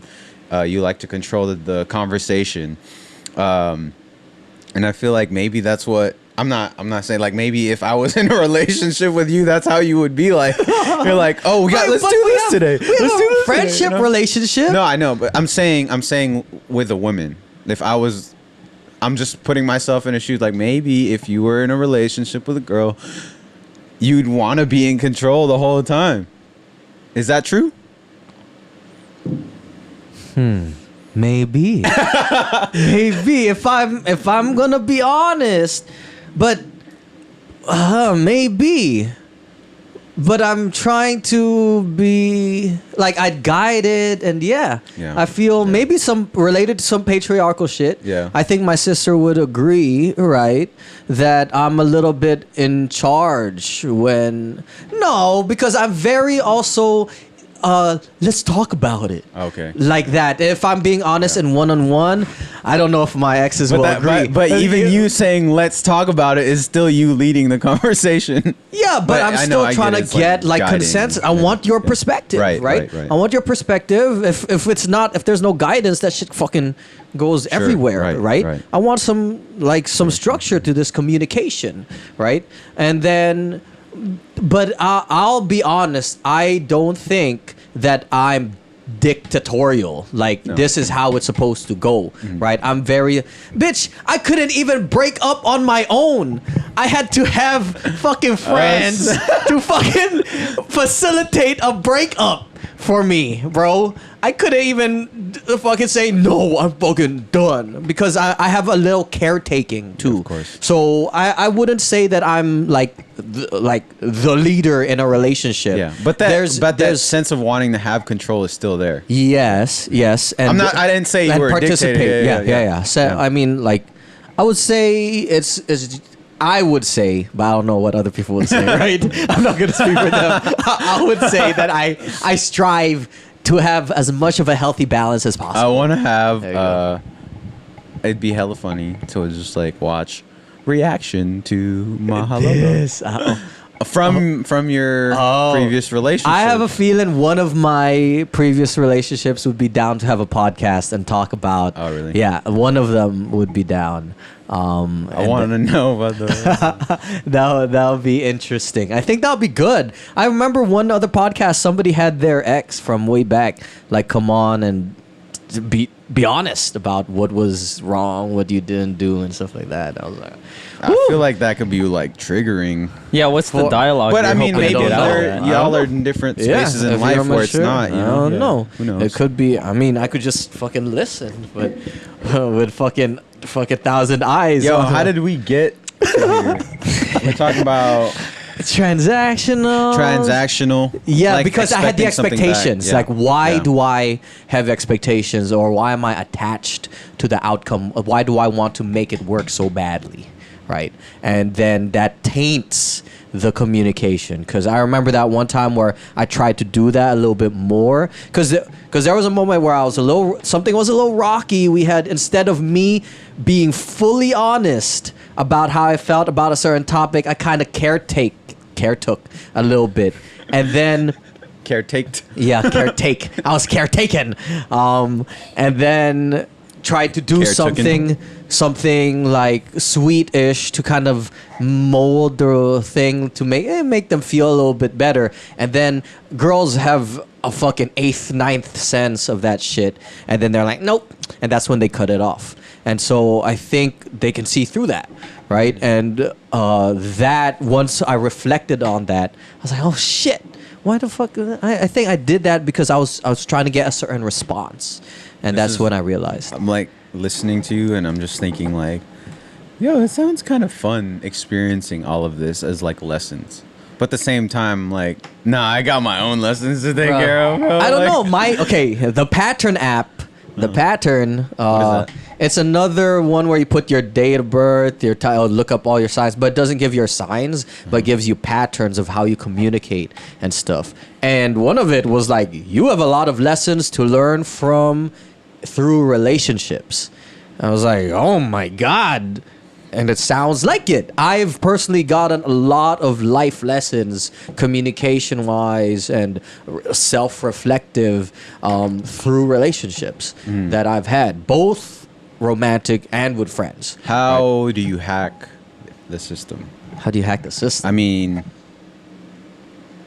your relationships with, would you say your relationships with women need more work? Yes, I think. Would you say your relationships with other people need more work? Yeah, I think everybody. I think all right. I can improve. I was going to say, time. yeah, you're right. Yeah, I'm not gonna say I'm fucking perfect already. I fucking no, it's not that. You said I'm fucking jealous last night, so maybe I am, right? Like, damn! I thought you said you didn't care. I don't care. I don't care. I'm not jealous. No, see, but I take. Is it what? Still holding it. And I don't forget things when it comes to relationships. I forget things, a lot of like events and stuff like that. But when it comes to interactions, I kind of hold that. So there are certain, that's why we were talking about when there's certain people that I don't have the right vibe with, like I'll hold that. You take real note of it. I notice it and I file it away. I don't add more malice to it, but I file it away, right? Forgive, but don't forget. That's something that I remember. I was like, oh, that's good. That's opposite of what the Bible said, but you take half of it, right? Forgive. Let that shit, like. What's the Bible say? Forgive and forget. Is that what they say? Doesn't the Bible said forgive but don't forget. Yeah, forgive but don't forget, Gotcha. right? It's you get trampled on if you allow yourself to forget, right? But if you forgive, it's not on your shoulder anymore, but you file it away in your little bookshelf. File it away in a little table in your CRM, right? Just to make sure that it's there. And I have a lot to learn still. Right, and this is a process. We all do. That's why we're talking about it. Yeah, that's why I like. God damn, this went into a fucking deep ass analysis of my fucking like perspective on relationships with women. I mean, I guess that's the whole album. I mean, that's the whole album. Yeah, and that's why you're here. I mean, that's why we're here talking. You know, one of the greatest compliments that I got was from the homie Aristotle, and he told me, he said it in some smarter way, but he was like, dude, the album, because of me as a brown dude talking all of this heart love shit, right, somewhat subverts norms of masculinity within the Filipino community. I was like, oh shit, thank you, especially coming from fucking deep ass thinker Aristotle, and then him listening to it and all that. I was like, okay, I'm grateful that that's there, right?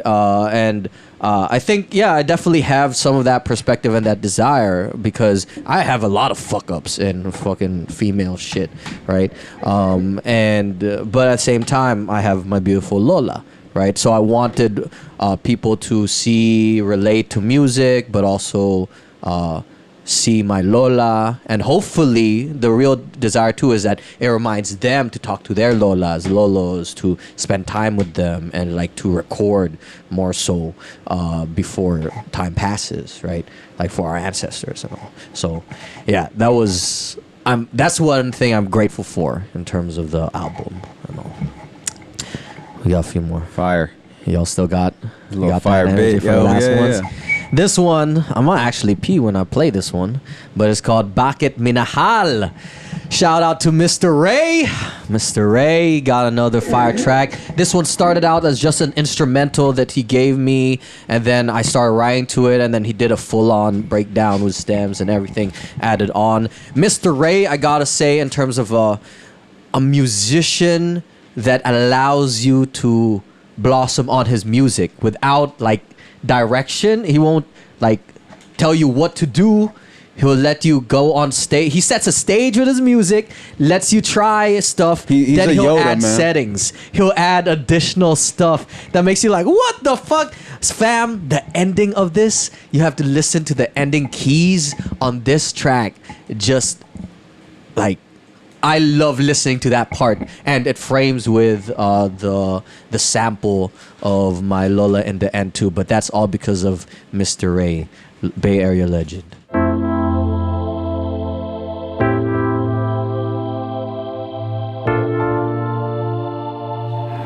There's no use staying if you're unhappy.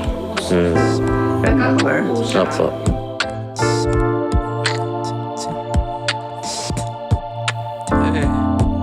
Ang puso ko medyo nawawalang gana. Hinahanap ko lang ang pag-ibig, sana makita ko rin. Ano ba talaga kailangan kong gawin para makita ko ang hinahanap ko? Ba't ganito? Parang mahirap ang pagmamahal. Saan ba pwede mag-aral? Sino magtuturo sa akin? Saan ang guro? Ba't parang wala rin? Nakakapagod, gusto ko kumain, magpahinga. Ano mangyayari sa akin? ito ba buhay ko? Sino magiging bagong kasama ko sa kama ko? Gusto ko marami pero iniisip ko pa rin siya. Ba't ganyan? Ba't hindi makalimutan? Ano kahulugan? Hindi nawala sa isip, sa puso, panaginip, puro siya. Ba't ganyan? Ba't ganyan? Bakit kita nakita?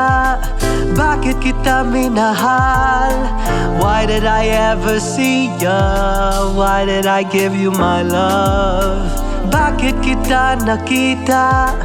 Bakit kita minahal? Why did I ever see ya? Why did I give you my love?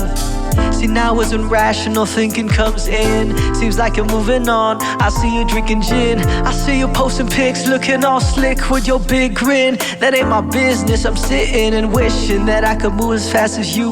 You on the flash tip, I'm on the slow side. I'm independent while you're getting all the cosigns. Oh my bad, don't mind the sadness in these verses. It's just a method that I preach, cause if I give advice, better live it out in my own life. This is therapy for the soul. It's scaring me, but I know I gotta let you go. But there's a whole load of people wanting to be next to ya. I've seen the messages they send here. WYD and you reply, oh my, that's a lazy way to slide, B. Bakit kita nakita? Bakit kita minahal? Why did I ever see ya? Why did I give you my love? Bakit kita nakita? Bakit kita minahal? Why did I ever see ya? Why did I give you my love? Why do I just keep on hurting myself? I just need a love that's good for my health. Cause we are too young to keep on fighting. I just want a love that makes me smile. Bakit kita nakita? Bakit kita minahal?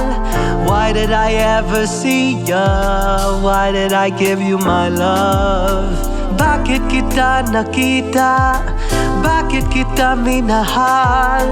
Why did I ever see ya? Why did I give you my love?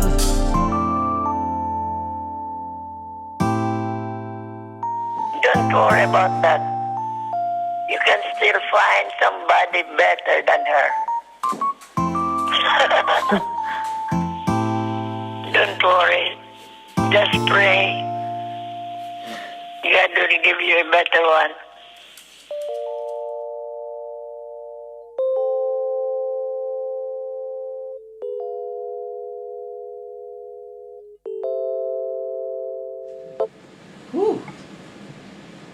Those keys, Mr. Ray Keys. Did you have the keys in there before you did the? No, that was we had a recording session afterwards when I had the whole track already, laid it out, gave little samples. I didn't have the final vocals recorded yet, but he heard the outro and then he added that for the ending, like just do do do do, and that sets the mood perfectly, I think, in my opinion. Like magic for this album too, a lot more intentional collaboration with other producers, and there's magic when the vibe is right between folks, and even just the power of internet, man. The next song, I just got it, and the isang kaibigan just online sent it over, talked, emailed, gave sample of like this is a similar vibe, and then just worked when you. But it is also a dude that I had 30K Entertainment with, and we worked with in the past. So two of the other producers on the album, Drip Gold and Z God, are all from 30K Entertainment back in the day. So that was Bakit Minahal. Wrote that after one of the breakups, and then it was a coping mechanism. It was really helpful to. Was this a journal entry?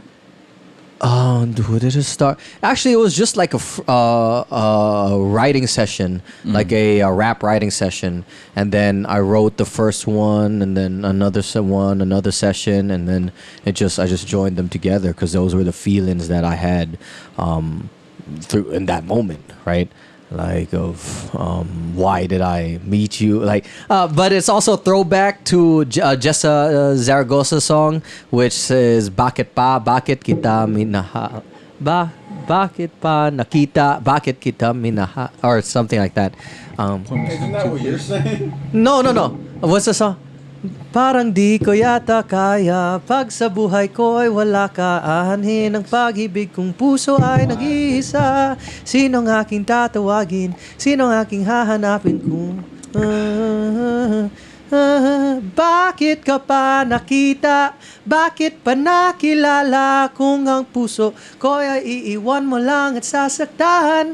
So it's not the minahal, but it's bakit pa kita nakita. Classic right? song. So it's That's still old ass song. Old ass dude. song, but that's classic, a good man. ass song. It's a good ass song. God damn. That I sing just while walking sometimes, man. Just like in the vibes, like man. And then that's where I got the inspiration for this one, for that little hook. And I love being able to throw Tagalog in there and work on my Tagalog, just to put that emotion out there, right? And really, honestly, I So feel bakit why?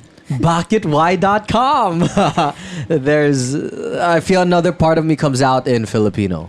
Like there's another, code switching and different culture personalities come out. Another lover boy part of me comes out in Filipino. So, okay.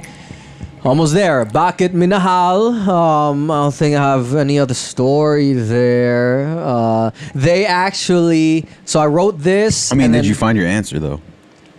just to learn lessons, and to love, right? I think I learned that, you might, bakit kita minahal? Why did I ever see you? You learn even through the heartbreak or the struggles in there.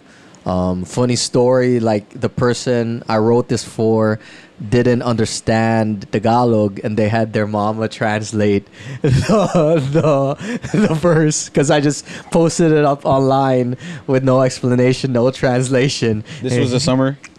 This was someone who didn't understand Filipino. No, but this is what, last summer? Huh? Was this last summer? I'm not gonna give any more information. I vow to remain silent. I plead the fifth. I'll plead the fifth. And then, they had to translate. I was like, okay, cool. How was that process like? Did they tell you like I forgot what their mama said. But yeah, they just asked them to translate, and they're like, "Oh," like that. And then, there have been some points, like I think for the other song, they ended up knowing that that's them. Like, oh, that line is definitely about you, like that for the end song, like that. you ever like send them the album? Hey, thank you for all these lessons. Only one person. You really did? Yeah, the Isang yeah. Kaibigan one. I was like, hey, look, I released this album, but remember this song? Was that last summer? No, I was just kidding. That was last summer, yeah, for that geez. one. Like, because I sang that song to her, like, and next topic. So and then I just sent it like, yo, thank you for the Being a vibes, friend. being a friend, stuff like that, and just so this was also for my Lola, and we shared over that, and lessons learned and stuff. I really appreciate those little things, because that homegirl, she ended up telling me like years later, like she said, I love the message. She was like, thank you for helping me accept my own skin, like that, because she's darker skin. I remember the lessons. Right? Yeah. And then because I go in on like darker skin acceptance and stuff like that, the Magandang Moren X hashtag and stuff like that. And she was honestly, even if we didn't work out, at least that was a takeaway for her. Yeah. So things like that, I'm grateful for those little exchanges, right? Lessonships. Hey, that's a song, Lessonships. I'm gonna write a song about that. I attribute you, the creator. All right. All right. Last 3 songs. We're getting there. Little Brown Love. This one is also an older song. Very simple chord progression. I wrote it on the ukulele. Wrote it in 2015 when I was kind of lightweight crushing on this girl. Then I was kind of weird. And then I kind of told them, yo, I'm into you and stuff like that. But they already had something with someone else, I think, if I remember. And they were like, let's not go into this more like that. But it was my vibe. But then the second verse is like more reflective on me. Why am I chasing women all the time? And like, what does that like? Because it goes first is Lil Brown Lady and Lil Brown Boy, I think, is the second verse. But let's see. And then I think there's a fun little rap in here. It is a long song though. It's like 5 minutes. Chorus is long, but I like this chorus. Little brown lady with a pretty mind and a smile that says hello. She's willing to share all her silent designs for a world that needs more hope. It's simple yet profound. Her words sound just like a song. The beauty is the sound of a laugh that sings along. But this ain't a love song that paints a perfect picture, 'cause that would just be a lie. 'Cause life has its own colors that sometimes stain the soul. No one really knows why, but just take them as they come. There's something to learn from the things you do not want. Life is way more fun if you take your time to breathe it in. There's no need to rush. No need to rush. No need to rush. Take your time to breathe it in. There's no need to rush. Little brown brother, he's looking for love, running all through the night. He's thinking that lovers can lift up his life, but the pain is still inside. The problem is he's lost, looking for what cannot be found. Love cannot be bought or sang in a single sound. Oh, this ain't a love song that paints a perfect picture, 'cause that would just be a lie. 'Cause life has its own colors that sometimes stain the soul. No one really knows why. Oh, just take them as they come. There's something to learn from the things you do not want. Life is way more fun if you take your time to breathe it in. There's no need to rush. No need to rush. No need to rush. Take your time to breathe it in. There's no need to rush. No need to rush. No need to rush. Take your time to breathe it in. There's no need to rush. Maybe we could just slow it down. We ain't forcing the vibe, no need to follow the crowd. This is us now. You can bust down if you wanna, or we can wait a minute then another. 'Cause you take your time to make up your mind, and that's all good, 'cause I'm a patient guy. Let me elevate your mind while we sit in the sun. Melanate and smile, I'll be touching your bum, but only from the side, gripping pinky and thumb. Stupidly thick behind, making me dumb. But now I know I gotta slow the pace. You a long-term woman with some awesome grace. You can be classy, sassy, a little bit bratty with a side of sweet that I wanna taste. Young brown lover with a heart so stubborn. I've been hurt in the past, but I still keep loving. I know it ain't perfect with them ups and downs, but the pain will be worth it when I got the crown. See, a king needs a queen. You stop the town in that leopard print dress when you turn around. Sheesh, B, you got what I need. You a sweet little mango and I want the seed. And I can see you blushing, but I'm not European. No need for rushing. No need for rushing. Hey. Cause this ain't a love song that paints a perfect picture, cause that would just be a lie. Cause life has its own colors that sometimes stain the soul. No one really knows why. So just take them as they come. There's something to learn from the things you do not want. Life is way more fun if you take your time to breathe it in. There's no need to rush. No need to rush.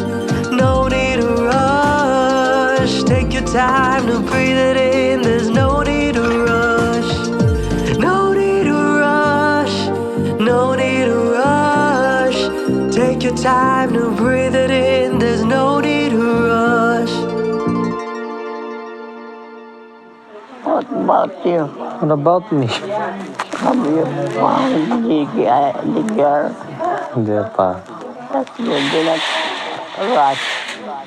Andyan lang yan. Okay. No rush. No rush.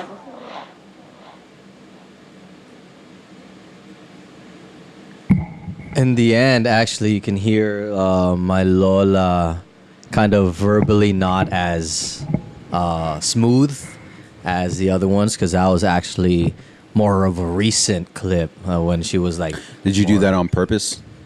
Where like the clips that were in the beginning of the album were more... No. But did it happen that way? It happened that way. Oh, Yeah. That's tight. It happened that way. With that last one. Because I vividly remember, I think we were in the hospital for that one. But she... Yeah. And I was like, oh, it fits fucking perfect with that advice for this song. Don't rush. What did she say? It's like, there's no need to... She said, don't rush. Like, I was like, how about you? You have your girlfriend again? And I was like, no. And she like, that's fine. That's good. No rush. Don't need a rush. And then I'm like, oh, that fit perfect with the song. The song actually, like... it was written in 2015, but the verse was written this year. So that verse, like, jumped on. We were laughing in the middle because of the line, "You sweet little mango, and I want the seed." And I was like, I was laughing at the Russian part, dude. Oh, you're the Russian part? Oh.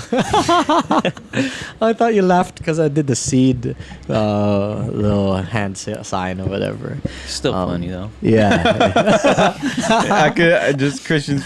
I thought you were laughing at me. Yeah, when you realize you're not as funny as you thought. Shit. All right, let's move on. I've learned to put my ego aside for humor. Especially with friends. Yes, exactly. But I appreciate the friends who let me practice. That's cool. I use y'all as my batting Keisha and practice. I have to do eye rolls anyway. I know. It's good for your eyes. But yeah, I think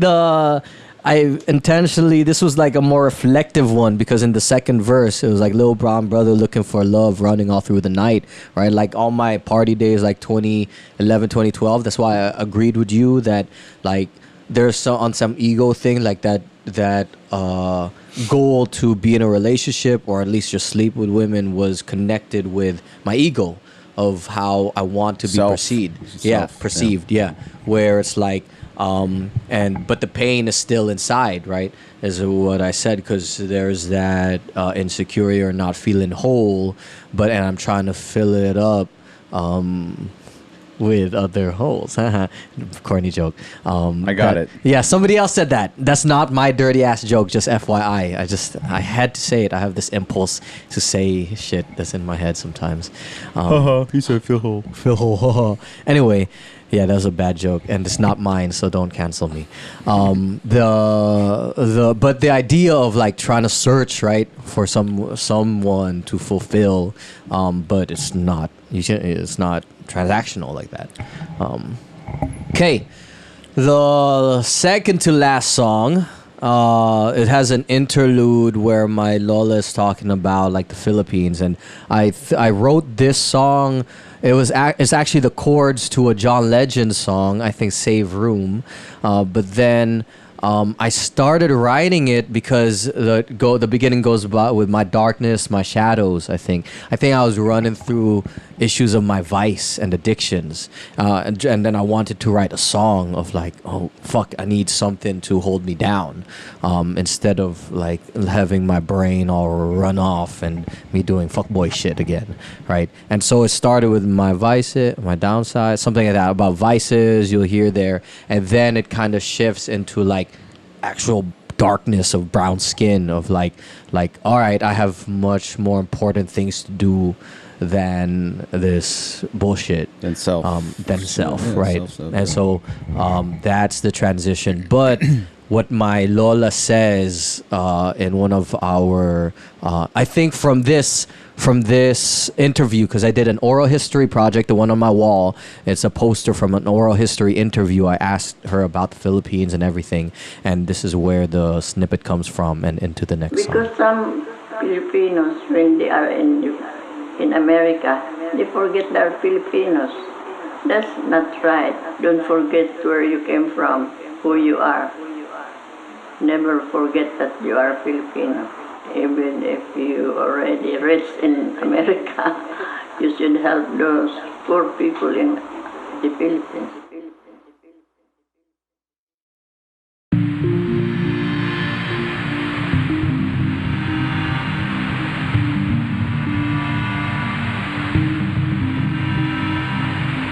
My darkness, my shadows, my vices, oh, they've come to haunt me. My downsides, my mistakes, the bad things I've done, oh, they've come to haunt me. But no, I won't let them bring me down. I've got too many things to do for my people right now. Oh no, I won't let them bring me down. I'm standing with my shoulders back, beautiful and brown, brown, brown. There's beauty in this world within the dark and the brown. They gossip, they whisper, they talk behind my back, but I just sit and listen. They turn around, they greet me, smiling to my face, but I just sit and listen. No, I won't let them bring me down. I've got too many things to do for my people right now. Oh no, I won't let them bring me down. I'm standing with my shoulders back, beautiful and brown, brown, brown. There's beauty in this world within the dark and the brown. Turn off the TV and just turn off the movies. All of these people on the screen, no, they don't look like me. They be pushing all these standards of beauty, try to throw some shade, but my skin is blooming. And no, I won't let them bring us down. We've got too many things to do for our people right now. Oh no, I won't let them bring us down. We're standing with our shoulders back, beautiful and brown, brown, brown. There's beauty in this world within the dark and the brown, brown, brown. There's beauty in this world within the dark and the brown.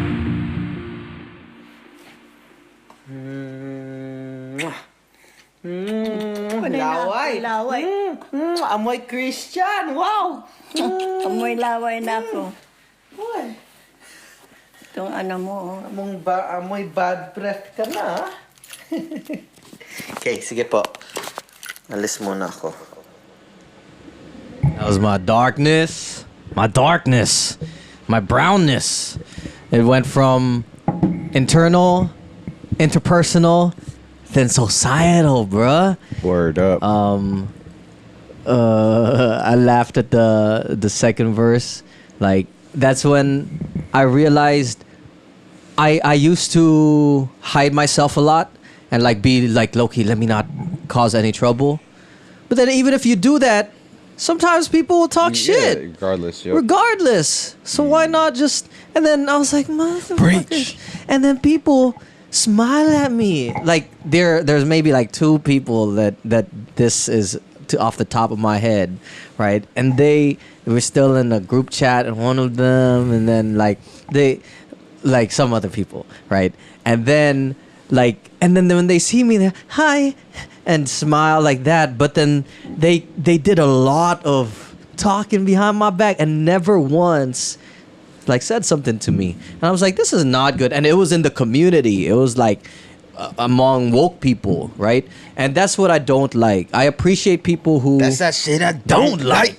I appreciate people like I'm actually down with the woke people who are kind of maybe cancel culture, but will tell you to your face and will work it out with you. Like, I was like, okay, let's go. Let's see where this goes. And then, maybe you're correct, right? And I'm down with that. I just don't like the woke ones who don't say shit to you, but will say it to everyone else. I'm like, what's that? I ain't even woke. I ain't even woke. I ain't even an activist. And then, but learning to like, all right, that's the reality. Let me just focus on other stuff, right? But even if I say I focus on that stuff, it's still there, you know? Yeah. I still have it in my thinking, and it's something I He have hasn't to learn. forgotten, but he forgave you. Yeah, He forgave you. I've forgiven, and I said he forgave you. Yeah, I've never mentioned their name to anyone in our Not even me. in our social group. Like even you not being in our social group for that other one. Yeah. I've never. I'm almost mentioned. like, who is this? No, you would not know who this person is, right? And we overlap in some social groups. Like I've never mentioned their name because I view that Respect. as something like, all right, I'll talk about the situation. Respect. But I'm not going to. You discern if it's a you. And then If you think it's you, it's probably you. yung matamaan ng bato. Or some shit like that. The one that just bit their tongue? Yeah, that's you. Yeah. Oh shit. I'm still sending love, right? Because love is sometimes a good choke, right? Because if you think of jiu-jitsu, I fucking want to show you your weakness so you improve. Right? That's real love. Pointing out the holes in your game so you improve. Think about that. Come on, woke shit. All right. What is you, purple belt? It sounds purple belt. Okay, don't test me in gi though, cause I'm sucky. Burn. So the last song on this album, on this journey. Thank y'all for riding along with me. Sanders? Oh, burn! Feel the burn. This actually is featured in here. Damn. shit. Jeez, sick. And he's saying, Medicare for all. Yo, bruh. Was that just some ageism shit? Come That's his voice. Medicare. I don't know. I'm not good at. I'm playing. I'm trying to be impersonations like though. 3 woke. 3 woke. Here, 3 woke. This last one. Okay, boomer. Was dude? How do you know if you're not on social media? I got that from you. Oh, really? man. Oh shit. Okay. This last one, I actually wrote because when I first started learning guitar, when I was in a guitar class, and I actually liked it. I grew up on a lot of Elvis and Frank Sinatra, things like that, but recently learned Elvis stole a lot of songs too and stuff like that, and basically stole it from the blues, black culture, Right. black music. So I have to study more of the roots of those music. But I like that old style of music. And then the last verse was definitely specifically for this album about my Lola, and it closed it out. And actually, a funny little weird story also is that I wrote this song, and I actually like the song a lot. I like singing it and stuff, but I was dating someone who didn't like it, and then actually said, "That's kind of weird song. That's like way it's written and stuff like that." At least she was honest. She was honest, but then I actually explained it to another person as like there's a like to burn it down to like I'll talk about it after. Here's Burn. Let's listen. Kailangan na maghanap ka ng babae na hindi mo na kailangan palitan ng ugali. Tatanggapin mo siya as whatever Preach. she is. Mama. Preach, mama. Yeah. My mama, she told me I gotta be a good boy, or else the devil's gonna take me away the day that I die. But I've got a plan when that day comes to pass. Oh, I'ma run away and he can catch me if he can. But I'm fast and I'm made for the heat. The flame ain't gonna burn me, so I jump right in.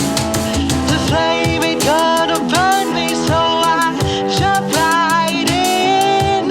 Burn, burn, burn this house down. The clothes on my back are all I need for now. Burn, burn, burn this house down. The clothes on my back are all I need for now. They say go to hell, I say no thanks. I'm a funny good boy, I don't even like to drink. See, I've done some wrongs, but I've said my sorries. So I'ma run away and you can catch me if you hurry. But I'm fast and I'm made for the heat. The flame ain't gonna burn me, so I jump right in. The flame ain't gonna burn me, so I jump right in. Burn, burn, burn this house down. The clothes on my back are all I need for now. What's up? Burn, burn, burn this house down. The clothes on my back are all I need for now. Yeah, that's all I need. That's all I need. That's all I need. That's all I need. That's all I need. Nothing really matters now, my Lola is gone. I've been living in the dark this whole damn month. See, I lost my way when she lost her life. Now the tears keep on coming when I sit down to write. I don't care about being nice no more, not now. Take all your riches, you can burn them down. Cause I need a love that no money can buy. Goddamn, I wish she was still alive. Now I sing and scream, creating my dreams in memory of my beautiful queen. I do it for her, every chorus and verse. Put my life into the music as I practice, rehearse.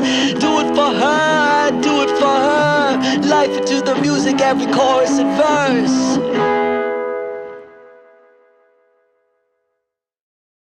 I love you. Okay. I love you too. I love you so much. Mwah, mwah. I love you so much too. Okay, yakap, Take care. yakap. Take care of your mouth. Yakap, yakap. Mwah! Kiss, yakap, kiss. Yan yung tawag ko, yakap, kiss ni Christian. Yakap, and kiss. Mwah! Babawi ko na lang pag makikita ko kayo sa personal. Okay. Okay. Okay, here's Love Nanay. you. Love you. Here's Nanay. Mwah, mwah. And that's Mahalola, fam. Yo. Thanks for rocking with it. I was literally crying when I wrote that last verse. Like, I'm here on my computer. Just imagine me. Nothing really matters. I'm practicing it. I have fucking tears running down my fucking face. Okay, Sexy, go to the side over here. Sexy, my doggo. She's on the side. Hey, Sexy. Hey, you ever do a podcast with Sexy, bro? Sometimes. You should do it. She's like, hey, shh. Oh, yeah, over here to the side. That would be hella funny. Like, just like a spoof podcast with Sexy. Like, Hey, she's go like to the sitting side. here on top of, like, with the mic interface. and Joe headphones. Rogan had a picture of his doggo in the seat. I thought I was clever. Bro. Yeah, and then they were like, "Have you heard of chemtrails?" Or some other shit of like conspiracy theory stuff with their dog. I like how people make those memes. Or just like fake Joe Rogan podcasts. Like, Joe Rogan podcast with himself. And Oh, really? I haven't seen that. Those are hella anyways, funny, dude. song. I really like the direction of it. I saw it when you started talking about Elvis, the country, like I don't know. I don't know my music that much. I guess in terms of like other genres, but the grunge like What's like funny country is rock is that? I don't know. I actually don't really know. What is that? The chords is actually a throw homage to Black Keys and their Lonely Boy song. And then I initially built the instrumental for that song actually, and then I found it years later. I was like, oh shit, and then it fits there. And then that's actually fun. It's a ukulele that's just run through a bunch of amps, and so instead of the like the islandy ukulele, it comes out grungy like that. So it's fucking cool for that production. And yeah, that's like. Excuse me, that style. That's the only song there that has that kind of style in it. Kind of embodied like, kind of just the idea of burning it all down. Like I think it was a good ending because that's so on some level, man. There was a part of me that was like, fuck everybody else. Now that my Lola is gone, Yeah. Like there was a part of me. It's the what is it? The stages of grief. Yeah, and I gotta admit, it's a little bad, and I'm still processing of where she was kind of the reason why the family would come together at times, right? For whether Christmas and things like that. And while I still have good relationships with family, it's not like there's no real like, all right, I'll see you when I see you. It's more like that versus which I don't think is the healthiest. I shouldn't approach it that way. But there was a part of me that when Lola passed, I was like, fuck it, I don't care about whatever maintaining relationships because that's the only one I care for, and I gotta check that. I'll admit I gotta That shit check hit me that. hard, man. Yeah, because I think last year when I lost 2 people, I was like, fuck everything, fuck everyone. Yeah, I was on that vibe where I felt like I didn't invest back into certain relationship with people and even activities where I was just like, nothing even matters, dude. Like I definitely like vibe off of that with you.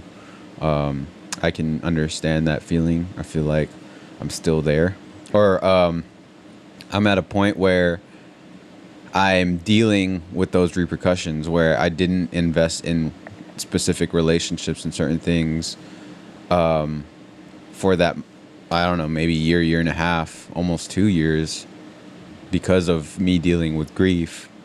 And I'm just kind of left with like people that matter, but at the same time, the relationships that I lacked in, that I lacked to invest back in, I'm not saying that they didn't matter. It's just a result of my grieving, you know what I mean?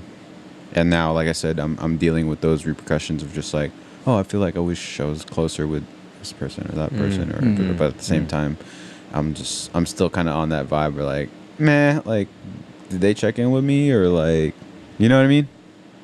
Like whose responsibility? Yeah, whose responsibility is that? You know? Yeah. So, death, especially of your close ones, puts a lot of things in perspective, and I think that's necessary. You know, it's like it's a cage rattler. It rattles your cage a little bit to like make you realize what your situation is. You're like, oh shit. It's like I'm reverting back to the essentials right now of what actually matters. You know. But yeah, I guess it's from grief too. It's a process, and I sometimes, bro, like there are some times where it just hits me. I think there was one time where it's like, whoa, what the fuck? I just felt sad and I was crying just because of memory. I think one time I was driving, I was like, oh fuck, I'm driving, but I'm crying, and then the other time I just fucking cry in the kitchen. Where it just hits me even if I'm not like sad. Have you had your anxiety attacks since your Lola passed? I feel like you haven't. Yeah, I don't think I have. There was a moment where it was like weird mental energy coming back to the US, but that was after like the month that I was there. I think it's more so that's not necessarily connected, but it's just, you know, just general acclimation back to the U.S. like that. So there, but yeah, nothing super big in terms of an anxiety attack, you know, not that I can think of. And yeah, like I like to think in terms of now, like how I'm living through her, how she's living through me.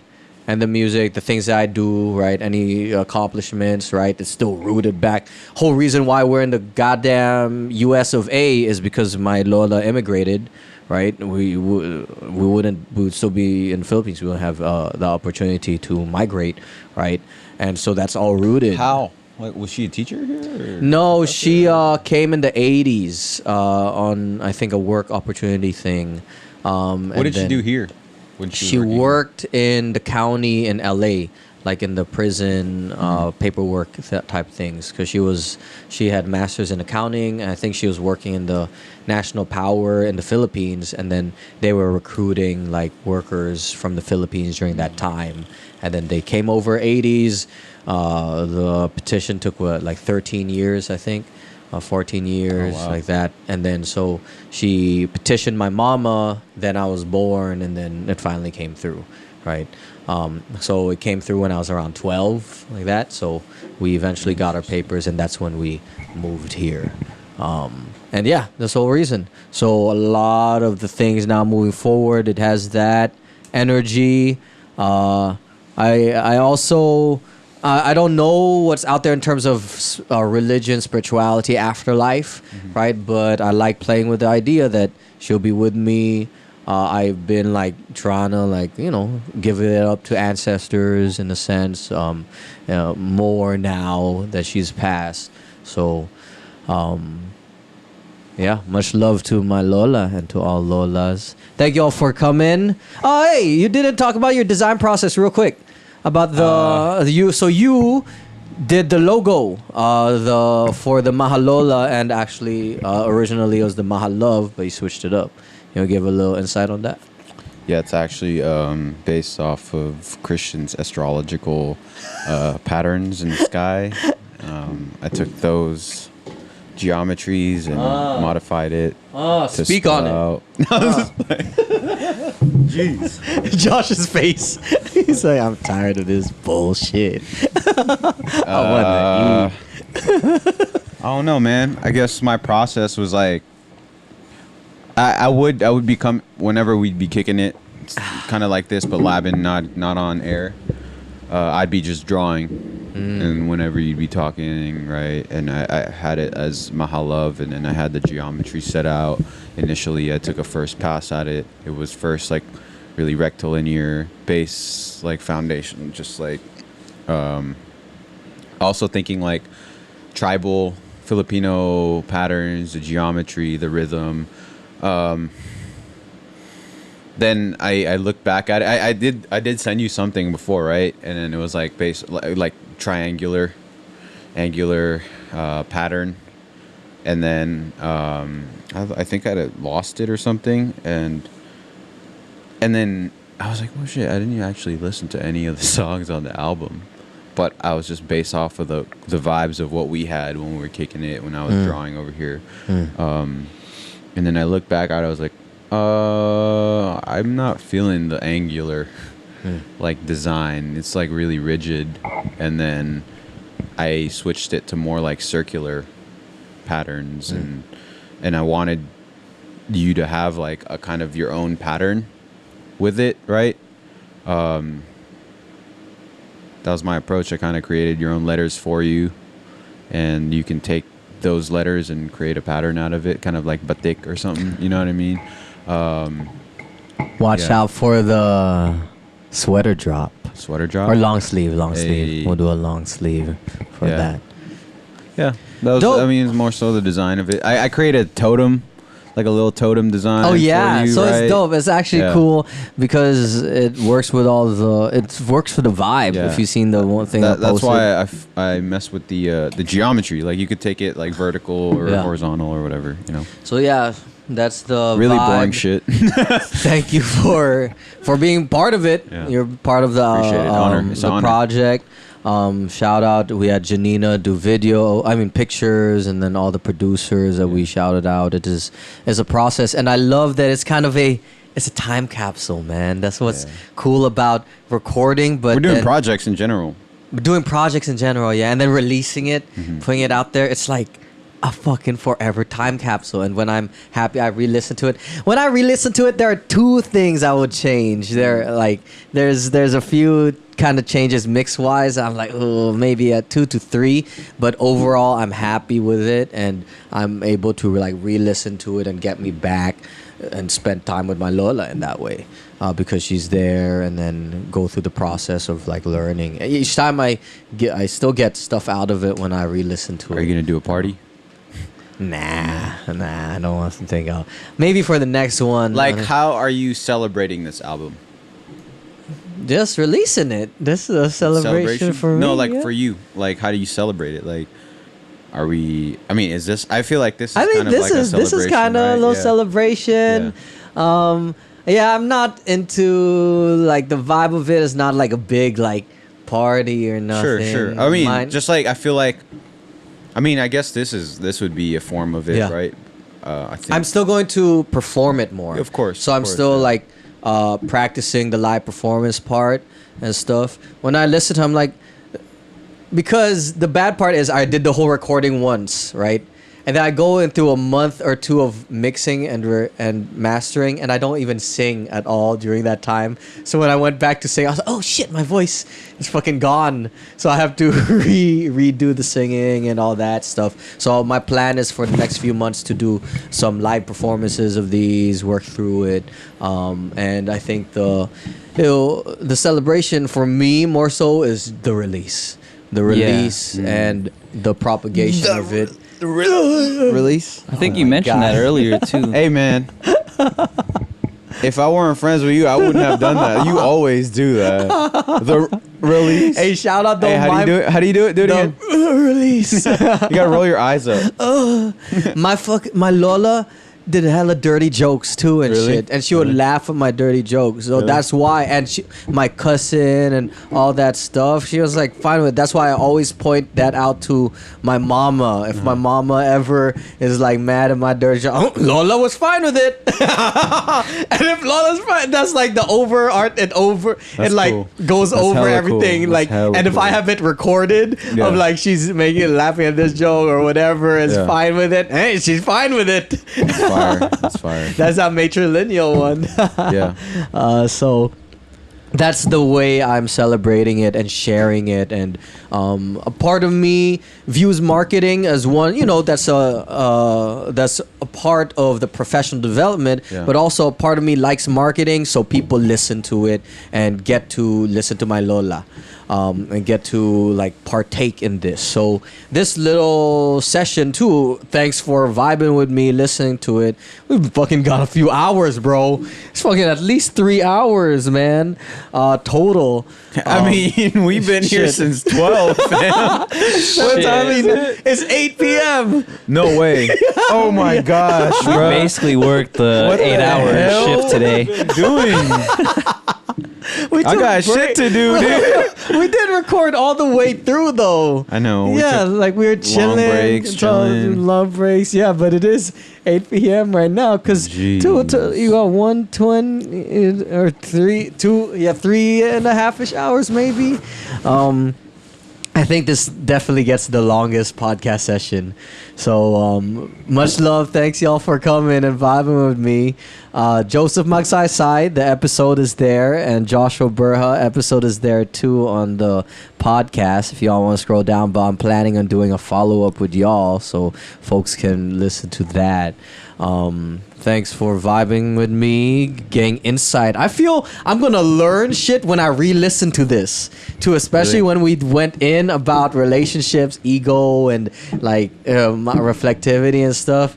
God damn, I feel like we always talk about that. We had to dissect. Yeah. I feel a little like, oh shit, vulnerable now. Good. Like even more. Like I wonder what will pop off on this. But I think it's good because a lot of these conversations I think is important to have, especially for the larger community of like dudes and like love and final takeaways. Final takeaways. I don't know. I'll start. You start. Go.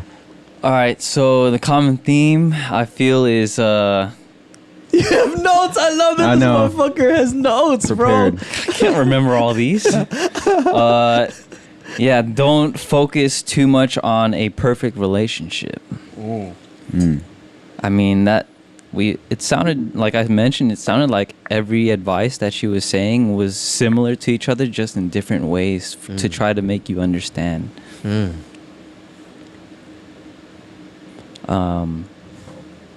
I forgot what else I was gonna say. You wrote it down, fam. Yeah. But yeah, I mean that's the overall. Just kidding. Word. I appreciate it. I'm gonna piggyback off of it.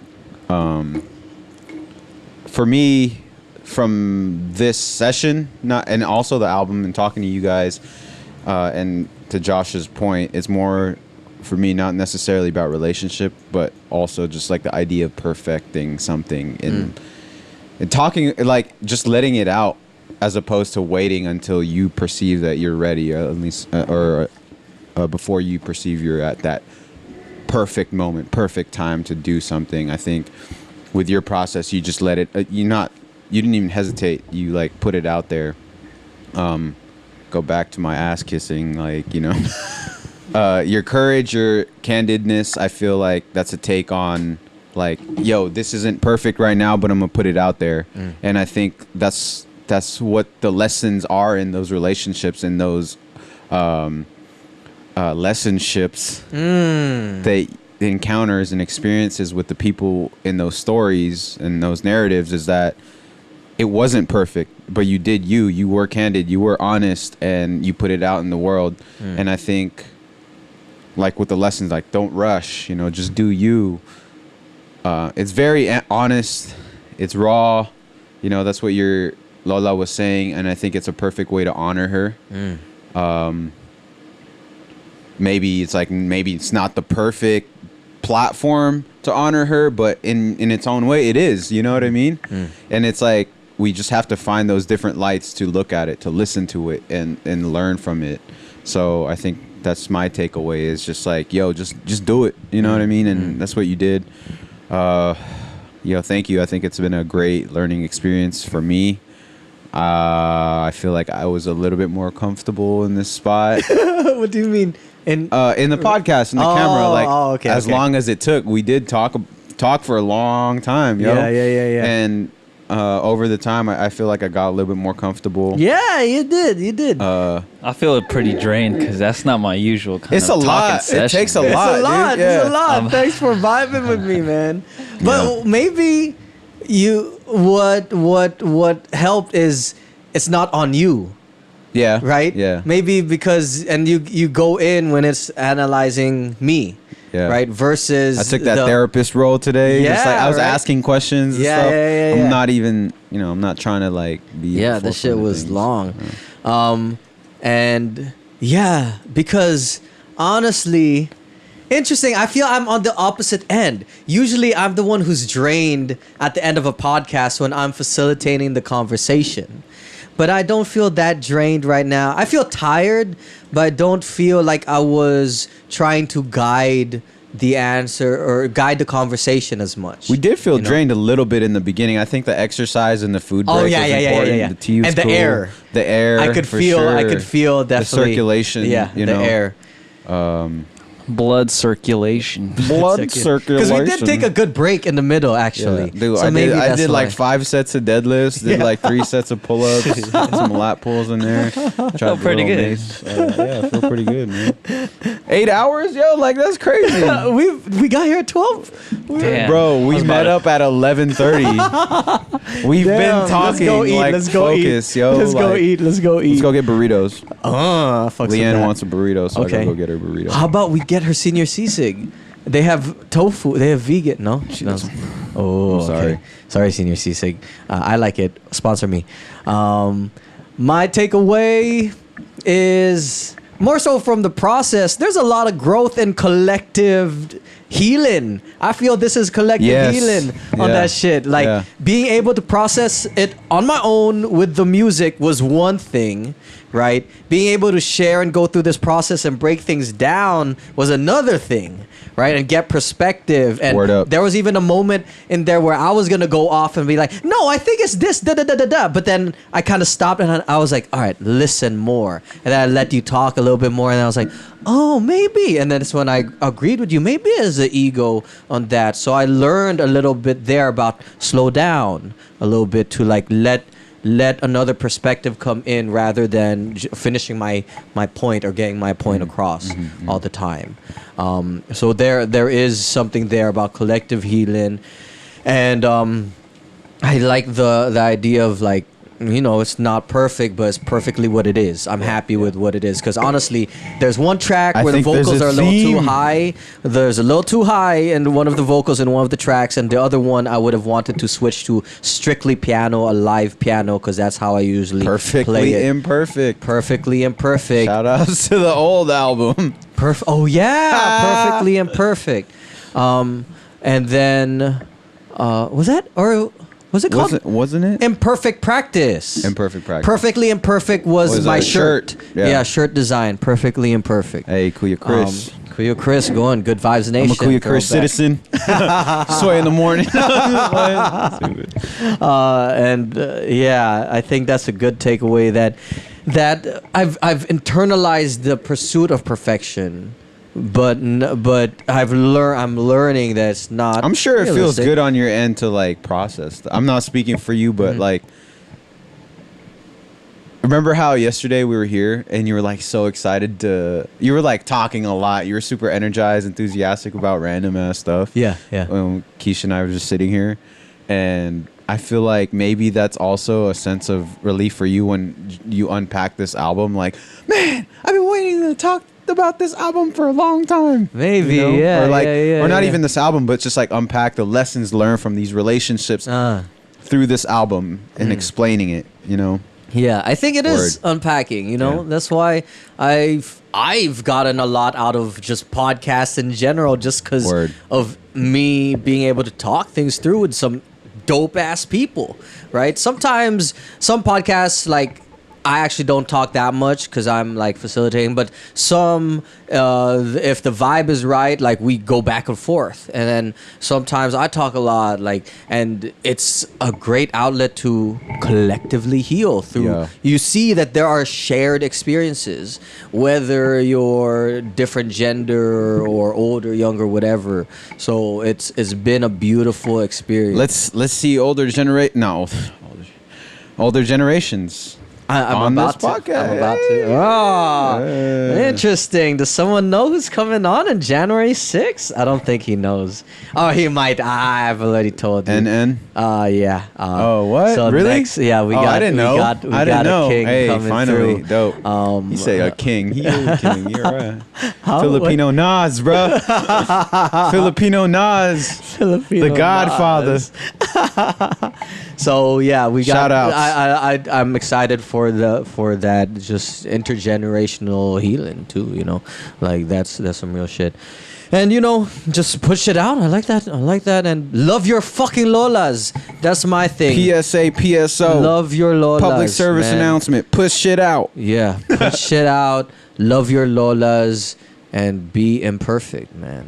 Embraced it. Embrace imperfect. Yep. And I fucking love lessonships, man. Lessonships. I've got I'm the captain of this lesson ship. Put your seatbelts on. It's finna be a wild ride. Man, this has been lesson shitty. Hey. Just kidding. Much love though to all my exes and the people who've broken my heart or added onto my heart. Or whose hearts you've broken. Yeah, maybe. Oof. Actually, yeah. Ooh. I don't think I've broken that many. I think I've broken for real one. Yeah. 1 to 2. Two. I've broken 2. Yeah, that's true. Maybe that's karma. But, so I said, I cheated on one relationship, then I got cheated on the next. I think my karma's balanced. That's why I counted. It's like addition and subtraction, right? When you multiply 2 negatives, it's a positive. So I think I'm balanced out in the sheet. So moving forward, I'm not going to cheat and I'm not going to be cheated on. And it's all going to be good karma. I feel that, right? That's how it works, right? Energy. All right. And that's a Filipino garage. Yo, 4 hours. Let's go to eat. Let's go. Peace. Peace.